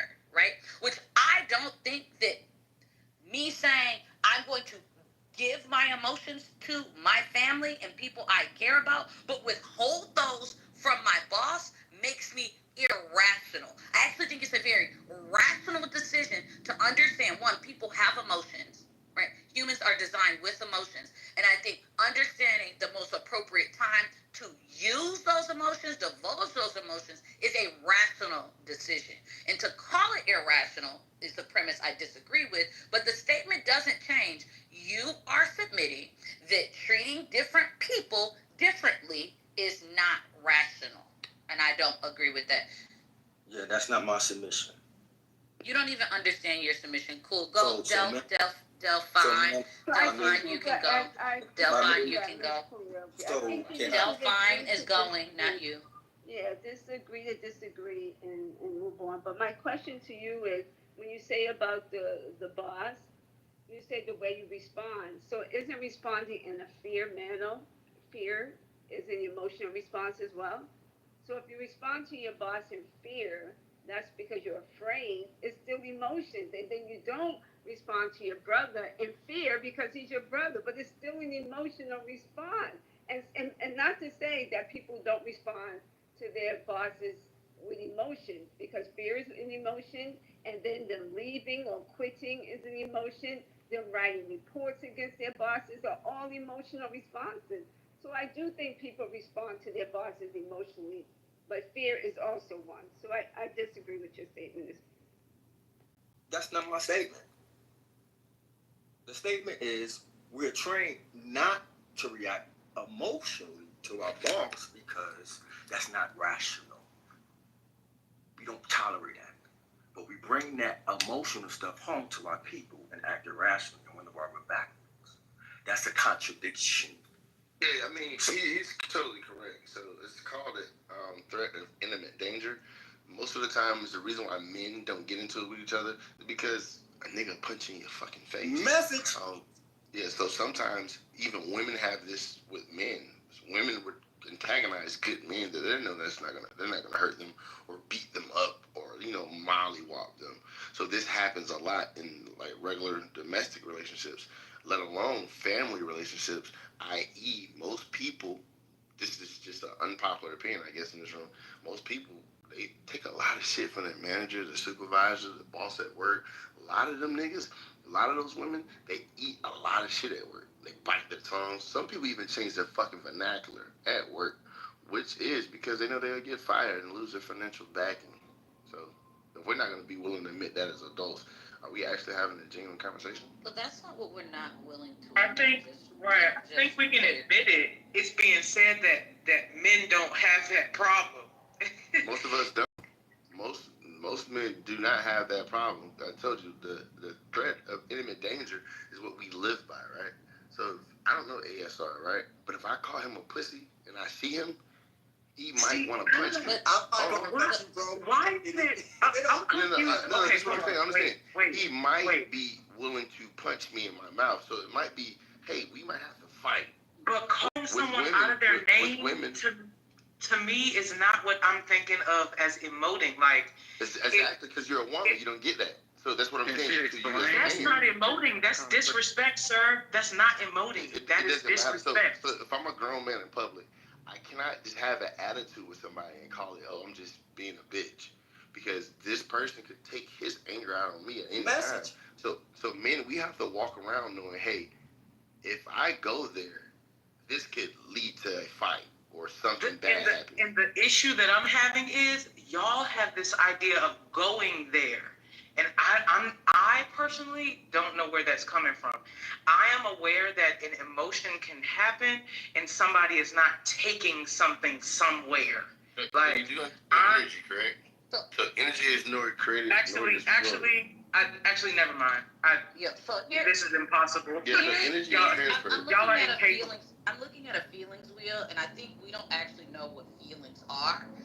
Because the fact that you're reacting to someone saying something to you and you think it's lacking emotions is absolutely crazy. So in the center of the feeling wheel, there are two feelings I would like to highlight that I think are related to what you all are talking about. That's scared and mad, right? And you're going to say, I'm not scared, I'm not mad. And I'm going to go deeper on the feelings wheel. to anxious, insecure, submissive, helpless, rejected, confused, critical, hateful, selfish, angry, hostile, or hurt. These are feelings that are coming up, and then we can go into more. Distant, frustrated, jealous, annoyed, doubtful, baffled, discouraged, insignificant, incompetent, embarrassed, overwhelmed. You are having feelings. The fact that you need to do something to a person who you don't know, who's called you a name or a word or insulted you in any kind of way, and you think that that deserves a response, is based off of a feeling. Yeah, but and to not think that there are feelings involved in that. I think you all only know the feelings that are like happy and calm, and calm is also a feeling. So this whole talk about being in a state of calm is still a feeling. Like, calm is a feeling. It's actually one of the central feelings on the feeling wheel.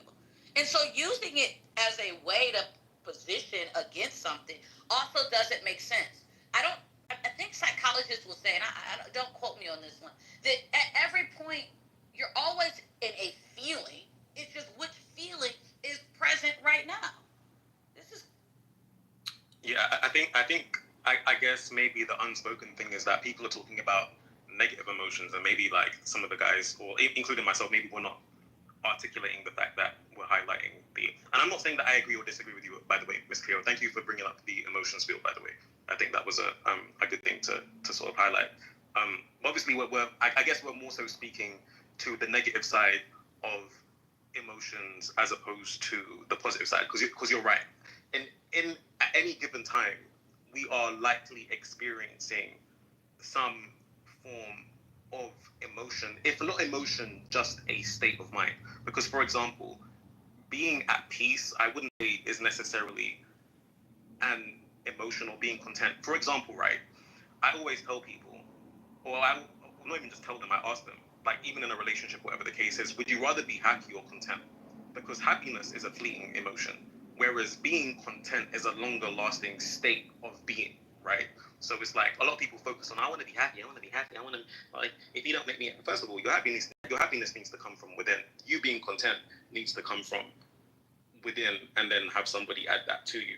But outside of that, though, to kind of like digress back to like what I'm sort of, I guess, trying to say, is that I do kind of understand where you're coming from in terms of, you know, like we all experience emotion. I think what the guys are trying to illustrate is that in more often than not, the lens at which men look at, especially negative emotions through, is the fact that there can be consequences and repercussions for displaying or acting less than stoic, or keeping your cool, like allowing your cooler head to prevail, sort of thing. Like, you know, not to allow how you're feeling in the moment to manifest itself physically or verbally or whatever the case is. Because how somebody reacts to that, because someone mentioned, you know, a state doesn't go away, like you know, a form of energy doesn't go away, it just changes states, right? So like people will notice that when they have conversations, you react a certain way and say something,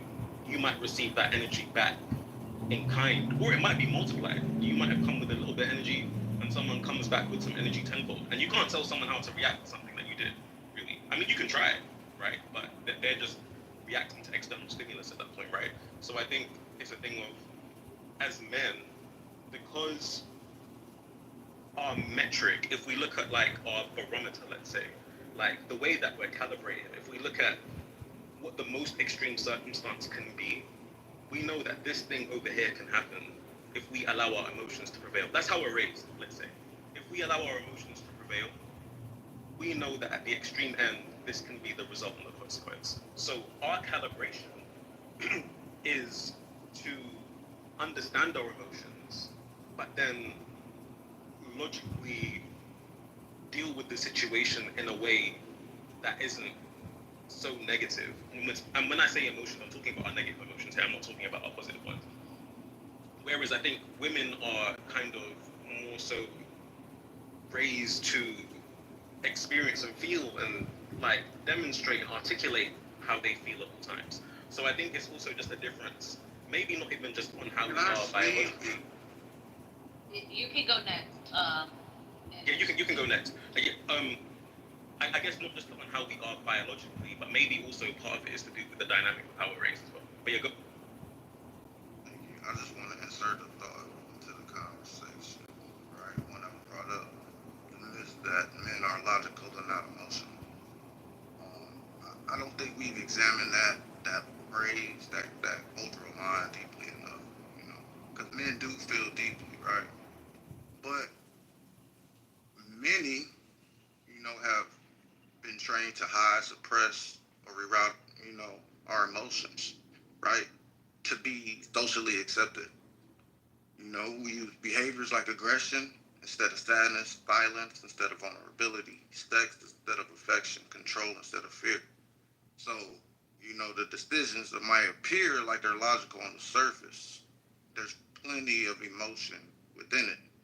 You know what I'm saying? And I think, like, when you're having communication with the woman, you have to understand what has shaped how we communicate with each other now, right? And the psychological disconnections that we have. And that's all I want to say for now. But I do want to get back on the mic, like him. Yeah. Also, I just wanted to. Sorry, Theo. I'm going to be like 2 seconds. I just want to respond to Fro in the comments. Fro, I know what you said, like in terms of that it sounds like fear. I do want to like articulate the fact that there's a difference between fear and being in fear of something, right? So, for example, and I know this is not everyone's cup of tea, something that people don't know about me. I've got a venomous snake, right? And I have a fear of her, right? In terms of I respect. So fear can always also be used as a synonym for respect. Being fearful of, right? Being in fear of something, right? So is different from having a fear of something. So I could have a fear of a lion, right? And that means that I treat it with the respect that it deserves, not to enter its domain, not because I'm scared of it, not just because of whatever the case is, but I know what could happen if I do something. That's not my emotion. I'm not emotionally in fear of the lion. I can go to a zoo, see a lion behind the XYZ, and have a healthy fear of said lion behind said cage, or be in a safari in its natural habitat and have a healthy fear of said lion in its environment, and be like, you know what, it wouldn't be a good idea for me to get off this safari track and go try and stroke this lion, or try and play with the lion, or try and hit the lion, or do something stupid, because I know that at that point I will be in fear of my life. Because this is the longest quick submission, just as a note. Oh yeah, but that's all I wanted to say to make the difference. So I was going to ask a question, but I actually think maybe we could use yours. So remember, this line of questioning really started with a person saying, a man saying something to you, right, creates a need to react. And that was meant to be both logical and not emotionally based. And I would like someone to explain to me how that's the case. Or you could use this example. You wouldn't go sit next to it. You wouldn't go try and have a cup of tea with a lion, but you're not fearful of a lion. Can anybody make any of that make sense? So if you see that profile pic, that's my person on that 203 in warfare in Iraq. Now, if I allow my emotions to get in the way of that sight picture, my round won't hit that tank. When I'm on that sniper rifle, when I'm on that 240 Bravo. So they teach us to control the emotions by breathing. That's why snipers don't get emotional when they sneak. So we don't have to react fearfully to animals. That's a choice involved because our emotions are not compulsions, they're impulses. That's why we all don't react the same way. So what's being presented is that we are optimized when we react rationally. When y'all react rationally or peacefully, aren't y'all more confident, strong, energetic? In contrast to when you're reacting emotionally, that's because you're utilizing your higher brain. So in that analogy, if you meet a lion, you'll be optimizing success by reacting rationally. Maybe that lion's afraid of your person, right? So if you start getting afraid, then that lion, So what we're saying is that we promote our chances for success by being rational or peaceful, in contrast to us reacting emotionally. I don't see what the problem is. So actually, the emotional fear. So I think what I realize is actually happening is we're putting emotional with emotion, and I do think that those things are different, right? So having emotions is actually that's part of actually make good decisions for you. Fear is on purpose, right? That's your body telling you you need to make a different decision about the situation that is in front of you, right? Having fear is actually good. And this idea that it's a negative emotion, I also find to be troubling, right? You need these emotions to help guide you on what are good decisions to make, and to separate them and think removal for emotions, which I actually think some of is not some of what you're saying, ASR, but I do think it's I don't think that's fully what you're saying, because you also then talk about suppression of emotions, right? And so that means that they exist, but they're not chief, and that I do agree with, right? That's the part where I think I'm very much aligned with you, is that the emotion shouldn't be the chief decision maker, but I don't think that they should be absent in the decision, right? Knowing that, like, that instinct that, ooh, I shouldn't sit near a lion, is actually keeping you very safe. And like this ignoring of these emotions indicating to you things is, to me, irresponsible and not logical either. That's because, ma'am. So I have a question for as Sarah. Oh, okay. Yeah, I have a question for you. So, by men being logically intelligent, and by them having to suppress, having emotion, do you think that also hinders men from not being as emotionally intelligent? Do you think that jeopardizes men? And this is the reason why some men don't develop a good standing of emotional intelligence.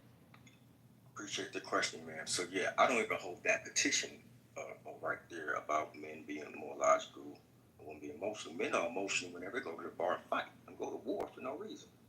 So what I'm trying to get at is that it's never the case that it's beneficial for anyone to allow blind guides that come from our oldest brains, the reticular complex and the mammalian brains, when we have a cerebellum that deals with intellect and a frontal lobe that deals with more reasoning that's designed to control them. We know that. That's why we metaphorize the emotions as the devil. They lie to us.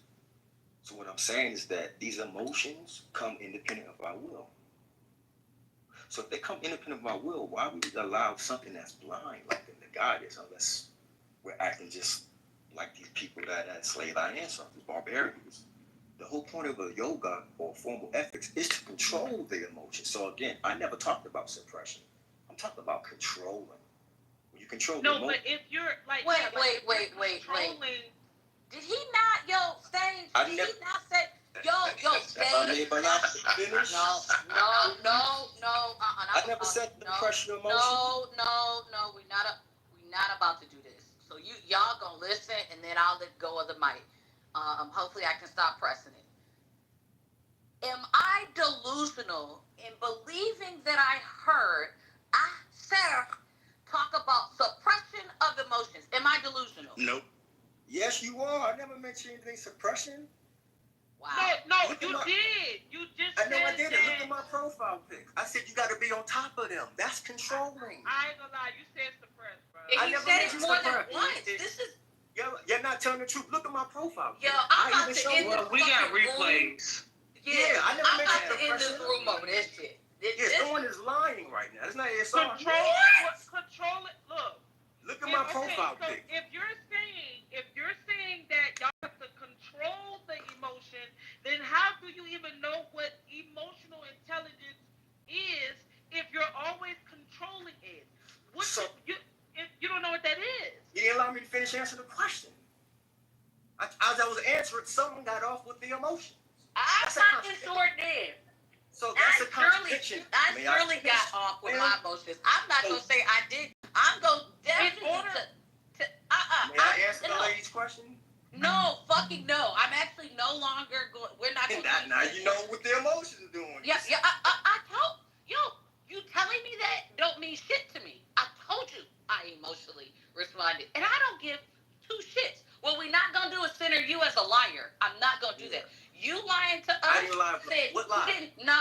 You got one more time, and I'm just gonna throw you down because I I was cool with it until you blatantly called me a liar when you literally said a thing, won't stand 10 toes down on it, and go try and make it seem like I'm the one being disingenuous.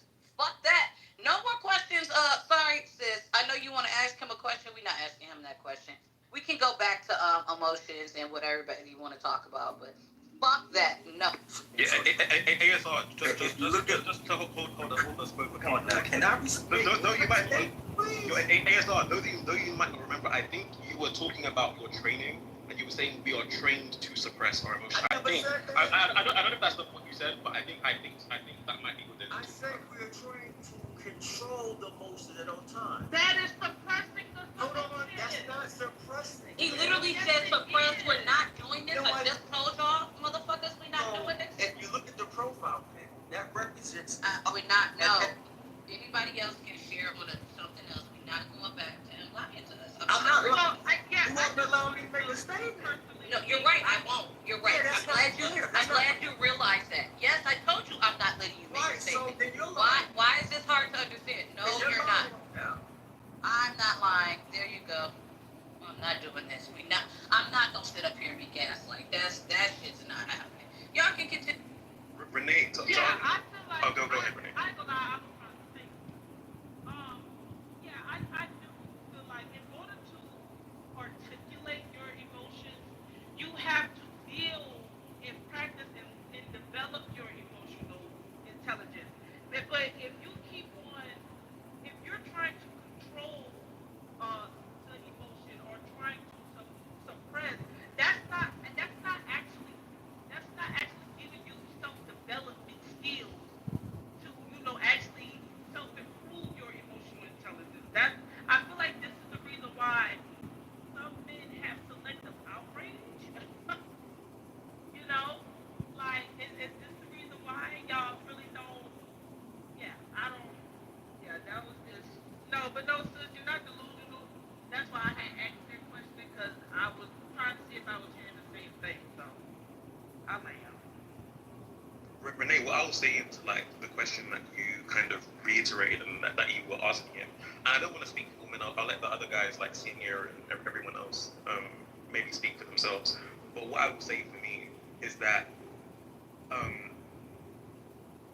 yeah, I can understand where you're coming from with kind of your logical argument. What I will say is that it's not a case of, you could even argue, right, that the emotional intelligence within, I guess, men, when we understand our emotions and don't act emotionally, is a high form of emotional intelligence. For example, right, if I have an emotion, right, and I could act emotionally based on said emotion, because I even mentioned in the comment, and I said to Cleo that I actually agree with something that she was saying, because she actually highlighted the difference.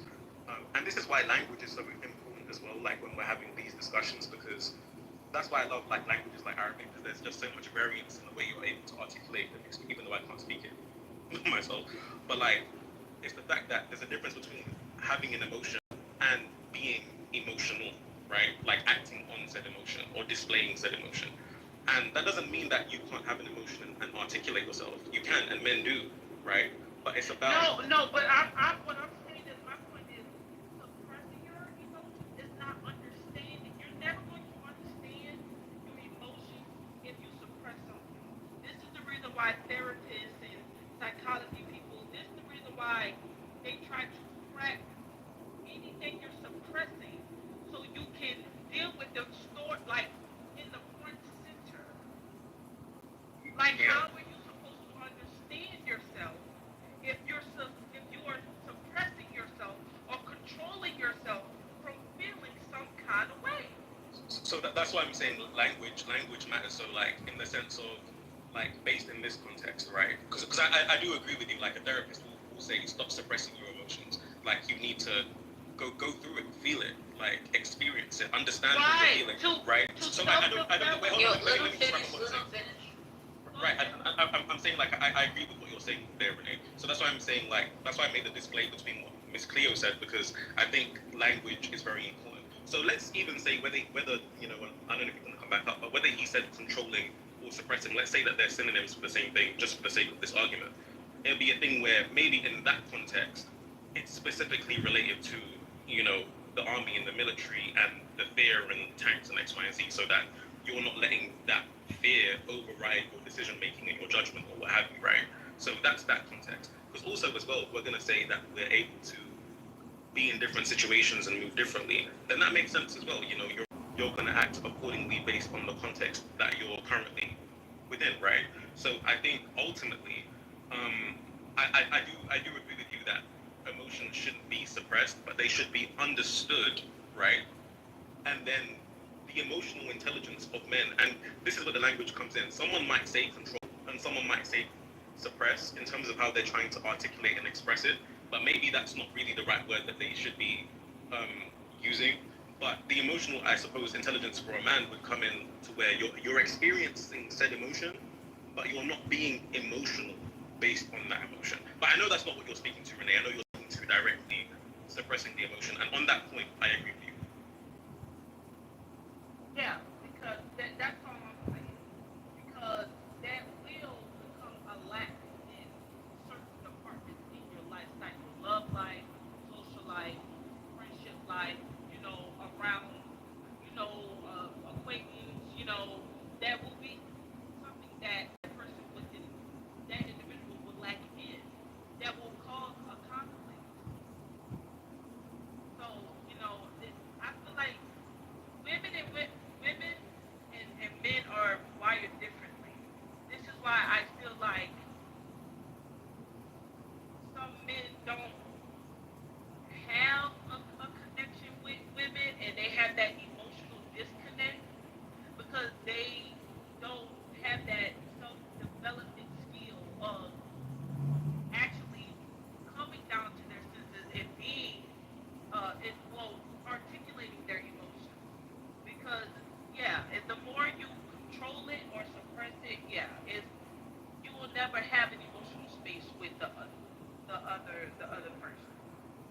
So I have a clarity question.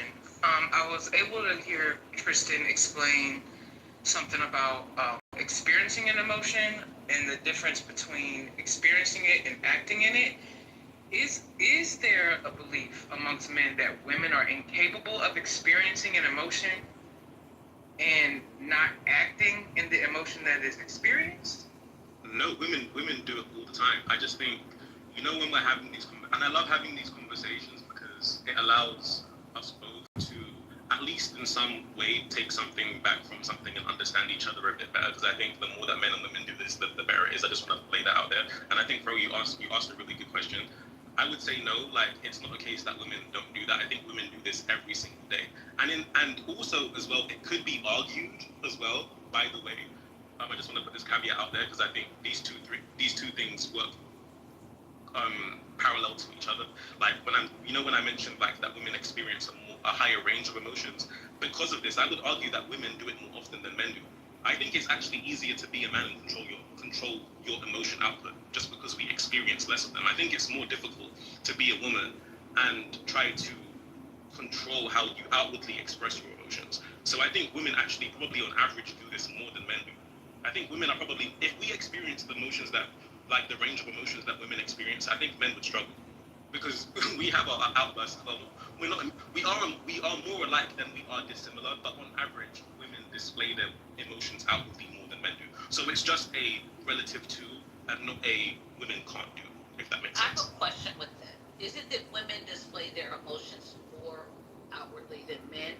Or there's certain emotions that women display more outwardly than men? I think women tap in. I think everybody has the same set of emotions that they experience. First off, I just want to be clear about that. I actually don't think that men don't experience emotions that women experience. And I would love to kind of dig in, like, well, what emotions that women are experiencing that men don't. I would love to do that. Actually, I think we can go there next. But before we go there, one, I think that people all experience the same set of emotions. I think the frequency in which you dive into the various emotions is different amongst men and women, right? So there's that. I also think that I don't think it's that women ex- like display emotions more or less. I think it's which emotions do women display versus which emotions do men display. And if you look at that emotional thing that I was talking about, I think that women are more likely to express sadness, outwardly to people, and men are more likely to express things that come from the mad domain more frequently. And I think that that's actually, and I think we were trying to say one is more than the other, when it's not more. Like, whole wars are being started. Men's rate in going to, being locked up is significantly higher than women's but it's a very different emotion that's generally at work when men are being locked up. So it's not a matter of more or less, it's different, in my opinion. Yeah, no, I You, Tristan, go ahead. Yeah, go ahead. my question for you is, why do not wait, can you respond to what I was saying before we ask the new question? Yeah, go ahead. Thank you. You were going to respond, right, Tristan? I was, and Renee, you can come right after. Yeah, no, I was gonna say no. I can completely see where you're coming from, and I don't think you're necessarily wrong in your analysis. I would say my only thing would be that I suppose ultimately, right? Like when we look at men and women, as far as okay, women are experiencing this emotion over here, and the emotion that they display is just a different one. So you mentioned like sadness versus what was it? Sorry, like women are more sad, but men are more what is it? So, say rough? You know how the emotions wheel kind of starts with 6 core emotions in the middle, Mm-hmm. and then it kind of spirals out to like the more specific ones. I was saying I think the core emotion, which I think for men, what they're out of the core that they're going to display the most is mad, and the one that women are going to display the most is sad. Yeah, and do you know what? I don't actually disagree with that. Like in terms of like I believe that women are more likely to display, and this is going to go into the next topic after like Renee asks her question. So Renee, don't forget your question. That yes, women are probably more likely to express their sadness than a man would be more willing to express their sadness. And I think when it comes to being mad or fits of rage, it might be a man might have to go through being sad and then go through maybe potentially experiencing some level of anger. And then once they reach the rage part, so then you can argue the question, right? If we're talking about rage, is sadness a if we're talking about ranges of emotion or what requires you to get to a certain emotion, would it be safe to say that you have to go through sadness, maybe go through anger before you get to rage? Well, sadness, as opposed to just anger comes from madness, like so. Root of like the root. What I think you're asking, just to answer your thing, and I want to get Renee in, is one. Those are 2 different core emotions, right? The 2 things that you're naming. Now, what I think people think is that you only experience one emotion at a time. My share would be that I think likely you're experiencing both of those emotions, right? Um, like anger comes from mad though. Like that's a different space than sad. right. No, and I would agree with that, and I would also agree with the statement that you made that you can experience multiple emotions at the same time and emotions that derive from different group sets. For example, like having a level of sadness and also being mad and being enraged could also, or maybe in a weird situation, you could also experience madness and rage and happiness if you get off on doing that type of behavior, right? So it's like emotions are a bit weird in that sense. But anyway, so yeah, I don't really disagree fundamentally with anything that you've kind of said in your initial piece, and I am excited to talk about the range of emotions afterwards. But Renee, what's your question? Yeah, my question for you was gonna be, not all men are lucid. Why are y'all the mastermind of manipulating the emotions to y'all benefit, but y'all are not masterminds of being emotional self-aware? Because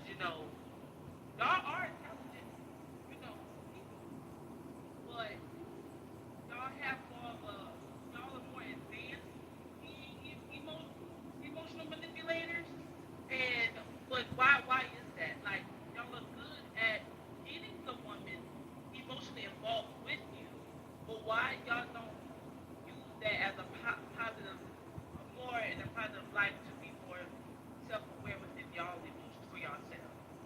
Oh wow. I thought that we didn't want to. I thought we agreed earlier that a lot of this wasn't driven by gender, but um, in either party, if you're being manipulated that easily, that means you're more emotionally invested in the situation than the person who's manipulating you. That's all it is. In the case that you've described, ma'am, the woman would be more emotionally invested in the man who's manipulating her. She got played because she allowed herself to be played. Well, no, it's not allowing yourself to be played, but if you are trusting that person, and if you are, and if you're like, having the open space to allow the person in your circle, no, you're not being emotionally naive. You're being emotionally trusting of that person. To be honest. You sure? That's what it sounds like you're doing. No, Not you, this hypothetical being, person. not naive. That's not being naive. That's actually Why? allowing yourself to Why be isn't it trusting other. naive? Why isn't it naive? You said why isn't it? Why isn't it naive? Because I'm with seniors that if you've been manipulated, there's some lacking on being able to reason that's happening on your part personally. Now I'm not saying that it makes. I'm not saying that it makes their what they're doing right. You know, like at all. Right? I'm not saying that the person manipulating is right or just or emotionally intelligent either. Actually, maybe I would. I actually think part of emotional intelligence is being able to manipulate situations, but that's a whole nother conversation. But I don't see how you can allow someone to lead you down a false narrative and you're using logic. I don't understand. Oh, you wanted to go to your or?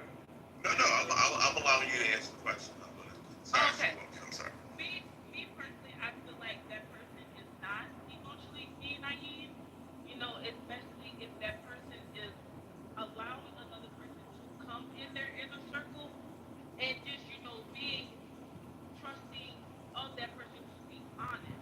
But if you're dealing with a person that he or she is so advanced on manipulating the emotion, yeah, you can easily get played and still be smart as hell. Like, you ever heard of a wordsmith? Like people actually being like good enough to play you just by having you in that vulnerability of trusting them. Why is intelligence I think what they're saying is if you're able to be manipulated with a verbal display, and you're not receiving action that backs that up, then that is naive. That is almost like a self swindle. It's like lending yourself to it. Somebody could tell you whatever, and if it is not proven true in action and production, then you are convincing yourself. They're actually not even manipulating you anymore. I would say you're convincing yourself. You are manipulating yourself into a belief that's not even present. It doesn't even have enough structure there for you to stand on it.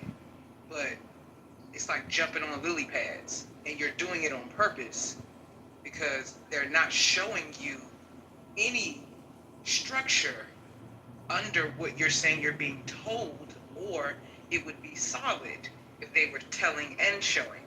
But if they're just telling and the manipulation is happening, you are lending yourself to it because you have no production. You have no produce. There's no harvest of the feast. That you have not harvested anything. You're just convincing yourself. That's interesting. Well, that's interesting.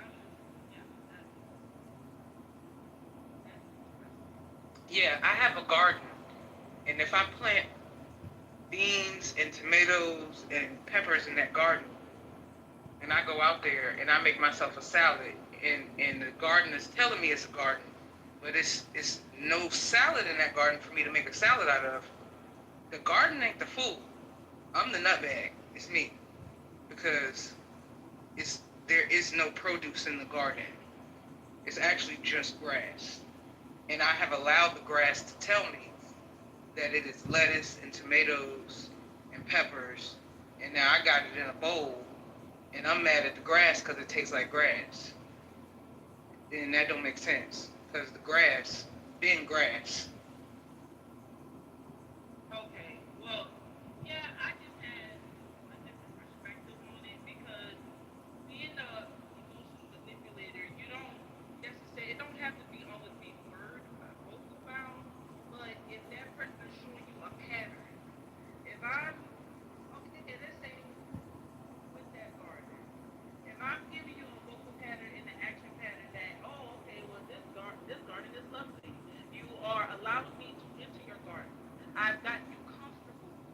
I've got you comfortable enough to trust me in your garden.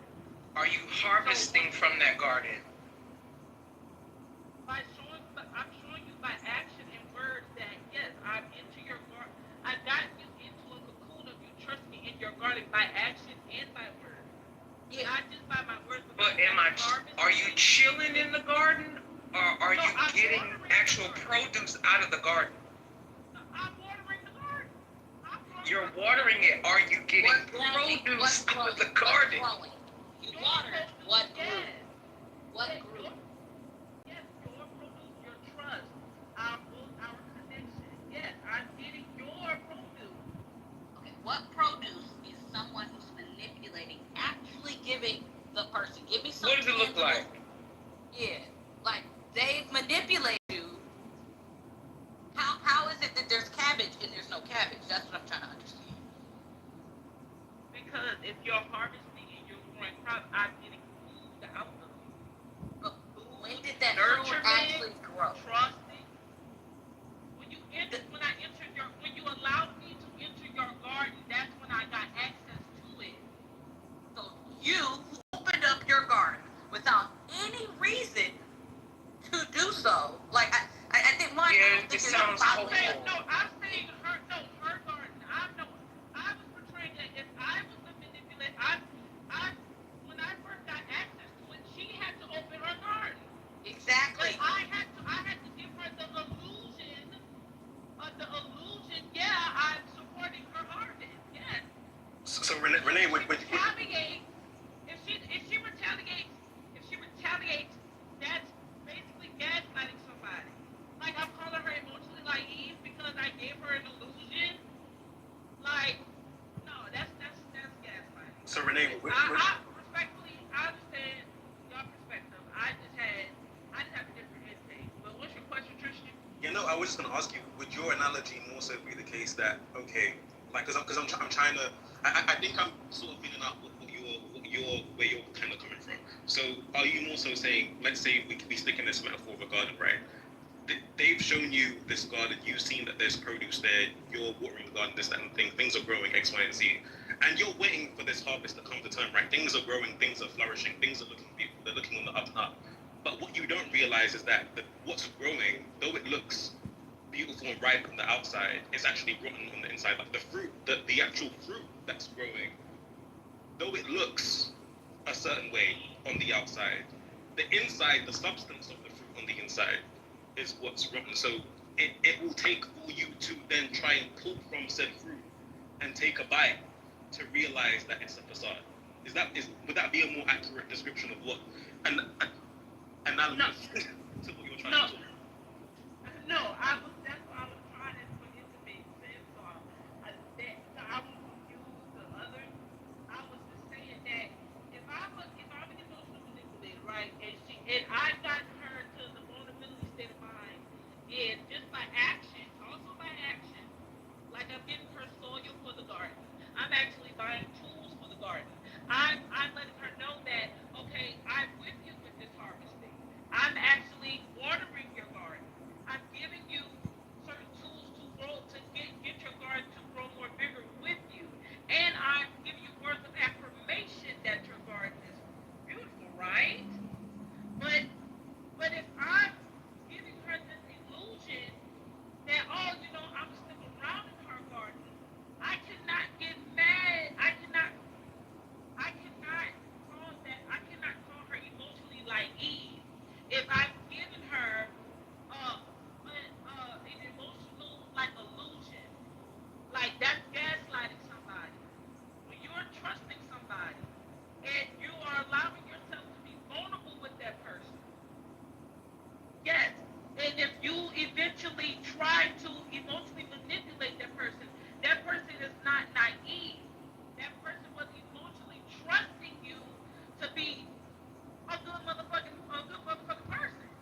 unless they were trusting it for an extended period of time and not getting any, I guess I'm struggling to see how a person could be knee deep in something that they have not received out of it. What would prove the security in it? Right. Okay. You know what I'm saying? Like how long are we talking? Are we talking 2 weeks? Like if it's 2 weeks and you being befuddled, that might not be the right word. If it's 2 weeks and the bamboozling is happening, well, all right, okay, somebody could have pulled the wool over your eyes. If we 3 months in, Exactly. So, okay, if that's the case, do you think women are emotionally naive when they get married? Like, do you think married women are emotionally naive when they trust a man to actually Whole lot of them, do yeah. life vow? Yeah, some are Some, not. yeah. Some are not. Some are.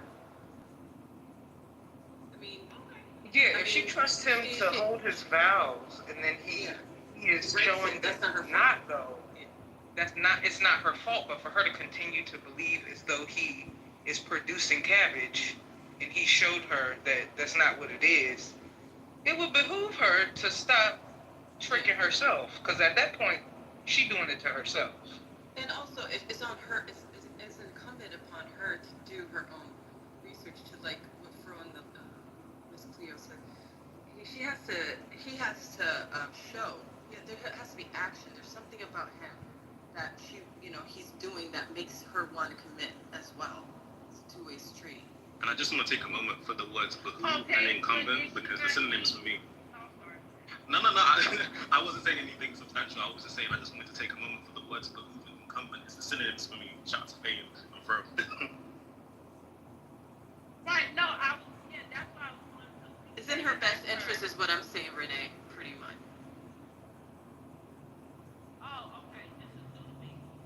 So, if a man is showing you something by action for a long, extended period of time, you're still the naive one because you was, trusting enough to No, that's not what Fur was saying. Fur said if he made a vow and a promise to her, and throughout the marriage he cheated on her, broke a vow, it's not her fault. That's not what we're saying.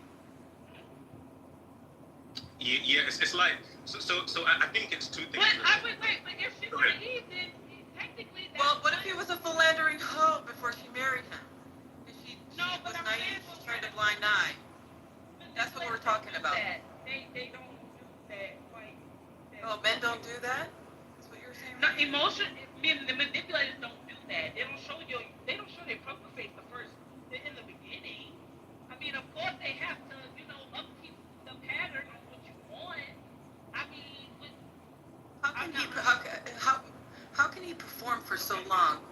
I think you guys are talking about two different things. I agree with you.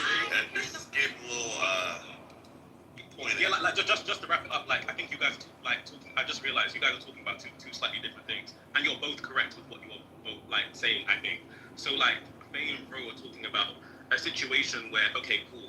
If someone has managed to fool you in a short period of time, okay, cool. You got me, because a short period of time passed and you noticed it. So in that instance, they didn't really get one over on you in that type of way, because it didn't take you long to realize. That kind of makes sense. You know what I'm saying? And then they're kind of more befuddled because they're saying, well, if that same thing was happening but over an extended period of time, but that's not what Renee's saying. Renee is more so saying the fact that, okay, this is someone that's a master manipulator, right? The master of disguise. So I think she's talking about a situation where a man has come forward and he's peacocking, right? He's showing his best self. He's making it seem like everything is sweet and dandy. I would say, Renee, in that situation, if someone over an extended period of time is showing you something X, Y, and Z, ultimately, I don't know if there's much you can really do about that, because that means that person has different intentions from the ones that they're displaying to you.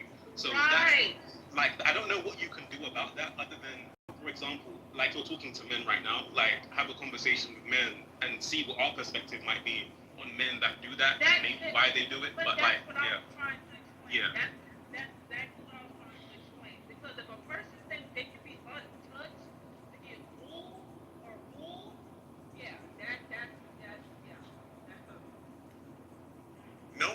can't be untouched, but it sounds like in the scenarios you were describing, there's a lack of responsibility for understanding that there's a risk in human interactions. And unfortunately, in situations you were describing, the victim played themselves. No, like that's what I was saying. If someone has a mastermind strategy of getting you in that vulnerability, then okay, if we're gonna put it like that, then there's no such thing as victims. What? If we're gonna put it like that, no, I'm saying if everybody's completely naive and they're playing themselves and it was their fault and they should just well, they should have known better, they should have known sooner, they had to Ma'am. There's a difference between there's a degree of reasonableness here that seems to be that it's not in play. There's an expectation of people when they act in good faith in a relationship. But if that person's not showing you the quote unquote buying signals which you would expect to become a husband or a long term partner, and you continue to ignore them, then that's your fault. You played yourself. I don't know what part of that don't you understand. No, I'm not talking about red flags that you see at the beginning. If that person ignores the red flags in order to ignore something, yeah, okay, yeah, that person would have to show you red flags. Okay, yeah, red people can ignore it. I'm talking about when that person don't show you red flags. When they are mastermind of showing patterns that you want that they know to upkeep. There is a that does exist. I'm not understanding what you're saying. If somebody's a mastermind having a poker face, you know they will not give you red flags. No, they won't. No, they won't. No. I mean, I understand your perspective. I ain't trying to have a argument, but it's just interesting to hear other people's perspective of, when people call people naive, when you trust people, it's interesting. So, yeah, I mean, I don't want to take much of your time.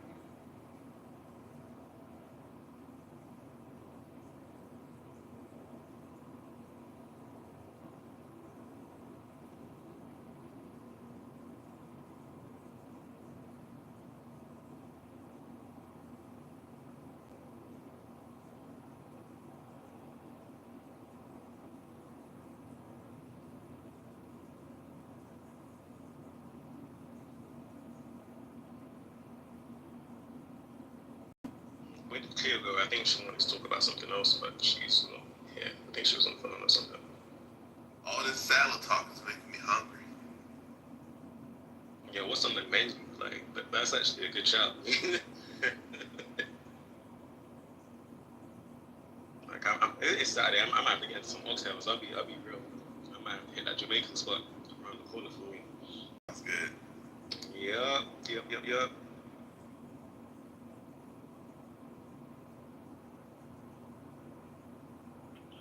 This has been a pretty interesting conversation. I just listening, but I didn't want to, but it's pretty interesting.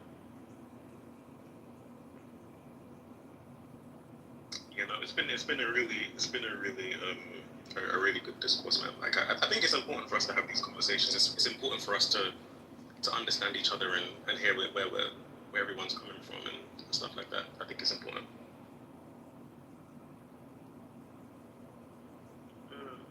Yeah, I disagree that certain things are like done out of emotion.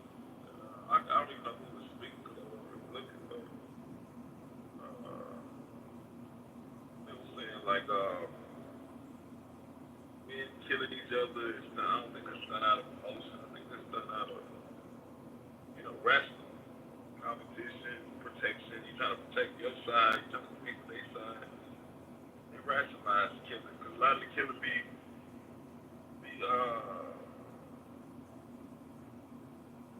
it just be the game, status or something like that. Situations can't respect the status and access and power. It's not necessarily emotional. Same with buying a certain car or dressing a certain way, or it's about status and access and power and money. It's not about a feeling. You know what I'm saying? Yeah. No, no, you know what's so crazy? Because you just reminded me. I think when I got sidetracked earlier when Cleo was talking, that was like part of the point that I wanted to make to Cleo. So if she comes back, maybe one of you guys can remind me, or maybe back you can reiterate it and you can tell her like your thoughts yourself. Like, because that was a really good point when she was talking about, you know, the fact that, you know, men go to all these wars and X, Y, and Z.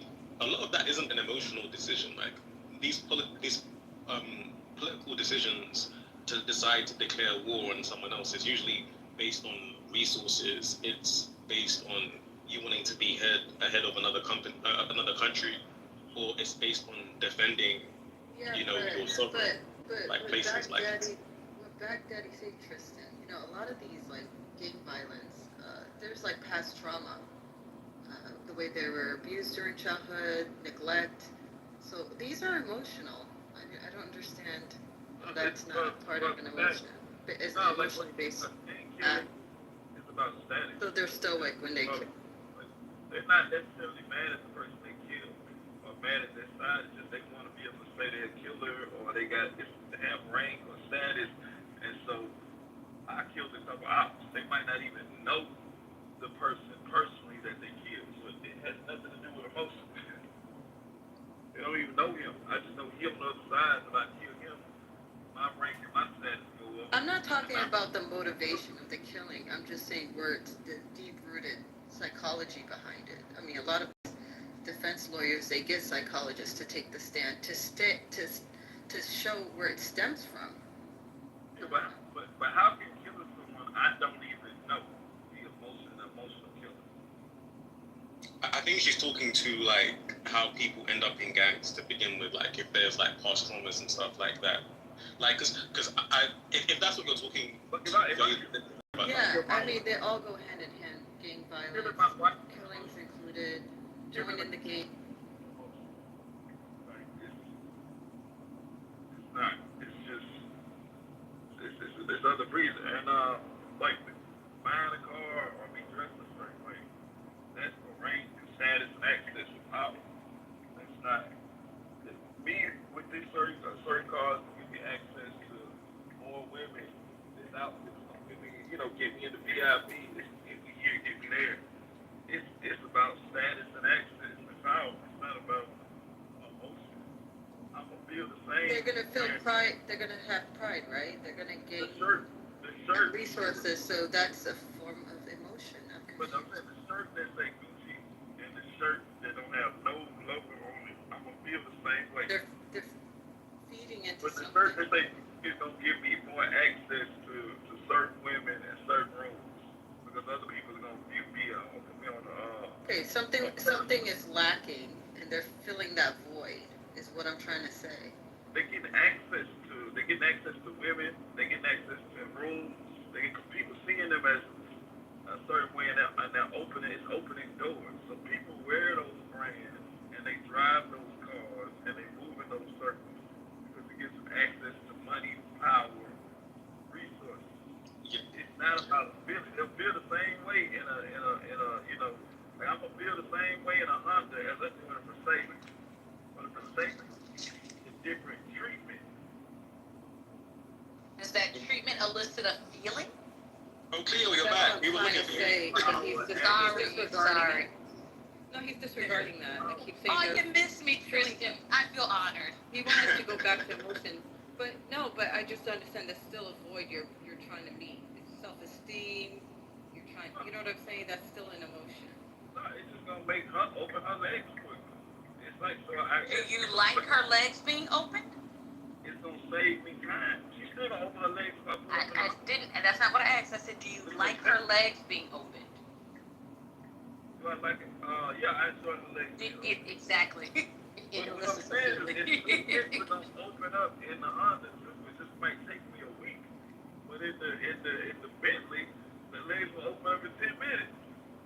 So it gives me access to the legs quicker. Is this a joke? Like I'm gonna be right back. I can't. I'll be right back. I'm gonna make coffee. I'll be right back. Do you know what's crazy, Bag? I feel like you're both right, but like at different stages. So I think, Bag, you're talking about like one stage where like maybe the emotions aren't involved yet, like you're feeling, but you know that there's a reward to come at the end of it. So whether it's the access, right, or whether it's, you know, the women or whatever the case is, maybe wearing, because I know what you're speaking to, and like I've got like mentors and a lot of people that I work around X, Y, and Z, and like obviously the industry that I'm in, there is actually emotion involved in the vehicles because like we do a lot of things in the automotive space and planes and shit, and like a lot of these purchases, we call them emotional purchases because ain't nobody need to be spending 5 mil, 4 mil on a car, but you do because the art, you know, I feel this. Look at the gorgeous lines, look at X, Y, and Z, right? But there's duality as well, right? There's like, okay, I'm getting it because it makes me feel good, like it's so visceral. Look at the textures, look at how like it feels to hold the steering wheel and like the Alcantara and the stitching and all this other stuff, right? Like you spec the car out. It's a whole like fanfare, right? Like it's very emotional in that sense. But for people that aren't really into cars, that do it for business reasons, it is literally a business decision because they know that they're gonna be taken seriously in certain rooms. But even though they don't care to have the Ferrari, they don't care to have the Lambo, they don't care to have it, but they know that when they pull up, people are gonna take notice and they're gonna take them seriously along with their peers because that's the industry that they're in. So they have to buy in, or they feel like, and there's the feeling piece. Well, it's not really a real feeling, but they think that they have to do that for people to show them that level of acknowledgement, and they have to wear, you know, the Italian suit that's fitted with the threads and the lining and X, Y, and Z, because they know when they walk in with the hublot on their wrist and X, Y, and Z, the who's are going to take notice of them and they're going to be allowed to enter into certain rooms and X, Y. That is true. That is true. But then the acknowledgement, how do they feel then after that? Like, what does that make them feel like? And is that feeling what they're chasing? Or are they just chasing the status of it? They're chasing legacy. They're chasing generational wealth. They're not chasing experiences. Right. Women are more chasing experiences. Men are chasing something tangible to pass down. We chasing money, power, access, and we chasing our last name so we can pass that down to our kids and they can stand up on the last name. You know, now I'm like the Barack Obama. Now the Obama name means something. You know, now his daughters have that last name. It means something now. Men are chasing that. Women are chasing experiences for the most part. Both are chasing feelings though. Like there is a pride that you feel in your name meaning something. Like there's not an absence of feelings. The feelings are It's not like that. It's the power of that name. No, it's the power create. You all keep divorcing feelings from shit. But I'm saying a man will endure misery for his name. Another feeling. So it's not. So he's not doing it. He's doing it for the power of the name. That just power. No, because you have some men who won't snitch and do 10 years in prison. He didn't want to do 10 years in prison. That didn't feel good to do 10 years in prison. But he didn't want to put a snitch jacket on his name. Because he has pride in what his name means. Like, here's the thing. Because it's not one feeling, you want to say it's not any feelings, right? And that's not accurate. There is all of these things are in ego and pride, which are like, what are we talking about? Like power, status, all of those things elicit feelings. Saying it 10 times doesn't change it. He ruins his name. He ruins his brand. He can no longer make money and build generational wealth for the people that he cares about. So he'll sit in jail. He'll go through the trial process. So when he get out, he can go on tour and continue to build his wealth. a woman would have been snitched. The average woman, some men, they gonna snitch too, but no woman is holding down like that because she don't want to go through the hardest experience in jail. That's actually that's not accurate. My aunt went to jail to hold down her husband. Like, what are we talking about? Like this It's finish. No. I went on mute so I didn't cut you off because I realized that I was part of the problem. So I reflected on that. Now you go on mute while I'm talking. Because this shit is ridiculous. Like it's crazy. Yo. Okay. You tell me when you done because I swore you finished and I started talking. So you let me know when you're done. Stop talking while I was talking. I never finished. Literally stop talking, but go. Let me know when you're done. No, a woman is more so takes and feelings quicker than a man. Yeah, there's some men who are in that, that feminine mode, and there's some women who are masculine. But for the most part, generally, a man is in it more for access and power and resources and competition, and women are in it for experiences more so. Are you finished? I'm finished. Okay, use the mute button, please. And experiences and all of those things elicit feelings. Like, we keep trying to divorce feelings from things that they are a part of. They elicit different feelings, but they're still feelings. And this idea that they're not, oh, it's my name, pride. It's this, ego. It's that, joy. It's that, happiness. These are just different, feelings. Now, how you get those feelings to express are different. So I don't disagree that men might. Who is that chewing on the mic? Can y'all hear that, or is it just me? Oh, it must be Harry. He's the only one with the mic. Harry, can you do me a favor, boo, and go on mute? Okay, I'm just gonna mute him myself. There we go. All right.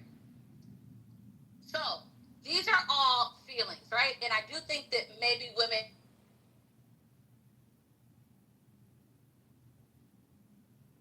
get some of their feelings through output of things.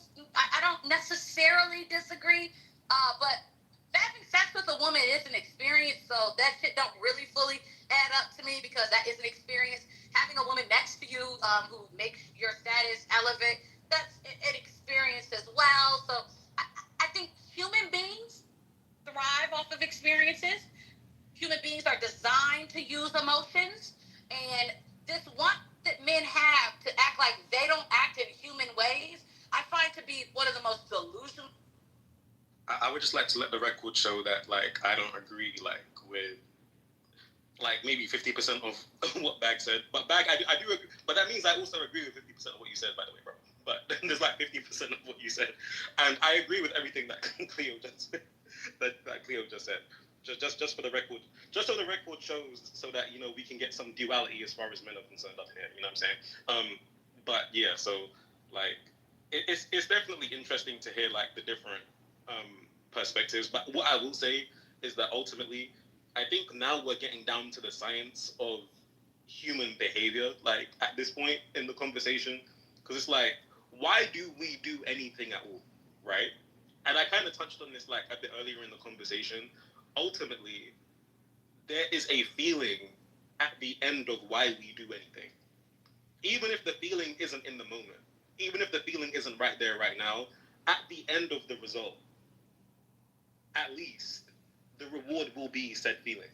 So even if you don't get to enjoy comfortability in some form of feeling right now, and you're not living in that feeling, which is kind of hard to believe because humans are typically feeling or experiencing something, even if we're not conveying said emotion. But the feeling is coming at some point that we're chasing, why we're doing anything, why we're working for something, why we're building something, why we want to experience something, why we want to be in a room, why we want to have access, why we want to have status. There is a feeling associated with it at the end, at some point. There has to be. Otherwise, why are you doing it? Why do you want your family to flourish? It's not just because you want them to flourish. How will that make you feel if they flourish? There's a feeling. It's all a feeling. But then when you look at how kings were raising their princes, how they were raising their sons, how they were raising their heirs. They were the prince was constantly being under pressure. He was constantly being tested. You know, after that test is done, here comes another test. The prince was constantly going through hardship, and that it was training him to be calm, to be more relaxed, because to be more in control of his emotions. I don't know, like great leaders have to be in control of their emotions. Like I said before, women and children they can be over emotional, but men have to keep their emotions in check.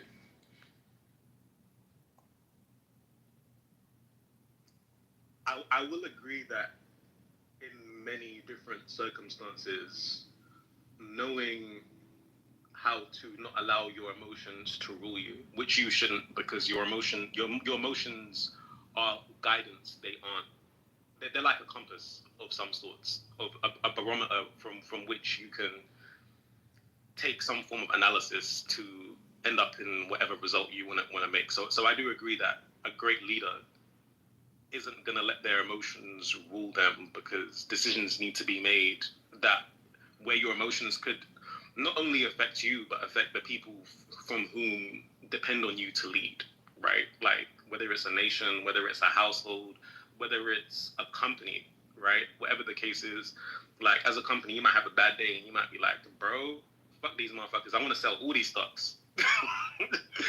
But your board of directors might be like, you want to do what?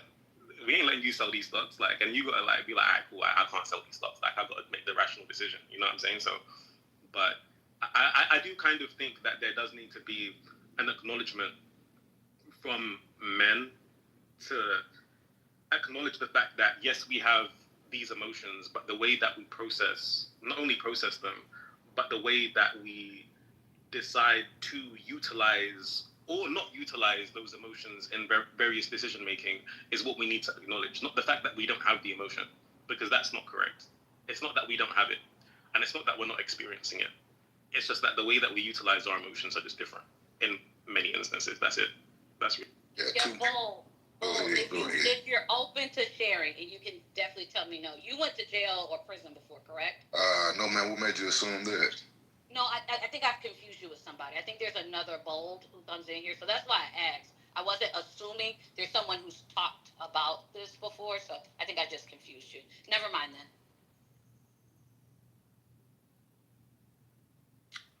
But Cleo, you wanted to have another conversation regarding the levels of emotion. Mm-hmm. Yeah. Because men say that they like, or you said, I won't say men, because I'm pretty sure you share that men don't experience the range of emotions that women experience. There was a way to actually give a nod and a compliment to women, but I kind of disagree with the sentiment in general. So I wanted to hear, like, what are these emotions that women experience that men don't experience? Right. So I know everyone's background might be different. So like when I give the analogy of like this might not register with everyone. So I'm trying to think of like a good way. Okay. So for example, right, when I say a wider range of emotions, I'm not talking about the type of emotions, because and you know when you talked about the wheel of emotions, like the wheel that the emotions are on, that would be like the type of emotions, right?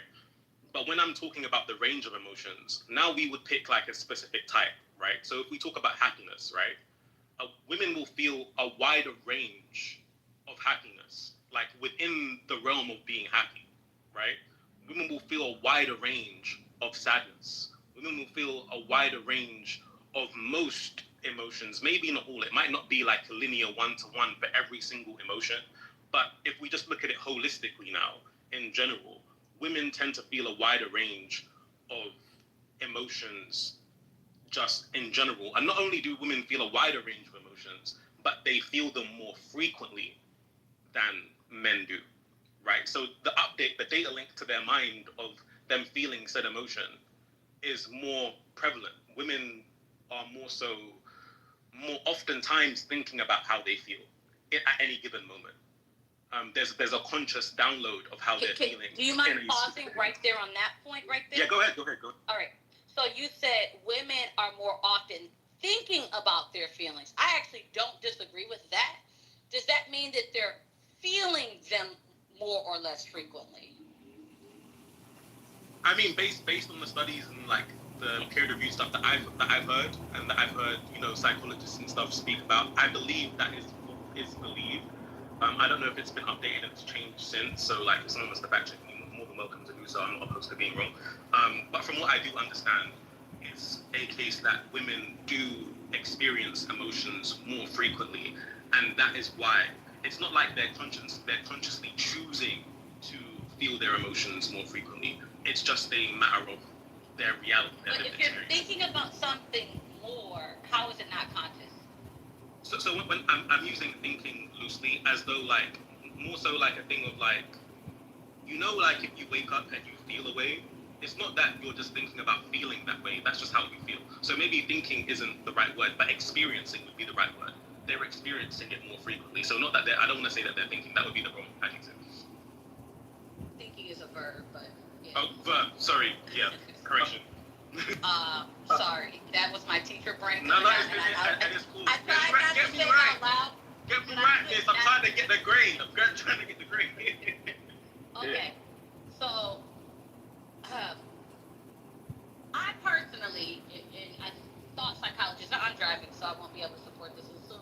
I left my headphones at home, so I'm not even going to be able to talk to y'all. I'm a little disappointed about that. But I think people are always experiencing a feeling. If we look at like the feelings wheel, one of those feelings is always happening. So I don't understand how women feelings are happening more when people are always in states of feeling. Now, this maybe we disagree with that first statement. So if you don't agree that you're always in a state of a feeling, then my premise is going to be off base because we don't agree in the foundation. But I believe people are always in a state of having feelings, therefore you're always experiencing them. So I agree. That's true. We're all experiencing the same feelings.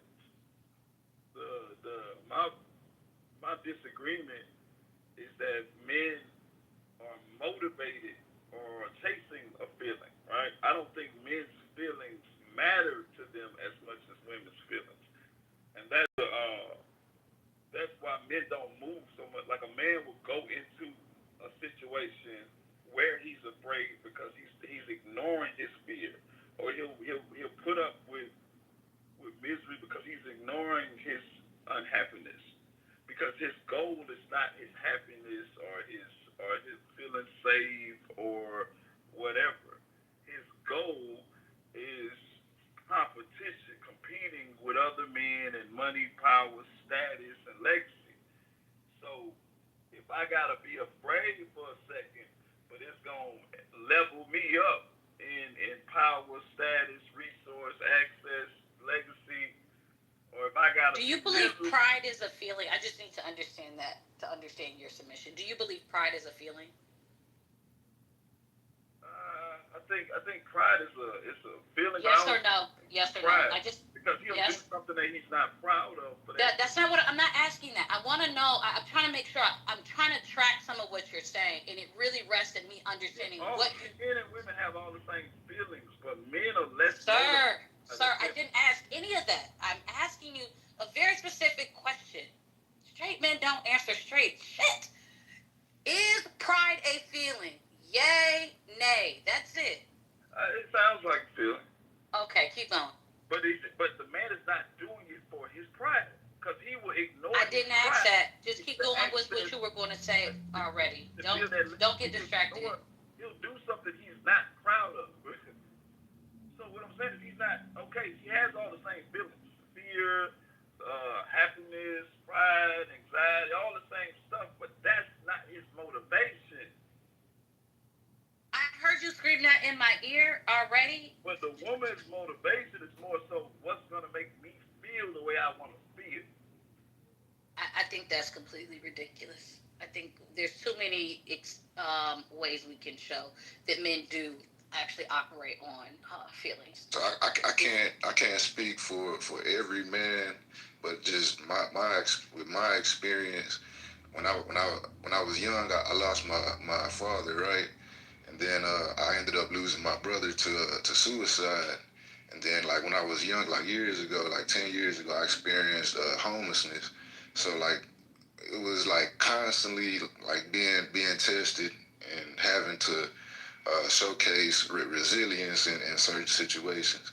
So I finally reasoned if like the most like if this nightmare happened, like what can impact me? The worst thing that could possibly happen to me has happened. What else can impact me? So I had to come to eliminate emotions for my survival. Otherwise, I would have drove into depression and ended up like offing myself, hitting the off switch. You wanted a feeling of peace, correct? No, I didn't want to feel emotions at all.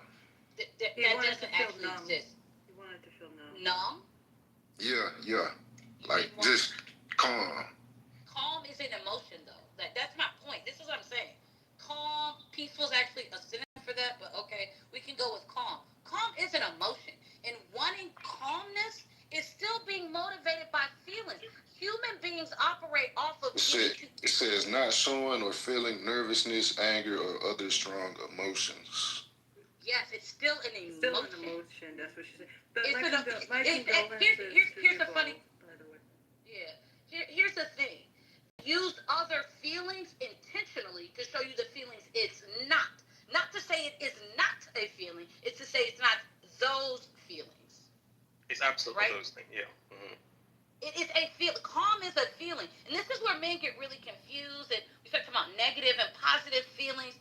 All feelings are good. They're what give your brain signals of what you should actually be doing. You are absolutely motivated by feelings, and thinking you're not is actually delusional. Like, you want it to be in a state of calm. That's a feeling of calm. That is a feeling. I guess you're right. Yeah. It is not bad. I think men have been trained to think that having feelings and using them in any kind of way is illogical. It's not helpful. I think it's super logical that you said, I'm not in a calm state, and I need to be in a calm state, and I'm going to make these decisions to get there. Yeah, that's super intelligent and responsible and logical. And this idea that men should not operate in considering of their feelings and that they operate beyond them, they're not motivated by them. Most wars are started based off of somebody's feelings. Most of the niggas sitting in jail did something because of their feelings. Like, this idea that and I say we because humans are motivated by it. Y'all want to not be connected to your feelings is super problematic. Yeah, I think that's very problematic as well. Like, I mean, the idea, the idea that you're not in tune, with your emotions, in one way or the other, or that you can't balance it, is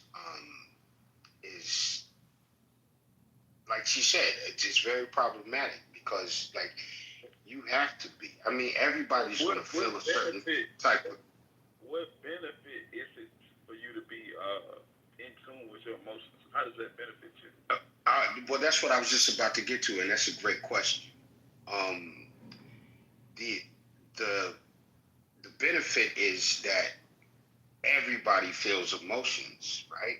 Like the whole idea that you're never angry, or you ain't never sad or depressed, or you're never happy, or what? No, you go through the range of emotions throughout your day. You go through the range of emotions throughout the month, or just period in your life, right? So like the idea that you shouldn't know how to balance those things is what keeps us safe and healthy, right?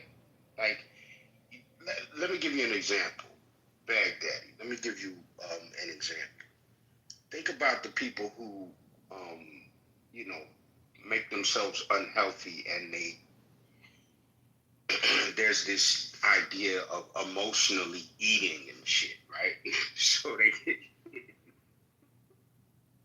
they go get that whole pint of ice cream and shit, or they eat bad food or whatever, and they don't take care of themselves or balance themselves to say, you know what, I shouldn't do that. Let me go to the grocery store and and get the food that I know is proper for me. Let me emotionally balance myself. Even though I'm angry right now, even though I'm sad right now, even though I'm happy whatever, pick an emotion, right? So Playing it. emotions. I'm sorry. Basically, what you're saying is ignore your emotions. No, I'm not saying ignore. No, I'm actually saying pay attention to your emotions. Pay attention to your emotions and know which emotion does what to you, so that you can either counterbalance it or flow with that emotion. Because like, obviously being angry is going to put you in a bad position, right? Being depressed is going to put you in a bad position, right? But being calm is going to put you in a good position, right? Being happy. Acting out of calm, it could put you in a bad position. Just do what makes the most sense. Do what's most beneficial, regardless of. Right. Exactly. If you're calm if somebody's attacking your wife and you're calm, that's not a good thing. So calm is not. Well, it depends. It depends. No, it depends. See, like, listen. No. Look. Let me show you how it depends. Because as a fighter, as somebody who grew up fighting a lot, I grew up fighting a lot. Calm is probably the best thing you want to be if somebody's attacking your wife, because you need focus as well. There's a lot of factors in it within. You need to be attacking the person who's attacking your wife. You don't need to be calm. Listen. That doesn't mean that I'm not. It doesn't mean that I'm not gonna hit you with a lot of force multipliers or do the best that I can to defend. It just means my mind needs to be focused, calm, so I can see what's actually happening at the moment. Because I've been in that situation where I'm. Eliminate the threat in front of you. You need to. No, I know that. Yeah, but listen, the person who eliminates a threat in front of them needs to focus. They need to actually be focused, because they don't know exactly what the threat looks like. You don't know if they have a weapon. You don't know if they got other niggas. You know what I'm saying? You gotta assess the situation. You gotta assess the situation. So it's best for.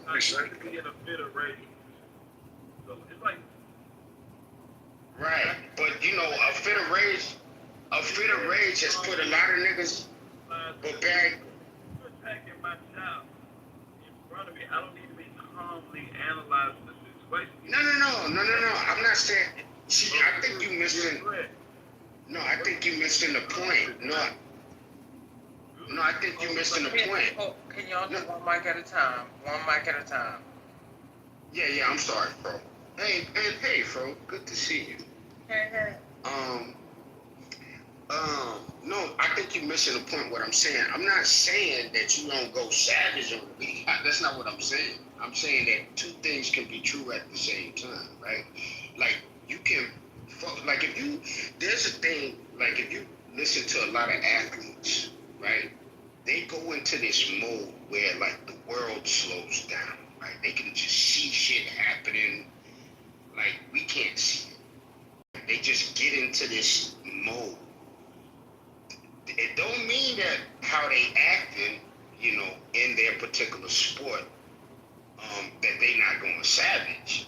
That's not what I'm saying. Of course, obviously, if somebody is, threatening my child, or maybe threatening, the love of my life, or whatever, right? You just, obviously that's going to upset you. But But to be focused, you got to be focused to make sure that you understand exactly how to go savage. You know what I mean? Like you can see the little, you can see the little dust flying by your head, and you can see that little bird in the back. You can see, oh, he got a nigga over there. Okay, all right, cool, whatever. All right, I'm gonna hit this nigga over here. I'm gonna hit him with a left right here. Hit this dude over here with a right. You know what I'm saying? And I'm gonna run to the building, get the blicky. I'm gonna do, like calmness is what I mean is both can be seen.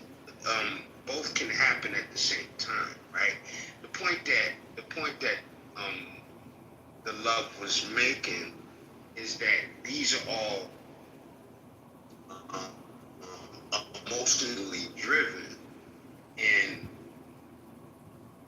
to be able to balance your emotions is necessary for us as men to be able to, if we ever get into that situation, to be, to protect or whatever it is that we need to do. And it. You in the matrix, Grumpy. I think you have to ignore whatever emotions it's not going to solve the problem. You got to ignore it. Because that's what's going to solve your problem. But at the end of the day, your legacy is riding on it. Your power, your access. Like if you allow someone to publicly disrespect you or check you, it's going to limit your access to your power. Because now everybody thinks you're sweet. And so now you can't move. So once you let somebody punk you, you can't move the same way no more. So if somebody say something, you might slap the shit out of somebody. It might not even make you mad, but other folks saying it, you like, yeah, if I just let him talk, then everybody gonna start talking to me. Then ain't nobody gonna shop with me no more. So this man just said something out of the way, I gotta slap the shit out of him. Just to prove the point. But it's not necessarily. That's crazy. Yeah, I think this conversation is it's taking a turn. I want to call it an ignorant turn, but it's definitely taking one. I don't know where we want to go with this, but it's not giving productive, man. I can guarantee you that whole idea that men are effective when they forget emotion or how they feel, that they are more effective. I would guarantee that the people around you would tell you that you function in emotion. You have convinced yourself that you don't. You are attempting to convince others that you're not. But actually what's happening is you are fully fledged functioning in emotion. If your response to things is swinging on people because how you may be perceived. They can affect my access. But your access is already affected, Baghdadi. You believe that your association with dumb women is a benefit to you. You said that men do for the status, not for the experience. Men do things. Wait a minute. Men do things for the respect, not for the experience. Women do things for the feeling and the experience of things. Yeah, you intentionally seek out women that you say are dumb, are stupid, dumber than you. And you do that because you enjoy the experience. You do it for the experience, Baghdadi. So, no, yes. You're doing it for the experience. You have to be, or you wouldn't have the boundary on those women being smart. When the women are smart, they challenge you, and you don't like that experience. You said it in here before. It's recorded. That's not what I said. Like, why y'all remember emotions and everything wrong?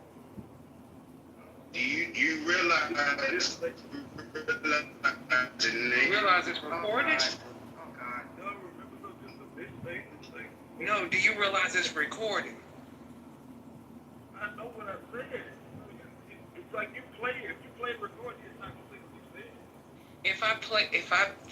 if I find the recording, if I were to go find the recording bag, if I were to go find the recording, it's you saying, it is you saying that you prefer, it's you saying that you prefer to interact with women who are dumber than you because the women that are not challenge you. It is what you said. What I said is I prefer women who are dumber because it's safer. You enjoy the experience more. No, I said it's safer. You enjoy the safer experience. Okay, so you're saying it. Yeah, I'm about to just. Why would you I'm about to just find somewhere else to be. why would you wanna be with a woman who's dumber than you, bro? That's weird. Like why not get with one that's smarter than you, and then like she'll Because he doesn't have criticize you? status. That she'll criticize Smart you. goal. Criticism. He will no longer have status. Listen to me. Look. Criticism is a tool for improvement. It's not a choice for him. The smart ones don't want this stuff. With damage your legacy. If she's smarter than you, or just as smart as you, but she has the police department at her disposal, she has the media at her disposal, she has the legal system at her disposal, she can set you up. And then she has more resources to fight you and destroy you. She can take your kids away from you. So you're right, bro. He did say it. From your money. See what I'm saying? Yeah. So he did say it. You don't need the replay. Smart enough to set you up. She can destroy you. We've seen a lot of men get taken down by smart women who lied and played weak. Okay, so either way, you prefer the experience. And like look at the situation with Diddy Cassidy, right? Long relationship, whatever. She was complicit in it, but then Diddy said, "Oh, I'm a victim." Bag. Millions of The dollars. point is, you enjoy the experience. She wasn't He prefers it. Right? But she said, I'll be a sex traffic when she didn't get her way. So what I'm saying, so when women, but she wasn't smart. I'm muting you because you're not following the point. You stated that women do things for the experience. I'm telling you, you do things for the experience as well, No. ma'am. Yes, you do, ma'am. No, but did you get my Yes, ma'am, you do. Sir, did you get my point? Sir, you don't get your point. Sir, did you get my point when I said why I said it's safer to be with a dumber woman in this society? I'm getting what you're saying, in that it's boiling down to you prefer the experience. How do you strategize with a dumb woman? I'm just going to protect my I tell you what. Okay, well, let's move past that part because the conversation is going nowhere every time you get the microphone. Anyone else like to speak? Yeah. And you in the Matrix, Grumpy. It's all bad. The whole stage bad.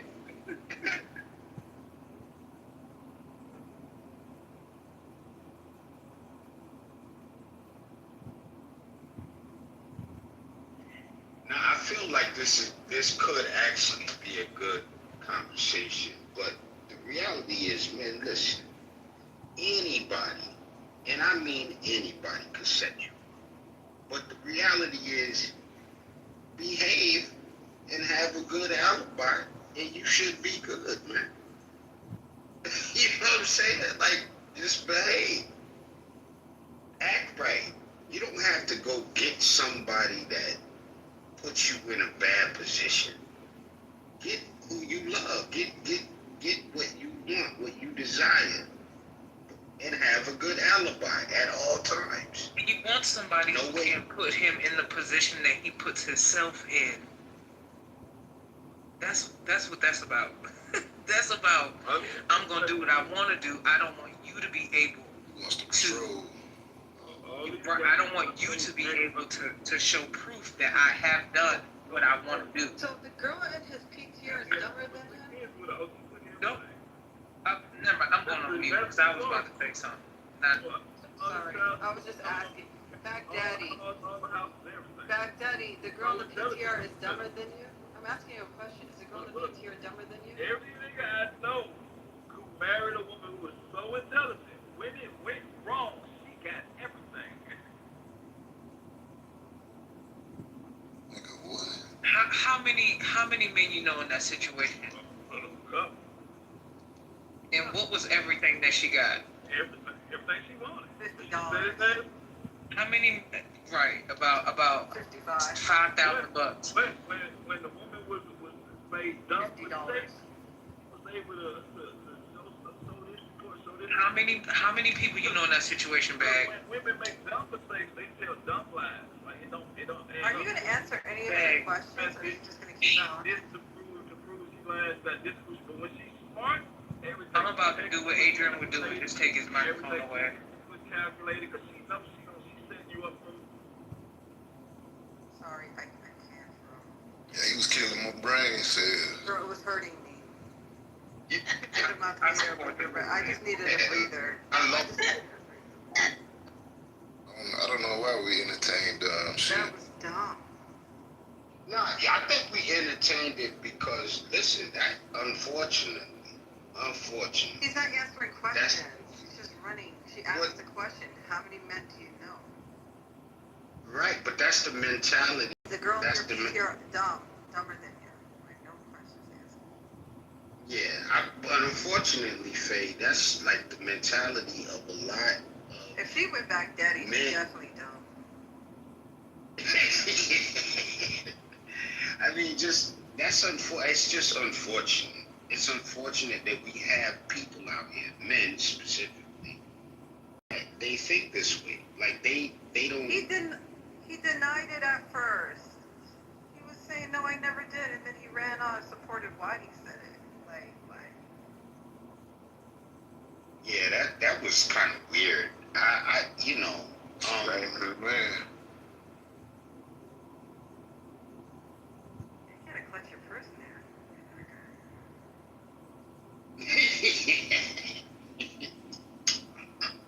Walk across the street. He could have been disappointed in us for entertaining it, so it had to go. I'm sorry. I don't know who wanted him. I couldn't. I'm sorry, guys, if you wanted to hear the rest. Tay, you want to add something? No.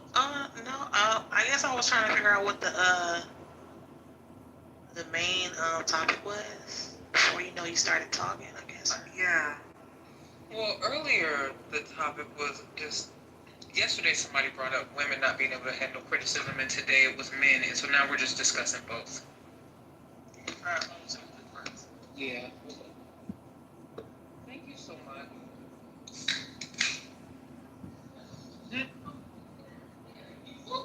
I know. I'm ready to. They said maybe Monday.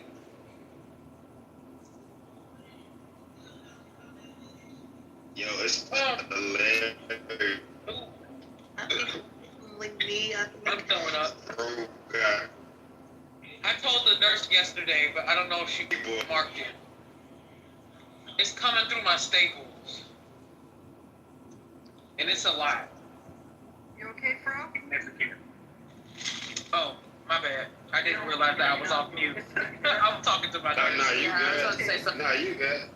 Yeah, I just want her business out there. Yeah. She did it on purpose. Thank you. No, Faye, thank you for catching. My bad, y'all. No, it's okay. I'm just making sure you good. I'm just earling. Sorry I earled in the microphone. I played back daddy. I'm so sorry. For real. I played back. That's okay, though. I played back daddy. Just told the nurse. I gotta be sick. Yo. No. That's hilarious. Yeah, listen, I don't know if he could. Yeah, I just had a major procedure. I don't know if he could rub two brain cells together, man. Just general concept. And see, and this is the problem. I know in the top it talks about men and women, right? But man, listen, man, we gotta do better than that. You gotta.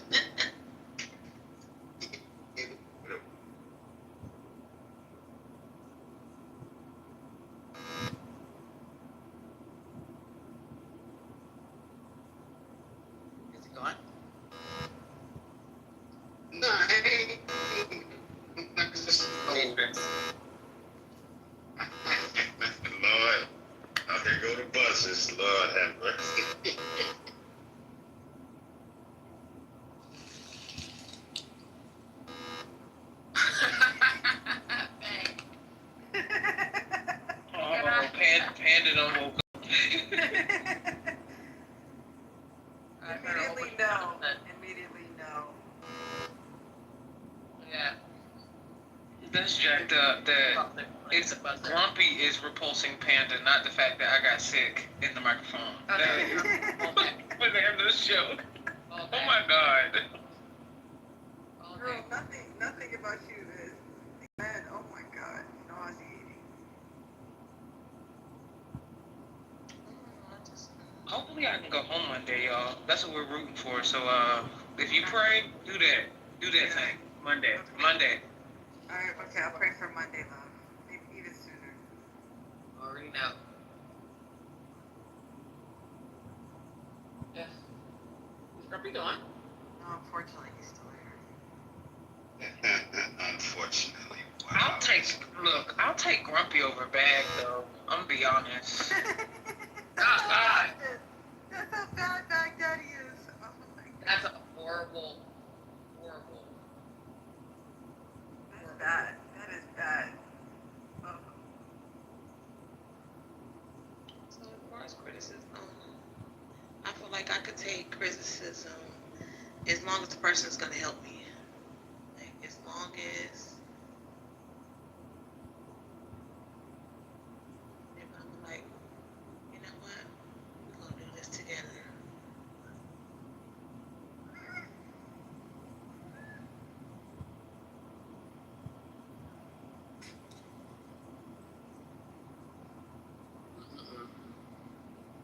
You know, we had a couple hours ago, we had a Panda, when you weren't around, we had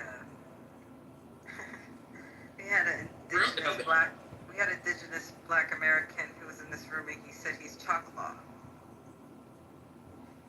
He was who? Choclaw. He was gonna say Choctaw, but he said Choclaw. It means No, he didn't. I timestamped it. It was something. No, he did not. And then we asked, where is that? Where are they? Were they at in the U.S.? Couldn't. But he's Choclaw. No, he didn't. Promise you.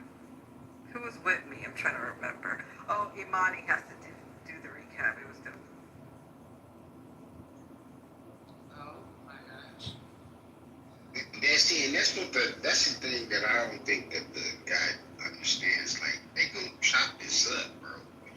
It's literally called for research purposes only, nigga. Like, what do you think is gonna happen, bro? 80 was enjoying it. She was enjoying the discussion. She said, "Oh, y'all let this just happen." I said, "It's research purposes, 80. Let them speak." With a guy who was like him, you know what I'm saying? It was so dangerous. It was very dangerous. You know, you want to pop off with it. Yeah, people like that, unfortunately, tend to be very violent and abusive, and that's not cool. That's just not cool. Like, the fact that you would say, you know, I want somebody that's dumber than me, or, you know, that tells me how that probably you've been abused or maybe bullied by other, you know, people who have, you know, a little bit more strength than you. You're talking about Baghdaddy, yeah. Like, and so, like, it just tells me that, you know, it tells me that basically you're trying to get your lick back through weaker women, which is nuts. He's grown up, two-parent household. He loves his parents, grew up pretty well. You know, they're in business together and everything like that. He doesn't have, you know, doesn't mention anything along those lines. You know, pretty stable, nice upbringing and all that good stuff. Yeah, but that doesn't mean that you haven't been abused or somebody hasn't bullied you or whatever. It just tells me that you're weak, right? Like, you got bullied at some point, or maybe you got, you know, disrespected, and you never got to live. A brat. I'm sorry. Or he could be a spoiled brat. Or he just could be dumb. From Southern than you. He could just be dumb. Yeah, and all those things can be true as well. He could be diagnosed by just like, you not realizing what you're doing right? Well, now it makes no damn sense. You know, I'll sit around talking about, you know, put some abuse on some people's head. No, I don't care. I just, it's more like, what you're seeing right now is super weird. There you go.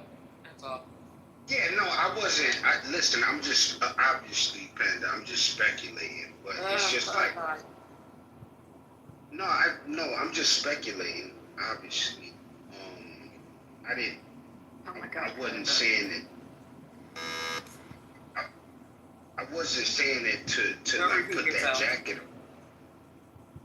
Lord have mercy, Panda. All right. Please. Good morning, everyone. Happy Saturday. Happy Saturday, Panda. Whether you like it or not, I still love you. Thanks, bro. Hey, bro. I agree with what you were saying, only because I've dealt with a man that was like him, so he definitely was bullied. Did that man have a two-parent household? No, he did not.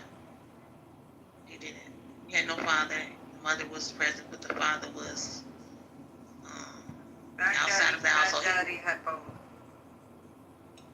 Was he also in business with them, owned properties? But you know what, you guys? Maybe it's possible that his dad was just visual in the household, and he wasn't like, he was just seen and not like physically involved, like, mentally and physically involved.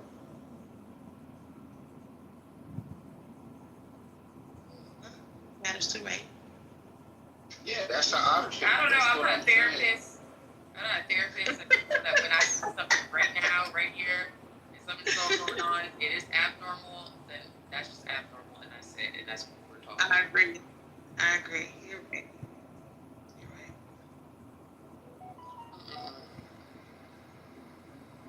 right. Oof. Seems like you guys had an eventful morning. How long has this program been? A while. So what do you guys want to talk about? Let me see. I'm gonna come back. What's gonna happen is we need to move this dang room before we lose it. Yeah, shut it down. I'll be right back. All right.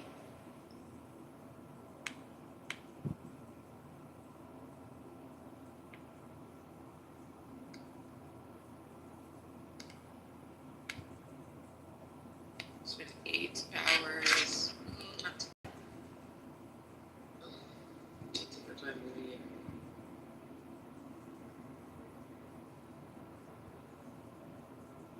Yeah. Got some of that ghetto was gone.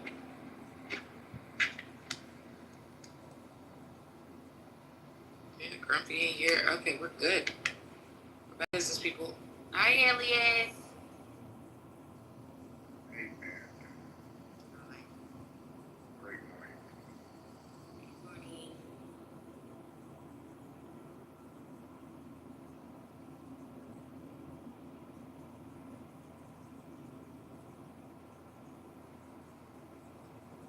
I think people just have simple brains. That's pretty much it. It's just a simple mentality or whatever. Yeah, it's like niggas trying to argue finishes with start points. Mm-hmm.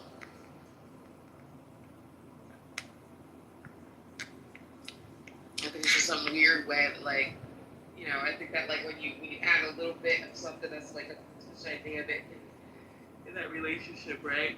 Or you suggest something that just it may be extremely normal, but it doesn't make any sense. Like, it's like, you know, for a simple brain, you know, it just doesn't make any sense.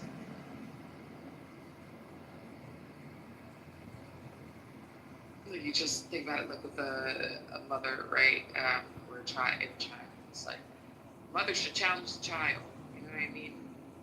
Gosh, no. Mom's just supposed to take care of the kid. Mom's just supposed to do this. It's like, freaking duh, of course. You're supposed to do that to your child. You're supposed to, you know, like, what? Of course not in excess. Of course not anything ridiculous. Not to know, like, extreme ridiculous. What's so abnormal about that?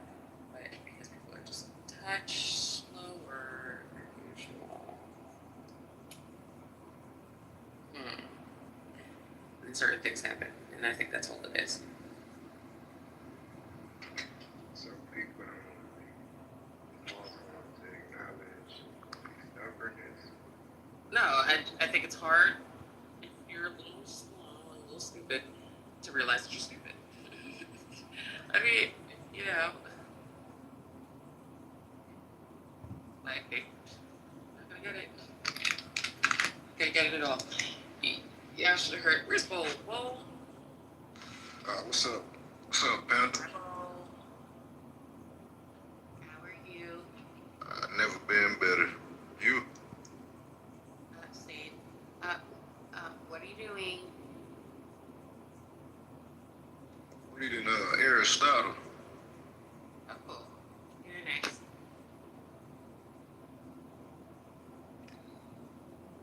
Okay, fine, I'm gonna tell y'all. Okay, so, Elliot, I asked Cole what state Utah was in.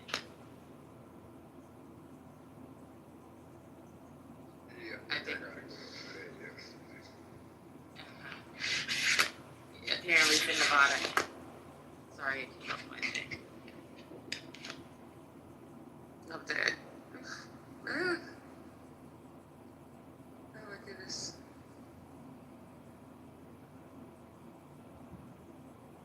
Mrs. Lady Balls, that's so funny. Alright, let me create another room.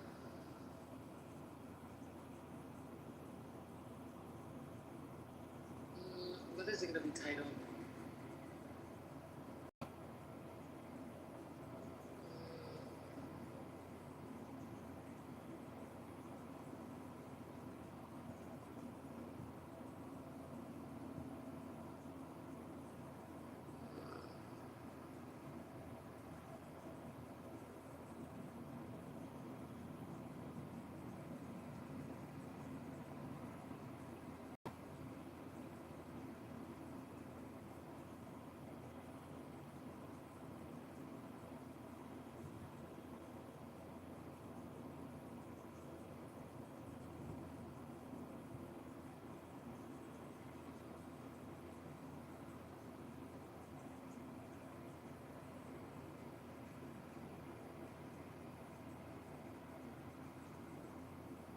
Alright, I think I have a title.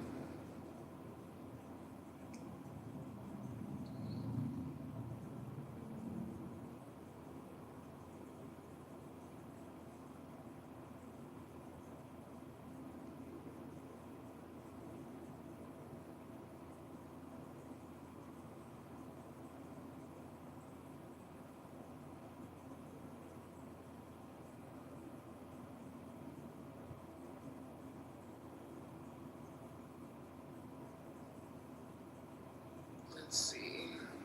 Today. Wait.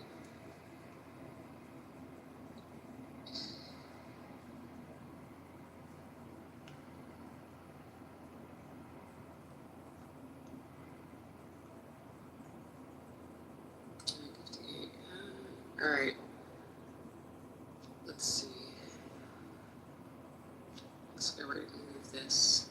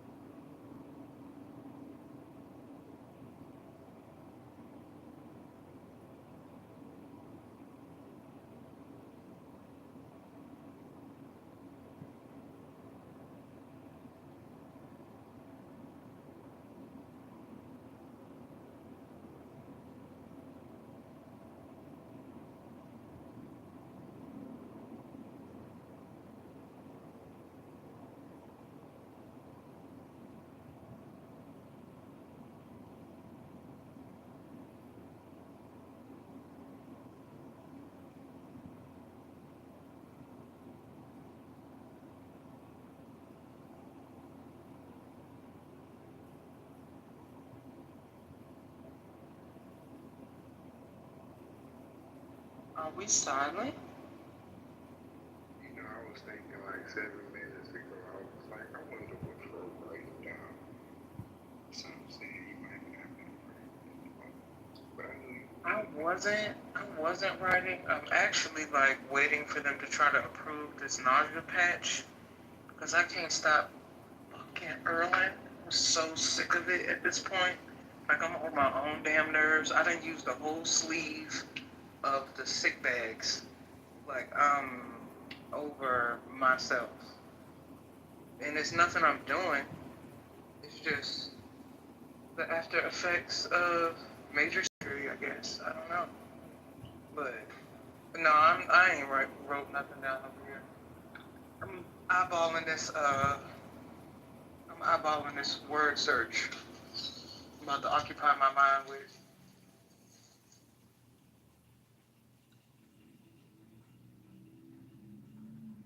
word search.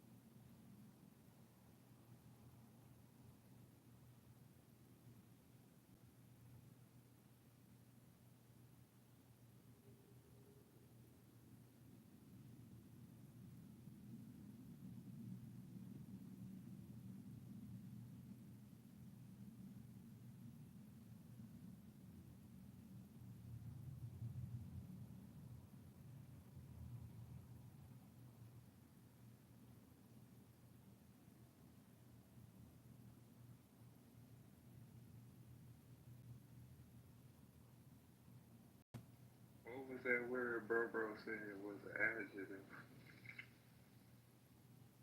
That was a word. That shit was kind of funny because he was, yeah, that shit was pretty funny.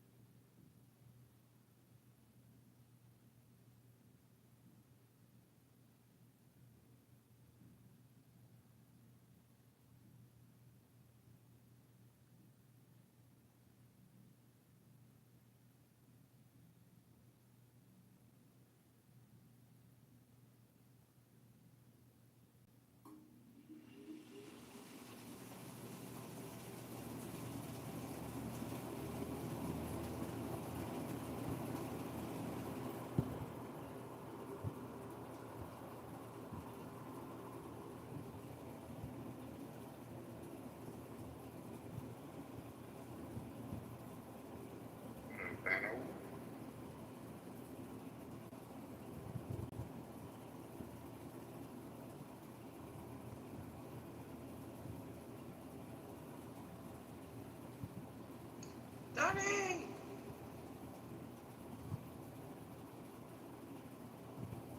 Y'all still quiet in here? Yeah, I think this is the quiet after the storm. It was just a bunch of ignorance going on.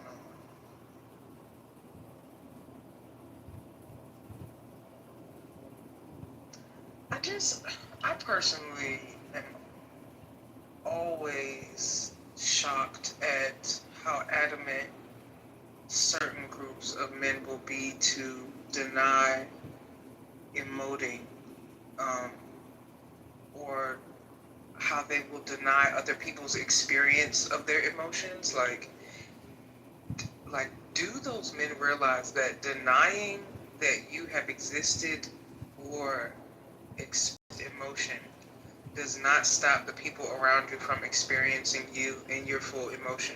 Like, everybody else can see it. Everybody else experiences it. Everybody else is possibly affected by it. But because you would like to deny it, because it makes you feel better to deny it, it makes you feel better to deny feeling. It's just, I can't wrap my head around it. Like, do you not realize that you're attempting to access a feeling right now by denying that you're feeling so that you can access a better feeling through your ego? Are you not, is the calculator broken? Is it solar powered? Are you standing in the closet? What is happening? Oh my goodness. I understand.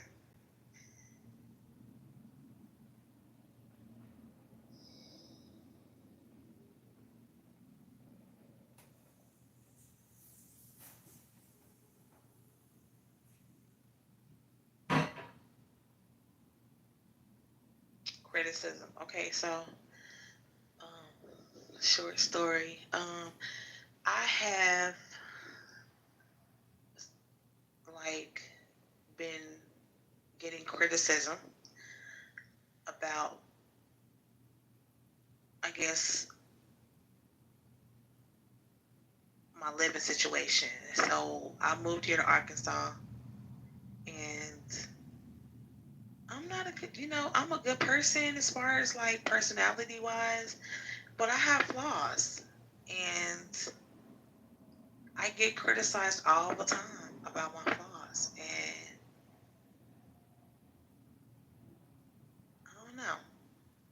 I could take the criticism, I guess, or whatever that people give me, but it's just how they deliver it. Like I was saying before, I can, tell behind the criticism what their intent is.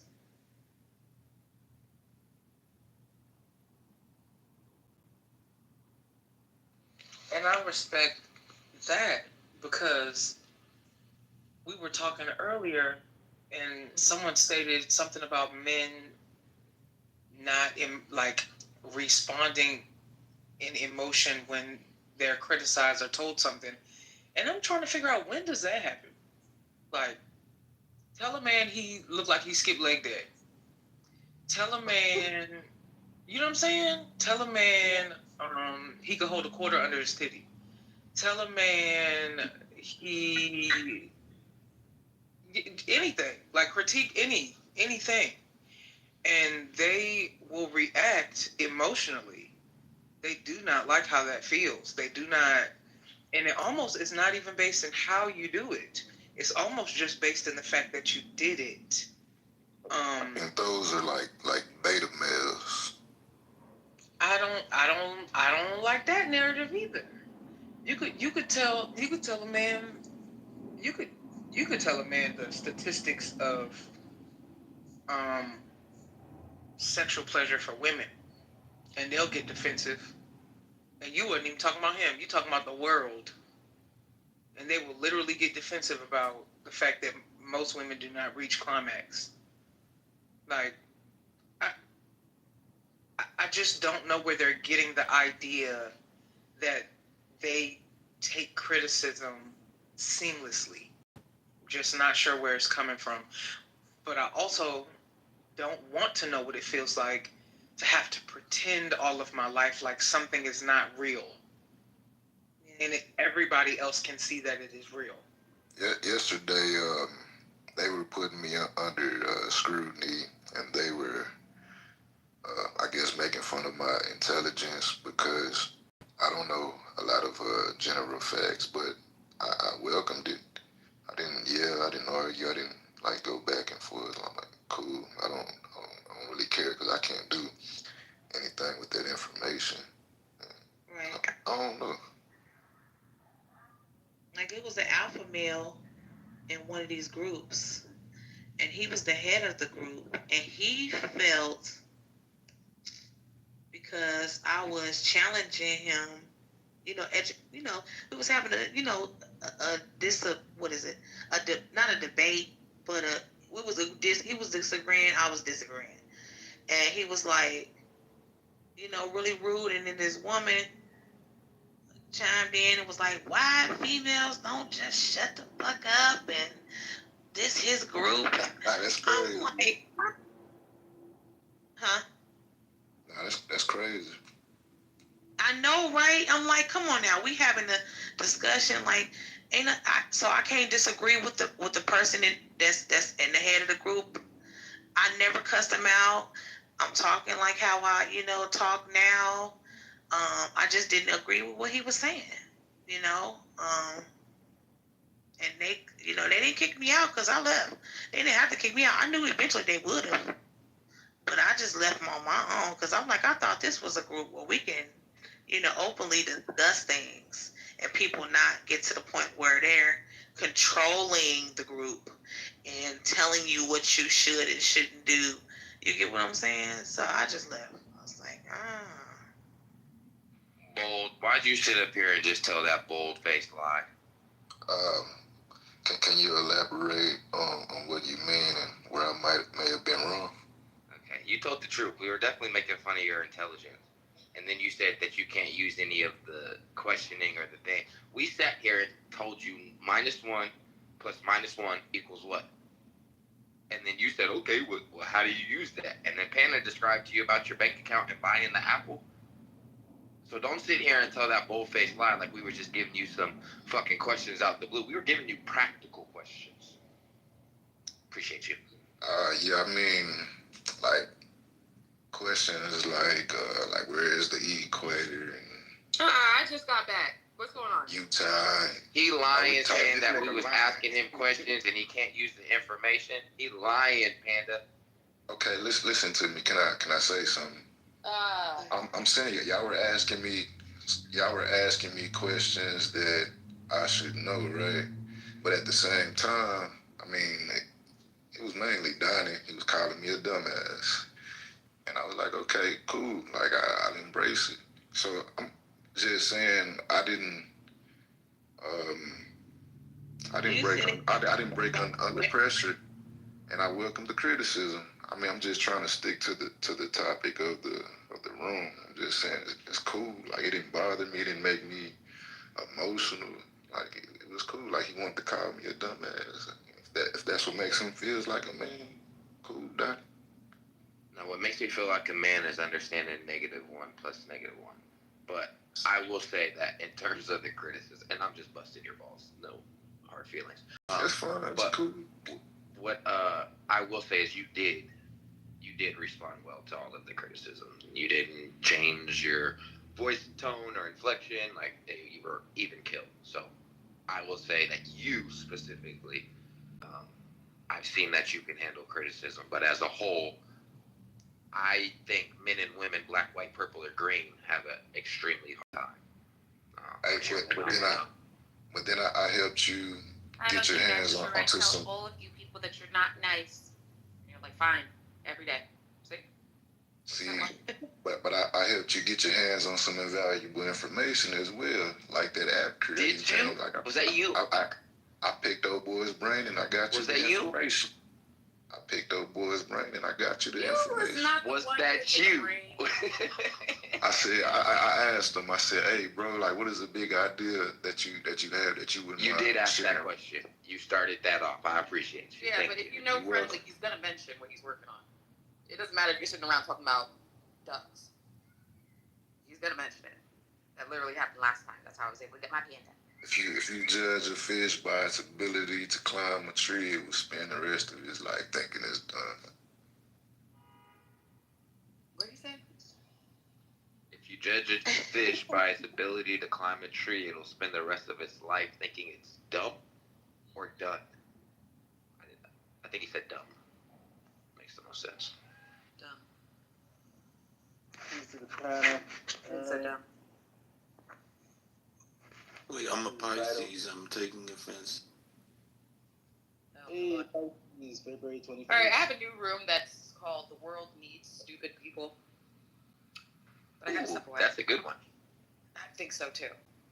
But I have to step away, so give me like 5 minutes. I'll be right back, and I'm gonna open that room. Before you step away, Panda. Before you step away, did you see the girl who killed her mom and her dad? I think it was in Georgia.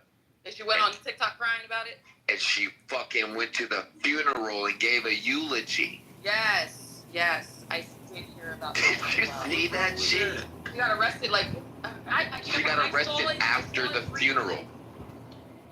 I saw it briefly, and oh my gosh, the freaking Idaho 4 freaking documentary came out. Crap. The MSNBC one? The one from excuse me, cat. Hold on, sorry, my cat is doing something. What are you doing? Sorry. It's like a bad child. No, the one on Amazon Prime. Okay, I might have to peep that tonight. Wait, is there another one? There's supposed to be. I thought there was supposed to be an MSNBC one. Yeah. Well, I'm watching all of them. I don't know. There's something weird. Weird. What documentary you got? I want to hear about all the details. I wanted the trial to happen. I want all the details. Wait, what documentary you talking about? The Idaho 4 one. Oh yeah. That guy pled guilty out of nowhere. Dang it! I wanted to hear everything. The parents are pissed.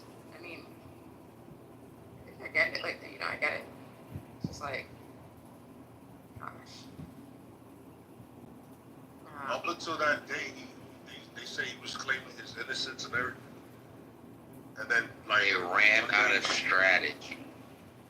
Yeah, maybe. The defense doesn't have any, like, they tried to use the second person. The only thing they could have done that was left is trying to plead insanity, and the judge wasn't going for that shit either.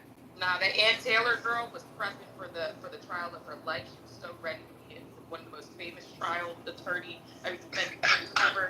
She was so ready for that. That threw her all the way off.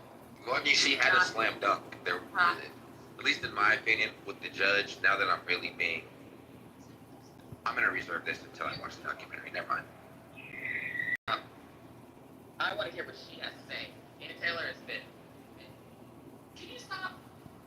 Stop it. No, keep doing it, Kat. Stop it. Keep doing it. Or I beat you. What? Keep doing it, Kat, so you can get beat She's like a doing my slave. plan. That's what she's been doing. Don't chew my plan. Don't chew it. Rip that plan up, Kat. No. No. Get away from that plan. Bad cat. Bad cat. Just in chair. My goodness. It's crazy. All right, anyway, I'll be back. 5 minutes. And let's open up the room called The World Needs Stupid. I think this will work. Yeah.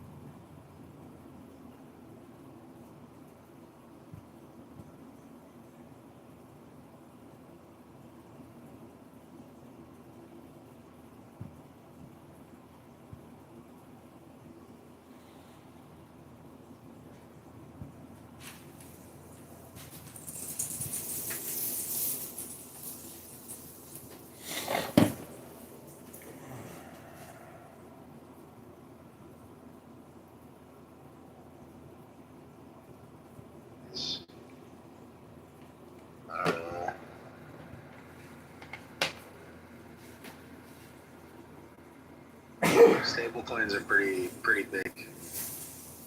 People seem to like them quite a lot. Yeah, I, that's for one, circles. I don't really have a reason to hide my money from the banks. My dollars. Sure, like I don't trust the banks, but you know. That's, it's funny because the stable coins seem to be like, okay, everybody is a bank now. That's essentially what is happening. But also they have to get banking license, right? Like Circle applied, or they acquired something with a bank license. So I don't know. Yeah, it just seems like it's very similar to your checking account right now. Well, the other thing too that I think is gonna end up happening is like some of these are gonna blow up. Like they will be taking dollars for fiat that they don't. Like they'll be buying Bitcoin with their own fucking stable coin that they don't have the dollars to back behind it, like when you can create a stable coin, and I already think that like Tether does this. Like they buy Bitcoin with USDT that they don't have dollars or like it's not backed fully.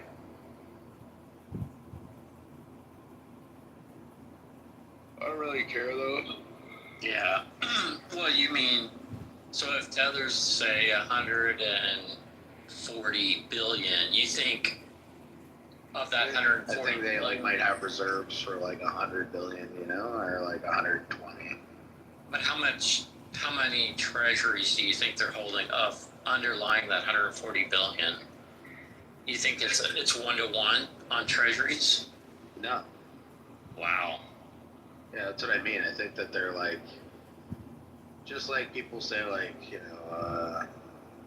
with like gold-backed dollars, how like they eventually started like giving out dollars that weren't actually gold-backed. Like that's the idea here with stable coins is like if you can print money and people will take it as dollars, as long as like you can manage the risk of like a very serious bank run on your stable coin, then you won't be exposed. Right. Right. So it's kind of a whole money market thing and breaking the buck, stuff like that. You want to have, but that's where the auditing comes in. I think that's why the SEC wants them to be banks, so they have to be audited. Yeah. But USDT Tether is offshore. Yeah, it's offshore. Yeah, but Teddy, they're making like in interest, they're making what $8 billion a year. Just on their treasury holdings. So I don't know if they need to cheat. I don't know. I think historically they may have cheated a little bit, but I think now they're probably. No, bro. They still want to cheat. Here, look. This is how it works. Okay.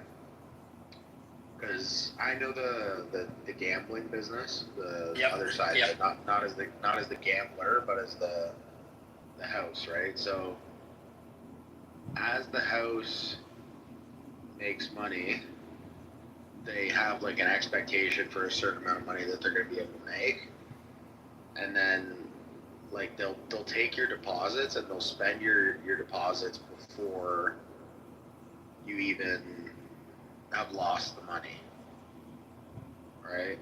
And then you're going to lose the money, but like you haven't lost it yet, kind of thing. And then like it's like kind of using like Peter to pay Paul. It like becomes a bit of a Ponzi in that way. Anyways, that's the same thing with Tether. Is like they know that in the next 12 months ahead they're going to earn some percent on these corporate or these government treasuries, and they print excess. So like let's say they think they're going to make $8 billion over the next year. Well, why wait a year to get access to that $8 billion? Just print $8 billion right now, buy $8 billion worth of Bitcoin, and then you're getting the upside exposure on the Bitcoin, and then as the money comes in on your holdings, you're paying down the fake money, right? So like you are buying more treasuries to support the 8 billion that you already took and spent. Because when you run a business like that, you understand that like the market is going up over the long term, right? So it's like they're taking leverage from within in order to get earlier exposure to the thing that they want to get exposure to. Does that make sense? Oh yeah. Yeah. Well, I think that's how all these things collapse. Yeah, it is. It is. It's just like who's the best at managing the risk in an event where shit goes down? Like who's going to be able to be buttoned up the best to not go down, right? Right. And like the fucked up thing is too is like in an event like that, like where do people go to? Like they can't get their dollars. They can go to Bitcoin, but like people aren't gonna. So it's like Bitcoin might go up, like in an event like that, where like normally you'd think like Bitcoin would go down in an event like that. But like really, it's like the thing that Bitcoin is paired to is what's going down. It's like the collapse of the dollar, but it's not the dollar. It's like the dollar that people use to. And that's even what is happening right now, right? Like the US dollar is collapsing.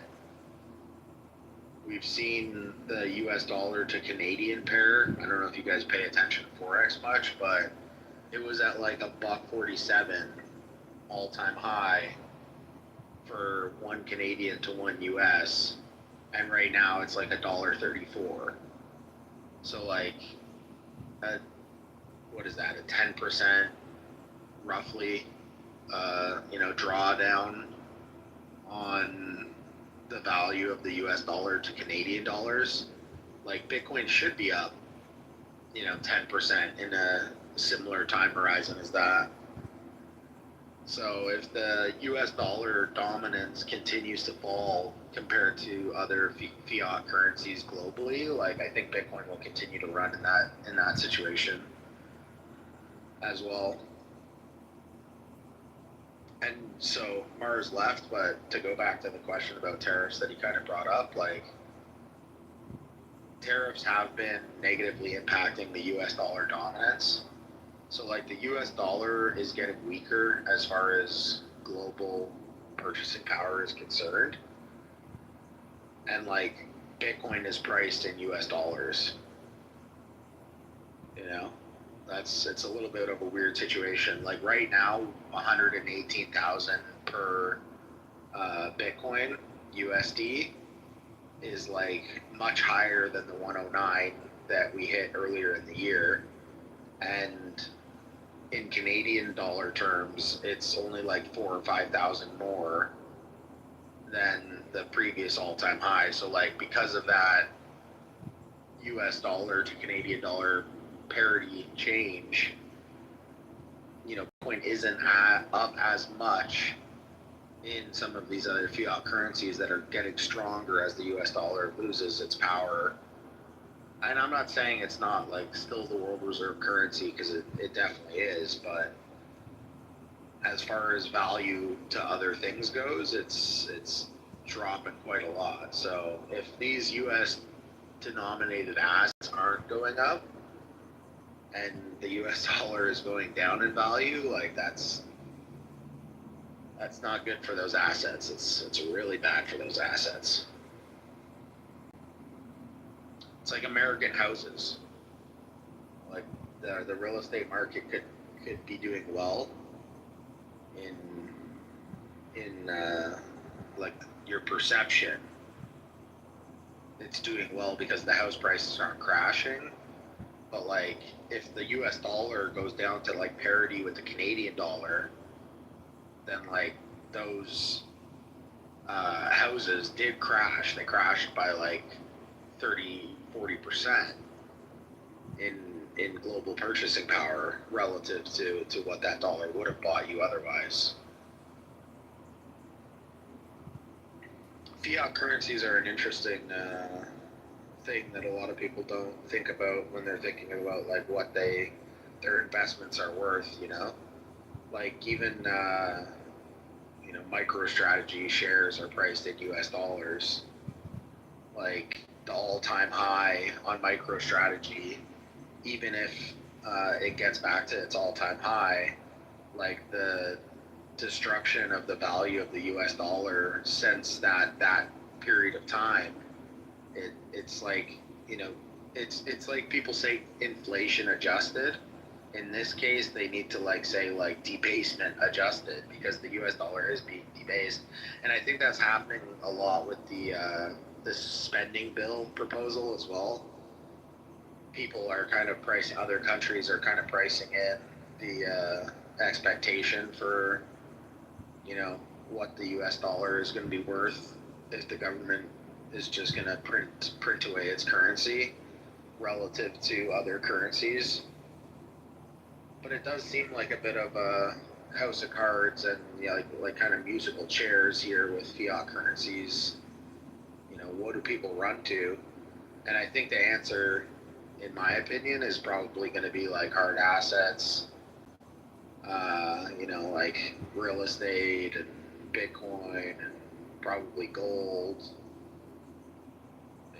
So. Oh yeah. Well, no, I think Bitcoin's going to be the number one flight to quality asset out there. I think it's marking its dominance right now. Like, I think this is one reason it's running up is because of that. And, people aren't buying gold anymore. They're buying Bitcoin. They're going to buy Bitcoin. I think it's, Well, gold ran pretty hard before, before Bitcoin started to run, so. Yeah, it did. Like 2 to 3,300 or whatever right now. It's impressive. Yeah. So, I don't know if people are just done with gold altogether. I don't think that's the case. I still do think that we're pretty far from a significant amount of the population being well educated on Bitcoin to the point where they're going to start. What percentage own Bitcoin, do you think, Teddy? What percentage of these is it 2%, 3, 4, 5? Yeah, it's definitely less than 5. Less than 5, yeah. I'd say 3%. I don't even know if it's that high. It just shows you how much opportunity for appreciation. Let's say there's 8 billion people in the world. 8 billion.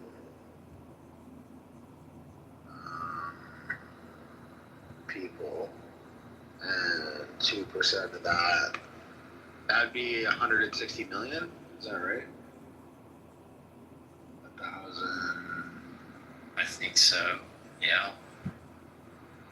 Yeah, I think so. I don't think 160 million. Canada only has 50 million people. Or what is it, 50, 60? Well, how many people does Canada have? Oh, 30, 40 million. Is that it? Damn. Yeah, when I talk to people here about Bitcoin, I think maybe 1 in 10 or 20. Yeah, 1 in 20 probably own Bitcoin in Canada. And even of that 1 in 20, so let's say 5% of Canadians own Bitcoin is my guess. Of those people, I'd say maybe 1 in 10 of them actually own Bitcoin in cold storage. So it's 0.5% of people in Canada have Bitcoin in cold storage. The other 4.5% own Bitcoin on an exchange or some Bitcoin ETF or some fund that owns some Bitcoin. And when you're talking to those people, Teddy, it's almost like, how we were, say, 10 years ago, or, or whatever, 10 years ago. what the same things they regurgitate now. It's like how we thought before we knew. You know, because I hear people talking about. I'm like, oh, okay, yeah, that's how I thought 10 years ago. You know, about it. Dude, I was with a customer the other day, and he had like all this gold on. He had a gold chain on. He had gold rings, gold watch, whatever, right? And I was like, oh, you must be big into gold. And he's like, I love gold. It's the only thing that you can buy. Stocks, real estate, everything, you know. And I'm like, oh, what do you think about Bitcoin? He's like, I do not trust it. You know, Yeah, it is going to be hacked. Yep. It is going to be hacked.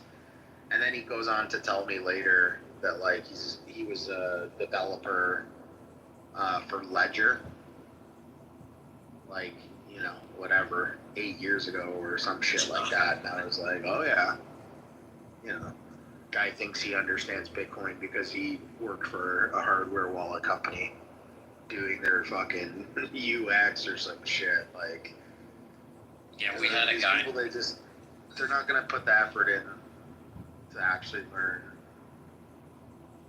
you know. Yeah, no doubt. Yeah, that's what that's kind of what I hear also. It's kind of immature thinking, I think. So it's just, yeah.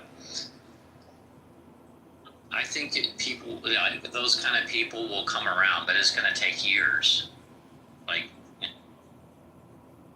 no, I think like some people like that are our age, like in their 30s, 40s, whatever, they're going to be 70 and they're still not going to own any Bitcoin. Yeah, it's kind of like the younger generation, you know, how they adopt things quickly, they adopt technology quickly. It's the same kind of thing, you know, where young people are more they're more apt to buy, you know, to buy this and accept it. I think they're ahead of the game, yeah.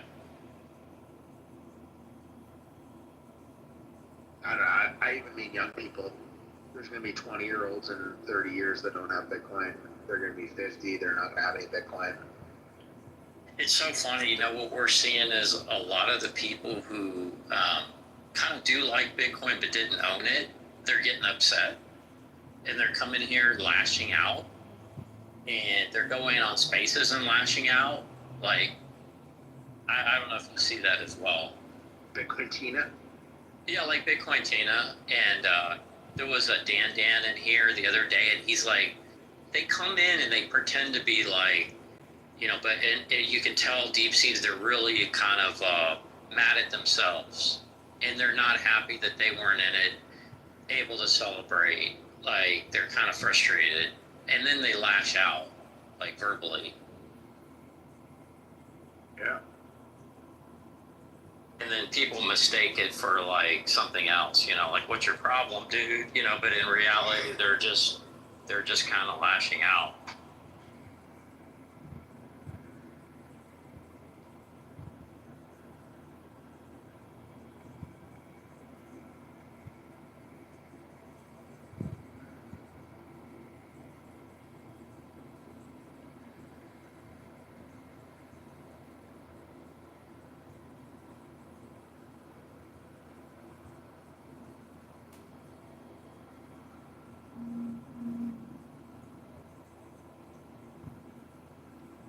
Can you hear my air conditioning blowing in the background?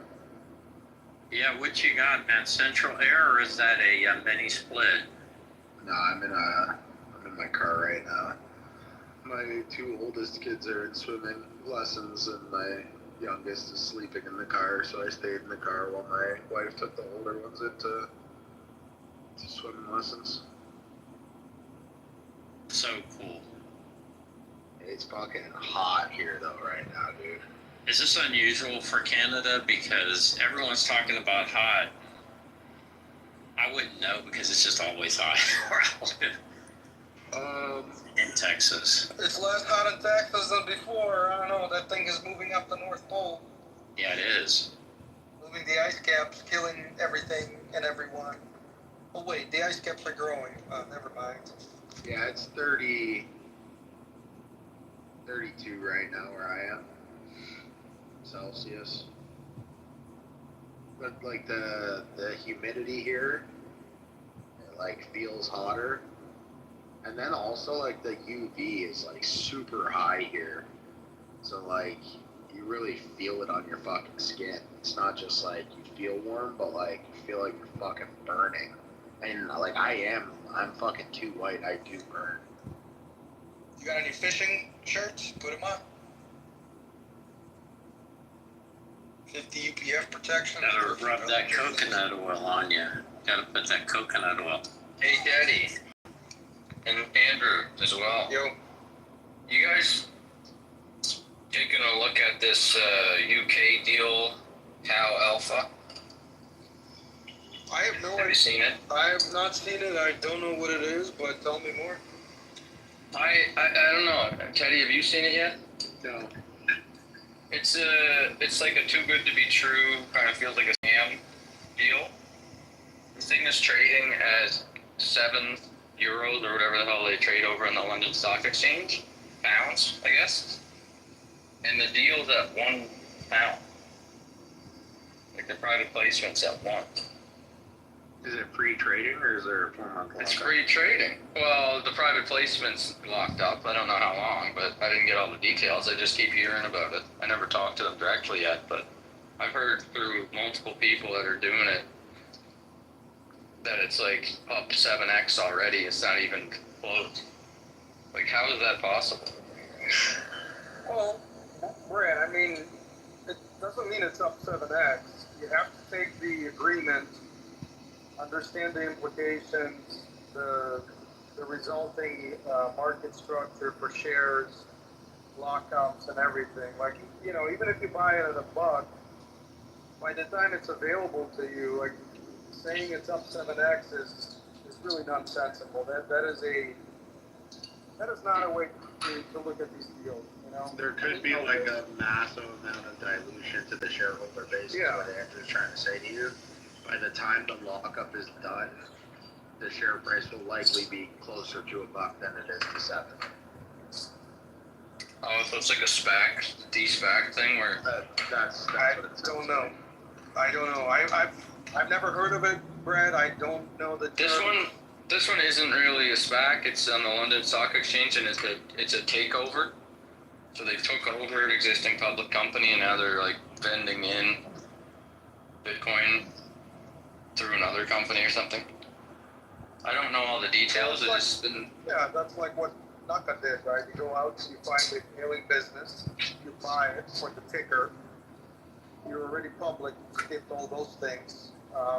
You need the approval of the governing body, so in US that would be SEC. You file all the statements, all the paperwork, you sit and wait. They always find something, they come back, you get delayed, you answer it, and then, you know, they'll do it again, and then they approve it, and then your thing is done. And then it's off to the races, you know, execute on your business plan. But it all depends, Brett. I don't know the terms. I've never heard of it. If you set up a call, I'll jump in and listen in. I'll feed the docs through analysis, whatever, you know. I'm very leery of these things, but I always like to look at them. Yeah, this one to me seems like too good to be true. It's a big minimum. That's the other thing. It's like $1 million minimum. So there's a couple people that were pinging me about it, saying like, hey, you want to go in on this SPV? We're going in on this deal. Because people don't want to be throwing $1 million at one of these. So they're trying to put together a little syndicate. I'm just like, how is it? Like, and not only that, but it's a Nakamoto, it's a UTXO thing. So I went online and looked on Twitter, and people are pissed off at them because they're big in Smarter Web Company, and Smarter Web Company hasn't even gotten to the London Stock Exchange yet, so all the holders of Smarter Web Company are pissed off. I mean, that Brad, the Twitter crowd is absolutely stupid, okay? They don't understand what they're saying and why they're pissed or not pissed. That has nothing to do with Nakamoto. Like, UTXO is a separate hedge fund with LPs. That has nothing to do with Naka. It never will. But you can't just throw it in there. It never will? Without, no, they'll stay separate investments. Like, that's not gonna all of a sudden Acquire? shares. They're not gonna acquire UTXO? LPs own it. Okay. Okay? LPs own it, not Naka. I mean, what is it that Twitter crowd doesn't understand? I mean, you're dealing with imbeciles. My understanding No was idea that about Naka any of was gonna this. acquire UTXO. Huh? My understanding was that Naka was gonna acquire UTXO. Well, there are mechanisms to try to do that. Have you seen any SEC filings to do that? Have you seen LPs having to vote on it, agree to it? The LP own it. LPs own it. I thought David Bailey was the one saying that earlier on. Yeah. He was gonna roll everything up into Naka, including UTXO and Tell me what that BTC means. Mag. Yeah, tell me what that means. Well, hold on a second. Don't conflate things. BTC Mag is a separate company. It doesn't have LPs. There's no LPs there at all. Like, it's a company. Of course you can buy it. But if you're dealing with a true hedge fund and you have limited partners, they own UTXO management. Yeah, they would need to vote on it for sure. Yeah, there's a lot of stuff to be done, and it's like, Twitter crowd is just clueless. They don't understand what it is. They don't even take the time to type it into ChatGPT to ask it a simple question. Explain it to me. They don't even do that. And then they say stuff, and it's like I'm looking at it and I'm saying, David, be quiet, shut up, don't respond to tweets. This is insane. This is stupid. Don't do it. Anyway. Started using Twitter a lot less. My life is so much better. Auto. Mute memory.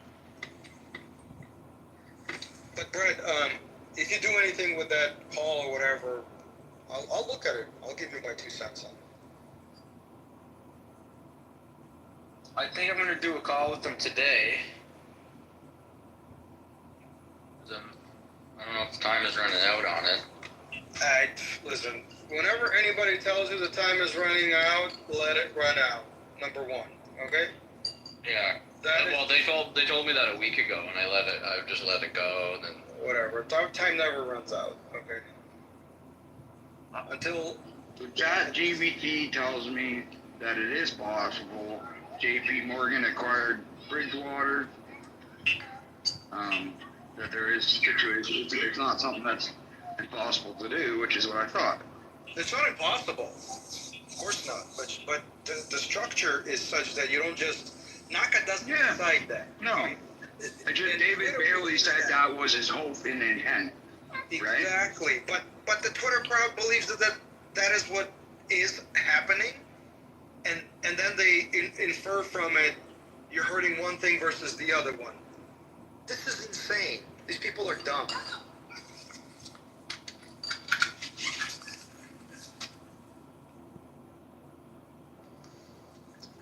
If there's a call, Brad, I can jump on it if you want. If you let me know. Yep. Satsuma, that's the new name. Yeah, you can tell him I'm your let's see, grandfather. No. Let's make it the chief defensive officer, whose job is to say no. Chief vibes officer. Defense officer, yeah. And my job is to say no unless I'm convinced otherwise. So leave him a little room to to have hope. Chief Vibe Defense Officer. Yeah. Based on vibes. Clarity enforcer. I like that for you, Andrew. Where's the titties? I'm here for the titties. I don't see any. I don't think I can Carson's voice is gonna be the one that hooks you out asking for tits. Just look down, Robert. There you go. Hey, It's like your upper lip. Out of all these treasury companies, what percentage, if you guys had to guess, of these companies are even going to end up buying Bitcoin? If you had to guess. All of them. It's the only thing worth doing. It's the only thing that makes sense for him to do. That's the only. Like, why would they want to hold dollars? Even if they were scamming, they should just hold coins. Yeah, well, I was thinking they run out. They're going to do a run out. I thought you were gonna say they're gonna exist in like 5 years, and I would say like 10% of them, and they'll get folded into other of them. Like, yeah, some of them will blow up, and others will get bought. Yeah, it would be things like that. It would be a bunch of like M&A. Like, there's not like 65 like beverage companies that dominate the public markets either. Now, everybody will hold Bitcoin, right? But I think there's a distinction to be made between, you know, Tesla or Mass Mutual that hold Bitcoin, or, you know, Bitcoin leveraged entities that are changing every bit of their dollar energy planning.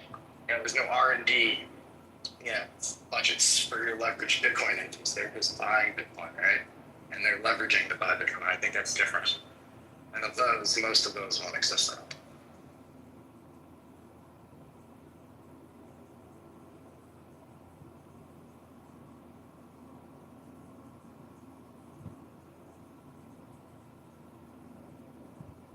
Looks like Robin and Nisa just got a room.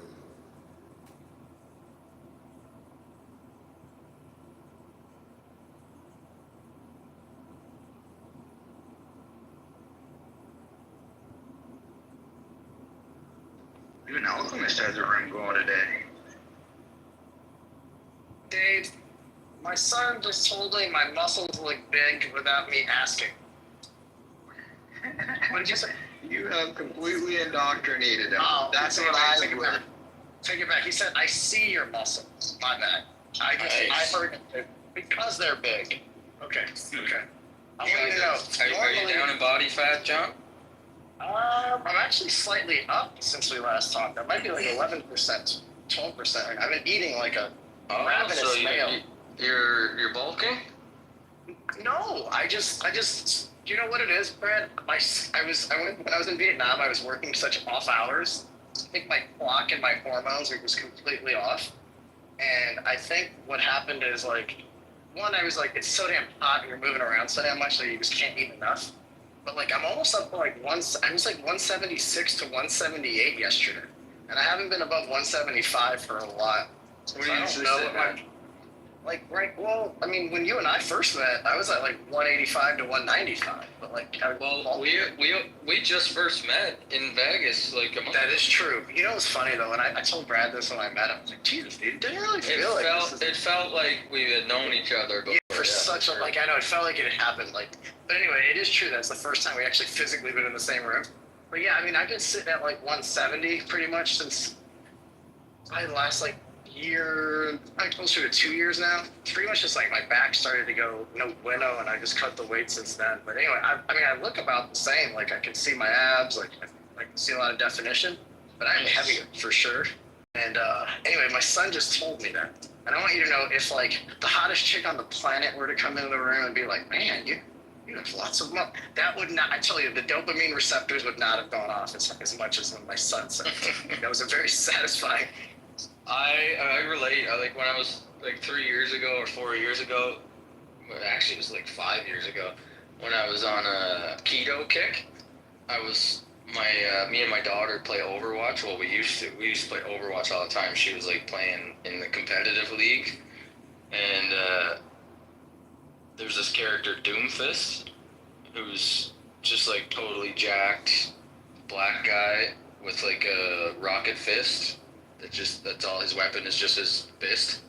Yeah, everybody else has guns, but he's just got his fist. He's just beastly muscly. And then so one day my daughter said to me, "Wow, you have abs. Not like Doomfist though." I was like, Close enough. Take it, holy. You got mentioned in the same Same sentence as Doomfist. I'm like, whoa. Proximity, my God. Honestly, there really is something to that, man. Like, I bet your wife couldn't make you feel that way. Like, you know what I mean? Like, dude, something about when your daughter or son gives you, like, this, when they look at you like a hero, oh, man, like, Landon, when we go to the basketball courts, like, at the gym a lot of times after I take him to the daycare or whatever, after I work out, I'll just go, it's okay, I just want you to sit. And long story short, Landon would be like, Dad, shoot it from back here. Dad, shoot it. Dude, there's nothing in the world that makes me feel that, like, elated. Nobody can make me feel that way. Except for that. Dude, I totally get it. That's what happened the other day because we don't play anymore. But she's around. She watches me play Bitcoin Treasury Company, and there's this deal that came in at a 1x MNAV. She was like, Dad, go in for the 1x MNAV. Dad, don't take the 2x MNAV. She's like, Dad, you're so lucky you get a 1x MNAV. That's such a good deal. Take it. Dude, how old is LB now? How old is she? She's probably 14 now, 13? How old is she now? She's 15. 15, wow. Dude, when we met, my kids were 2. Aria's, or one of them wasn't born. One of them was just born. One of them was 2. Now they're like grown, like, you know, little humans. And LB's like a teenager, like affected. Does she have a boyfriend? You're dealing with boyfriend stuff? She does, yes. Oh, what's that like? Well, very innocent. So no, but is this still stressful for it? Not really, because the kid's really nice, like Philippine, hardworking teenager. They were both like co-valedictorians last year in their class. So she got the smart kid at least, yeah. Because she didn't get deadbeat. That's good. Yeah, so she's making good choices. That's awesome, man. That's so funny.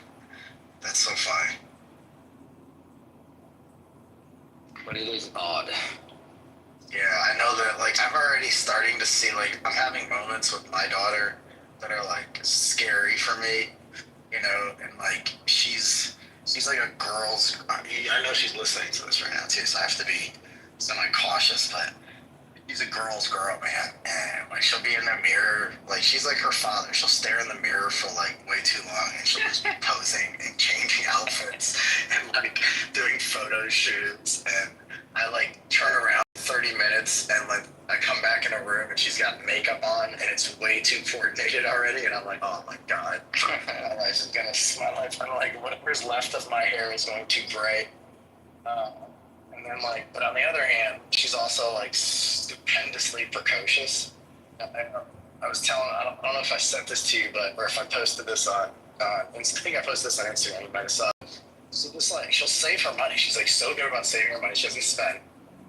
And then she asks me, like, you know, we go through this thing, and I've taught her over and over and over. Okay, you have 3 options. You know, with money, you can spend it, and she always cuts me off. She goes, yeah, I know. We can spend it, we can save it or invest it. She goes, but Dad, can I give half this money and put it in Landon's investment account? I'm just like, Jesus Christ, you communist. Why are you so nice? Like, no one does it. You know, and so I posted it, I saved it, because I want them to, like, see this video when they're fighting in 5 years or 10 years about something silly, and use it as, like, a reminder, you know, to douse the flames. And it's just, like, she literally, like, will show me these, like, signs where I'm just, like, I'm not worried about her at all. You know, it shows, like, she's, like, super prudent, and she goes, okay, well, Lanny, these are going to go on our investment accounts. And then, and Daddy can show us our balances. Daddy, what's our balance right now? How many thousands do we have? And I'm like, man, kid, like, I don't know what to do with you. But, dude, it's so funny because, like, you know, there are these moments that'll scare the brains out of you, and then there are these moments where you're, like, you're annoyed, but you're also certain that that's why they're going to be all right. And she just is, like, negotiating with me, and she knows exactly which triggers to push, and she knows exactly, like, how to, like, get me to say yes. Like, she knows how to play the game.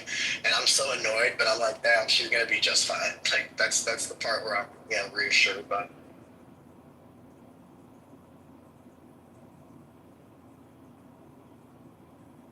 How are they doing with their investments? Do they look at them when they go down, or do they only, like, sort of... You know, it's funny. She actually complains about back pain, actually, when the price goes down.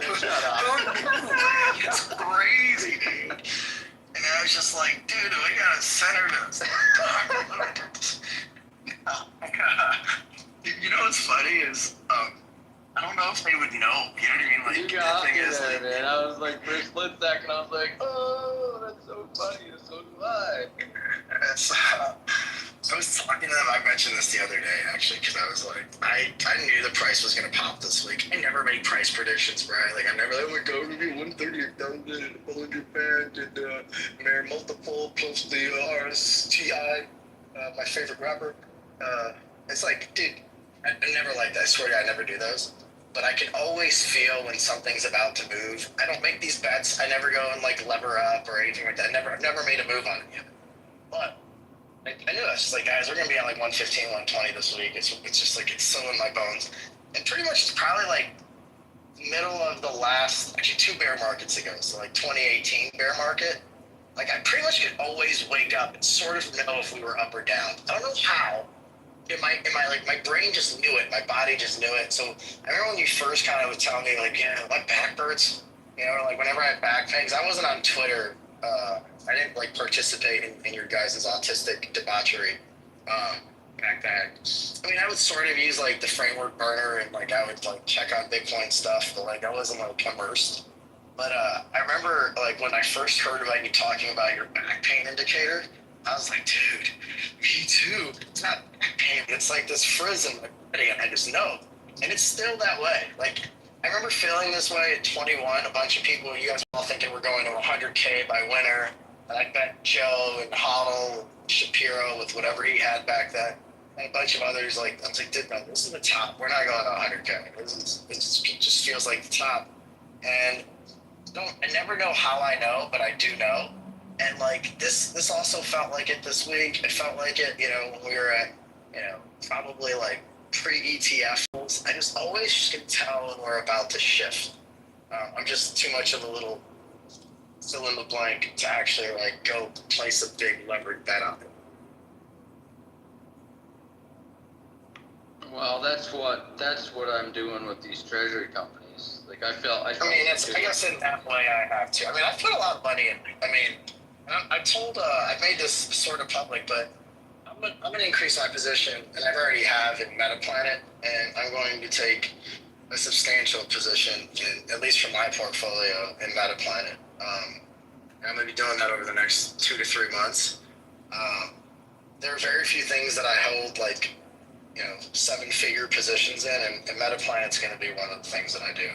I remember Dylan being in here, you know, early in the last bull run, when we all met pretty much on here, and he would just DM me stuff all the time. I remember he'd be DMing me about the contango on GBTC back then when like we had like 30-40%, you know, GBTC premium.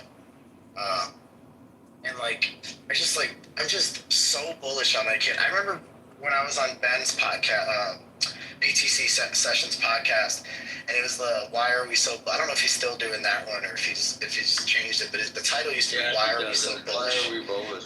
Is it still the same title? And I remember talking like, dude, honestly, I'm so bullish because like, dude, there's like a whole new gen of Bitcoiners that are literally gonna run the ecosystem in like 2, 3, 4 years. I'm like, and that back then, this is before Clemente was like Bitcoining, but I remember mentioning Clemente and Dylan in particular, and being like, yo, these guys are gonna absolutely crush. And dude, Dylan is an absolute savage, man. He's like a scary human, man. Like, he's ironically, his room was next to mine a couple years ago in Miami.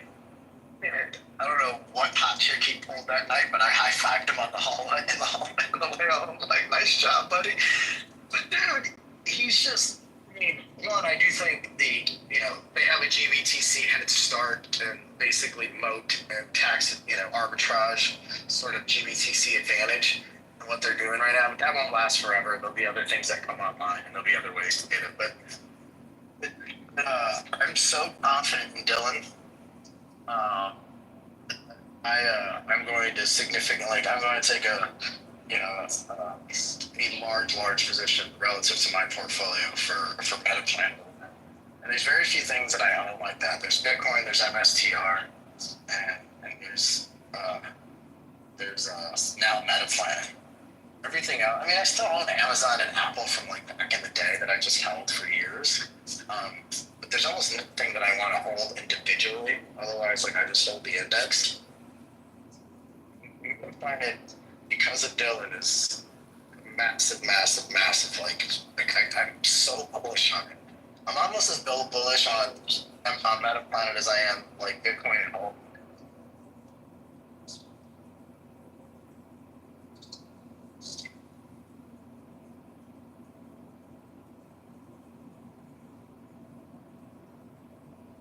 It's some alpha. Sounds like you got your leverage play on then. I mean, I own a lot of shit. Apparently, I'm a degen when it's Bitcoin. I love to degen on Bitcoin, apparently.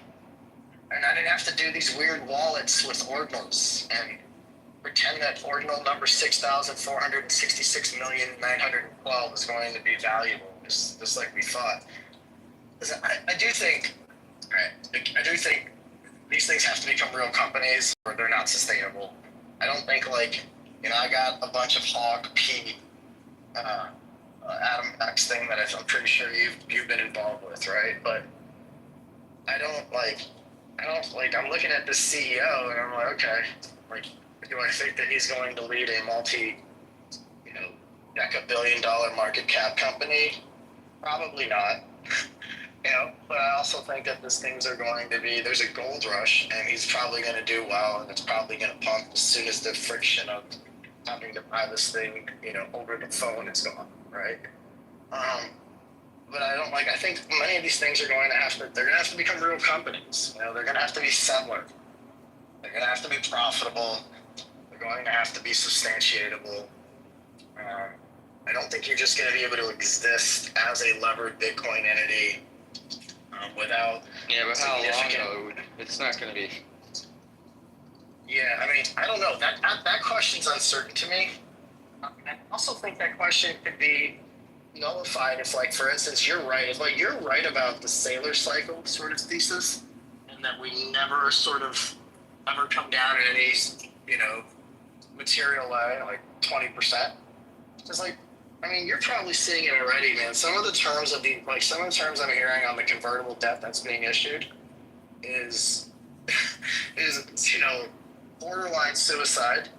And then, I was talking to the guys by at the Next. way, though, the Saylor cycle theory doesn't say that we're not going to come down 20%. It says that we're going to have bear markets. It's just going to be in line with the S&P and other big assets.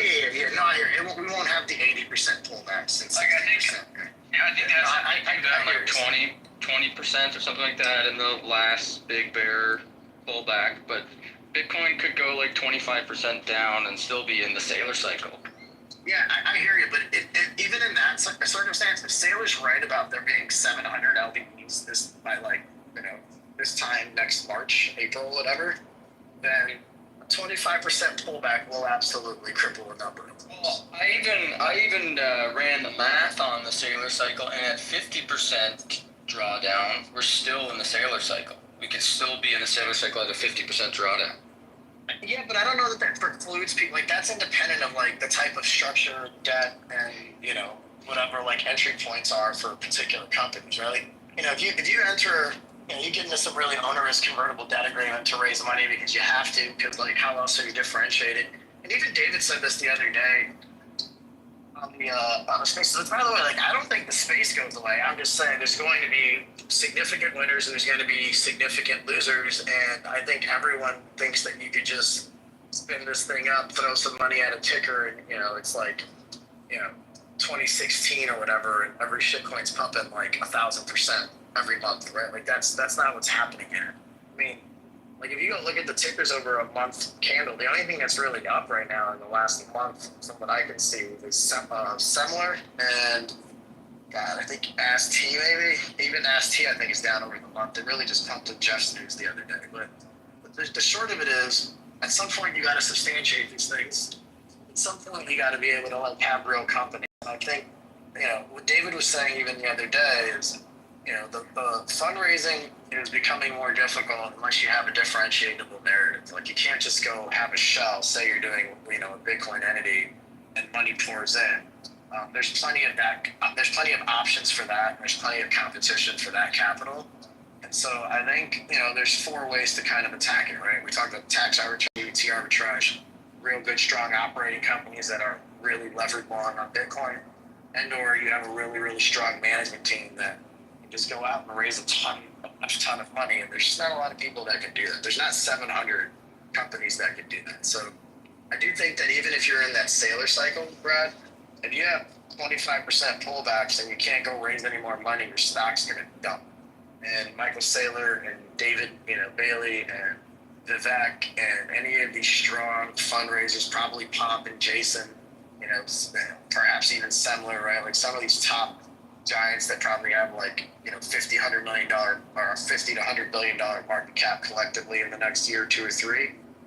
they go up and they swallow those companies, for dimes on the dollar, and they wind up increasing their Bitcoin stacks, or those other companies sell their Bitcoin stacks, liquidate, run for the exits.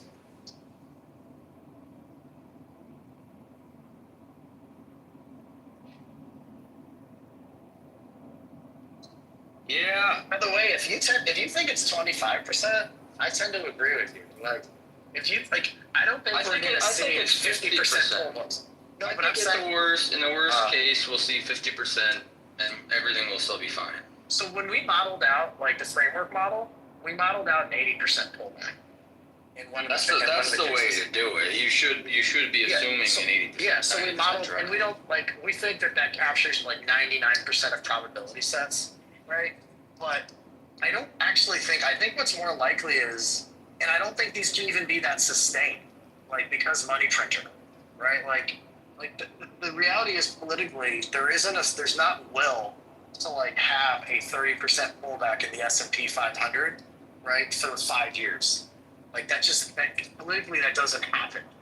And so we are so addicted to money printer, right? This is party agnostic, by the way. I'm not even saying we, Republican or we Democrat. I'm just saying we, as humans, we as America, we hit the money printer.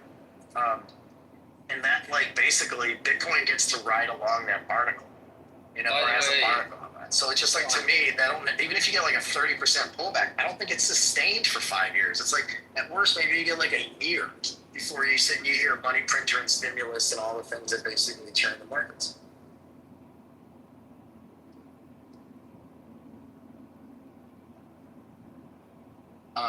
Can you guys hear me? I don't know if my connection sucks.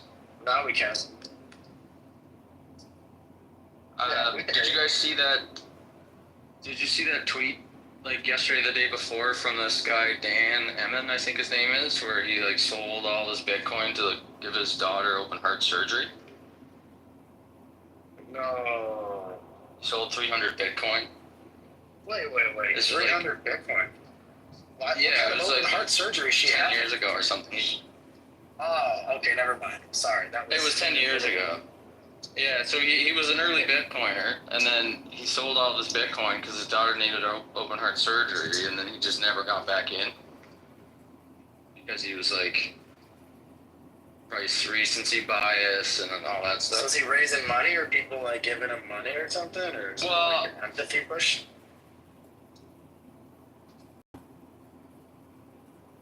Brad, cutting out for you guys. Just to see if we can get him a little stack back, just so he can have some. Maybe it's me, I don't know. Can you guys hear Brad? No, he's cutting out all the time. Yeah.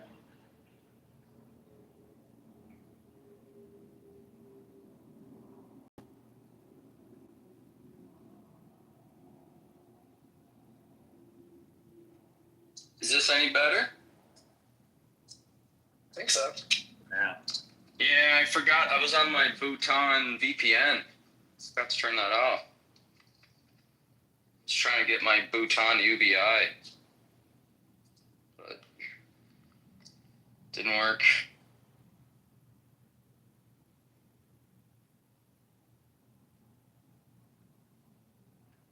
Brad, you saying is a fundraiser for this guy or what? Yeah, I think we're gonna start one. Will Pangman knows him because I wasn't sure if it was a legit story, but Will said it is. So I think we're gonna try to get a little fundraiser going for him. It was a touching story, and anybody with kids should appreciate the choice he made. You could start a fundraiser for me, my mom lost all her money taking care of my dad and getting him a heart transplant too, so. No way, British Hodl. I don't help British people. I'm not British. What are you talking about? Yeah, this is British Hodl doing a fake American accent. You can't fool me. Okay, Brad. Or should I say, Brad? You do sound like British Hodl. Does anyone else feel the same way, or is it just me? No, come on. British Hodl sounds deep voice because he smokes a lot of cigarettes, has the long-drawn foreign accents.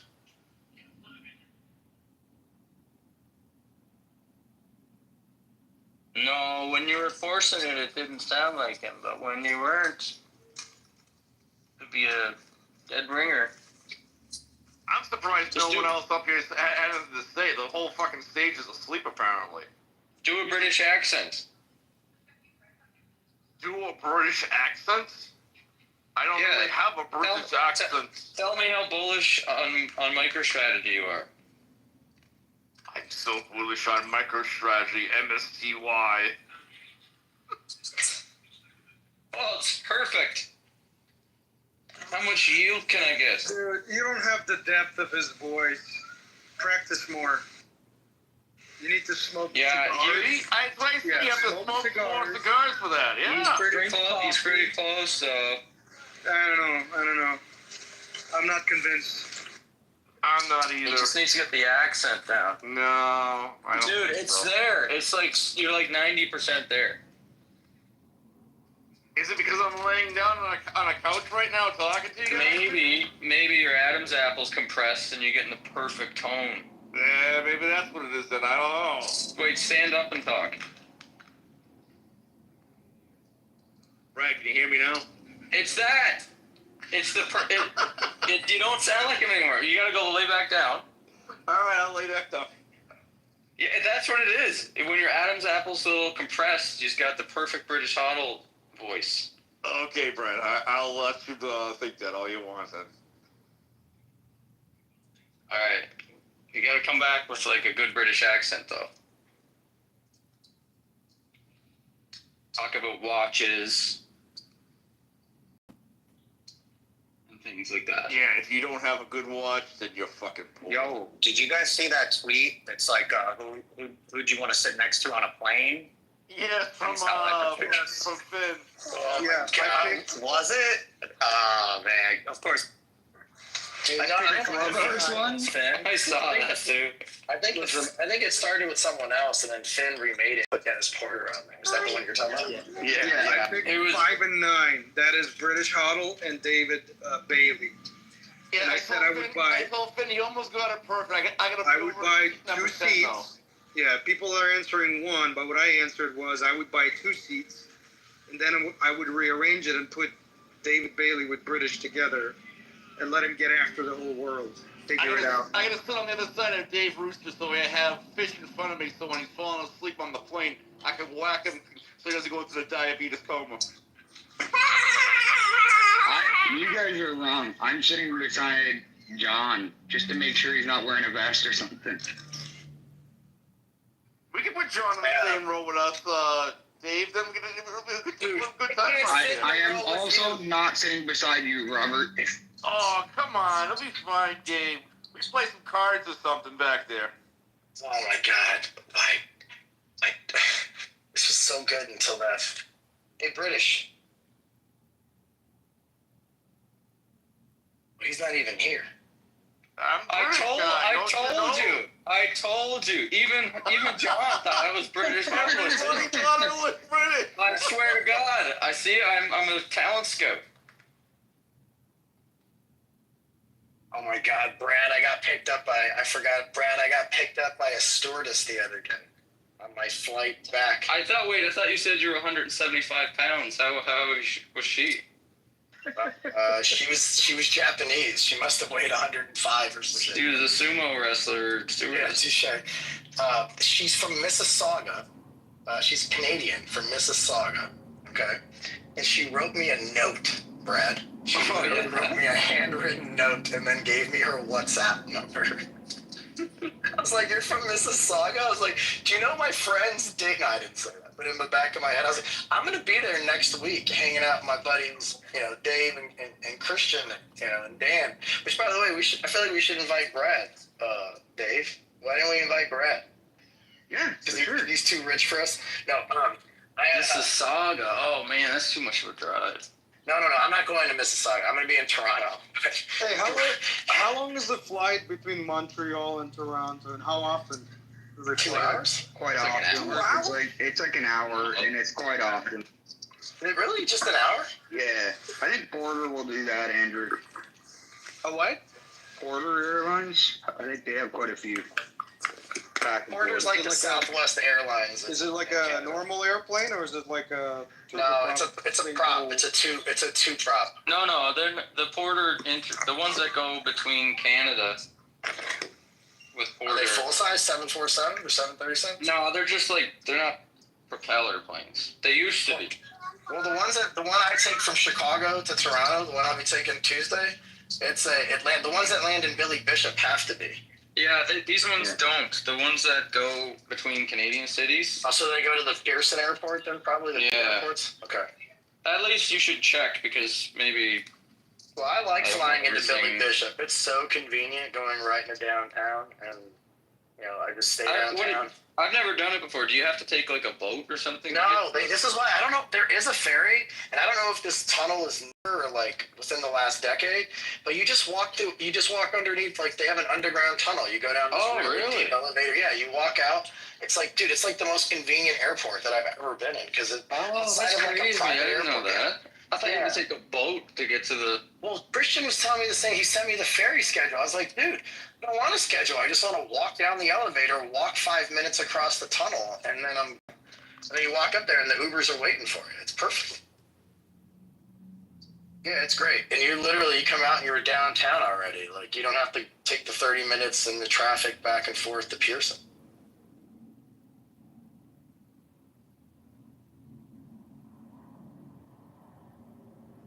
Well, I'm going to get after it, guys.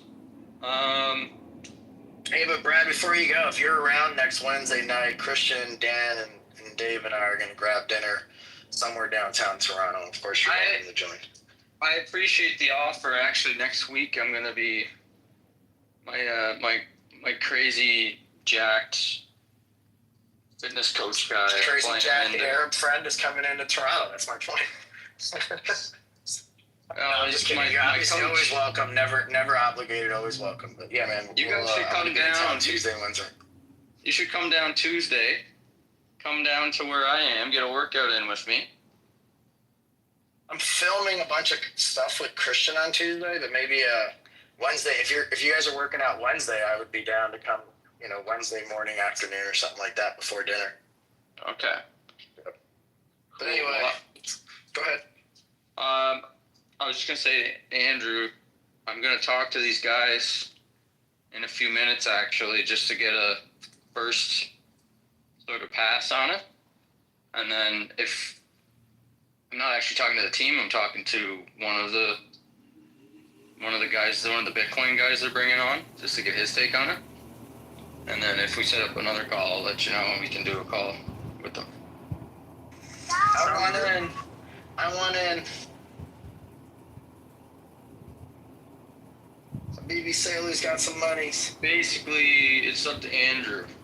We're going to let Andrew decide if it's a good deal or not. Okay, well, hey, Andrew, if you think it's a good deal, I will blindly give you money.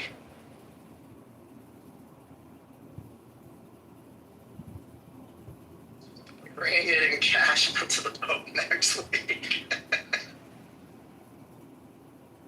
Hey, John, my girlfriend wants some money too. You give her She some money. did not go on the boat with us. We want the boat to stay afloat. You're trying to say she's fat now? Oh, Robert, you told me yesterday when I asked you if she was fat, you said she's under 200 pounds. Yeah, that's what you replaced. That was her. Hey, Patrick. Come off mute. She weighs 30 more pounds than me. Are you kidding? Right here, talk to him. No. I'm out. He can hear you right now. I'm out. He can hear you. I was talking about his ex-girlfriend, not you. The last one. He's upgraded. Oh, shit. Thank God Zach is here. Don't worry, I'm moving. I'm still Just alive. talk to my attorney. Leave me up. Talk to my attorney. Let's go. Say hi to him. No. I'm scared now. Robert, that's so rude, man. Don't be having people in the background listen to our private conversations here. It's private. Hey, man, I'm just glad Robert's got a girlfriend, man. Forget all that shit. Good for him. You're going to tell me if Robert actually had a girlfriend or not? I'd be like, probably not. I mean, it just shows everybody can find love. Honestly, I'm not going to lie. I hope they're not listening. But when the bigger people find each other and they're happy, I get a big smile on my face. I get so happy. John. She's not big and I'm not big either. You guys, I don't All right, let's be honest. All right, since we're here and we're having the conversation, let's hear how tall she is and how much she weighs. How tall are you? She's like, I'm like 6 feet, so she's like maybe like 5'9", 5'10". Oh, she's tall. Oh yeah. She's taller than me. I'm 6 feet, and she like comes up to my eyes both. All right, and as a 5'9", 5'10" woman, who I'm sure is voluptuous and beautiful, how much does she weigh? I told you yesterday. It's fine. You said below 200, but that's not. 175. Okay, how's that? No, that's okay. That's acceptable at 5'10", I think. I was gonna say I think 170. Honestly, hey, I stand corrected. She's taller than me and weighs as much as me. I'm good with that. She's shaking her head at me like, why are you dragging me into this? We'll see. Can we end this whole experiment on Clubhouse, as a matter of fact? I think this is probably a sign. The whole thing, it should just end. What should end?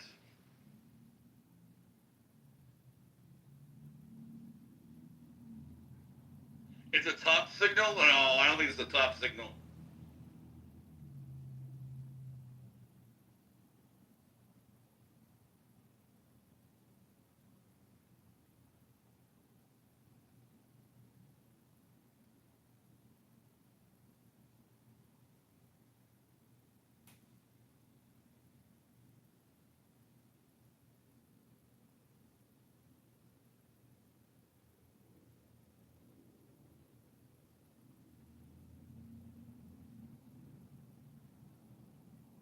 Robert, I don't really know about top signals. I'm only really a bottom signal kind of a guy.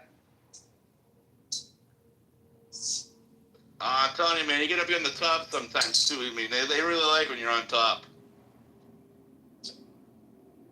Jesus Christ. He says Jewish friends. I need you to know that I wasn't planning on a 3-day fast, John Knight, but I think it's coming.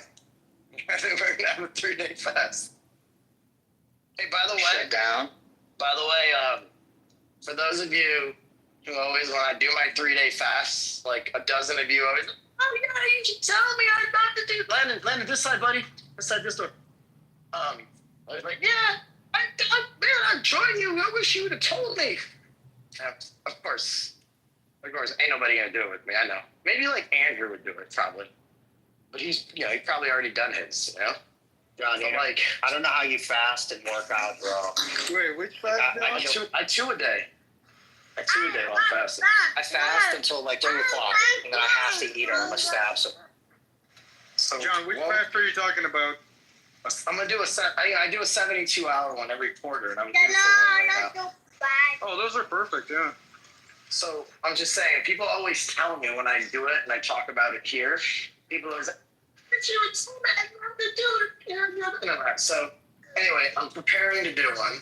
It's probably gonna be in the next week or two. I gotta like look at my schedule, make sure that I can CEO and do my work stuff.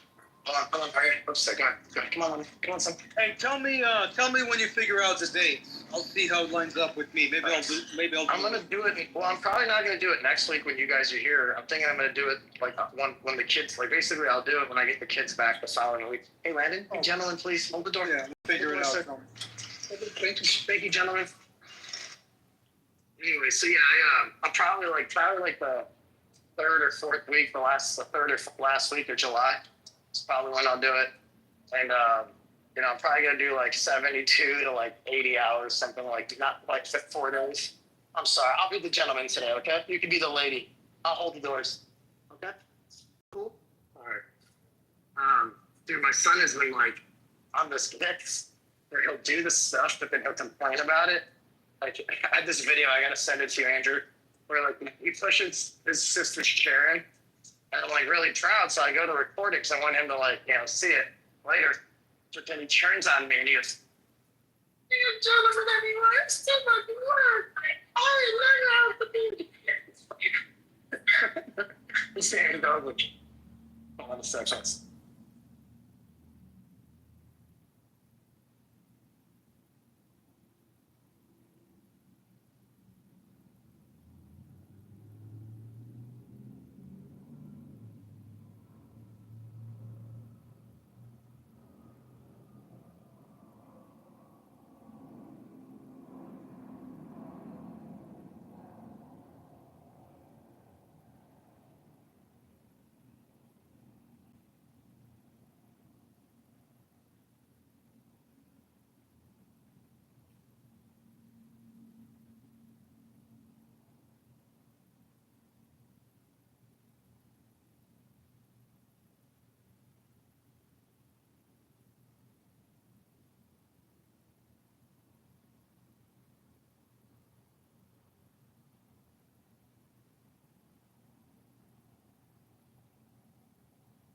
All right, I just gotta get this off my chest. When I watch a man like do things unathletically, it's very difficult for me to see them the same way ever again. So this guy working with the boxing coach, and I can just see that this guy has never hit anybody in his life. He's never gotten anyone scrapped or anything like this is.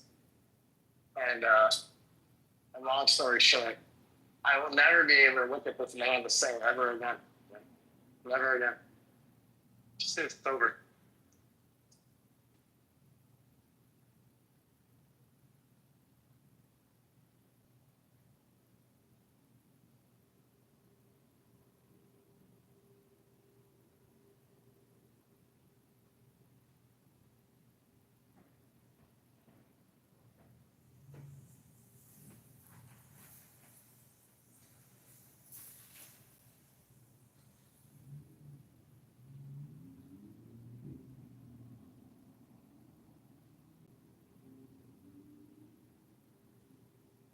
Yeah, I've seen that before.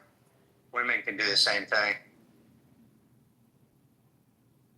Well, for me, it's when I see a woman who can't dance.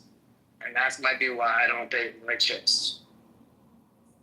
Like, if I find that you can't dance, it just kind of ruins it. You know what they say about girls that can't dance, right, John? Yeah, they suck great.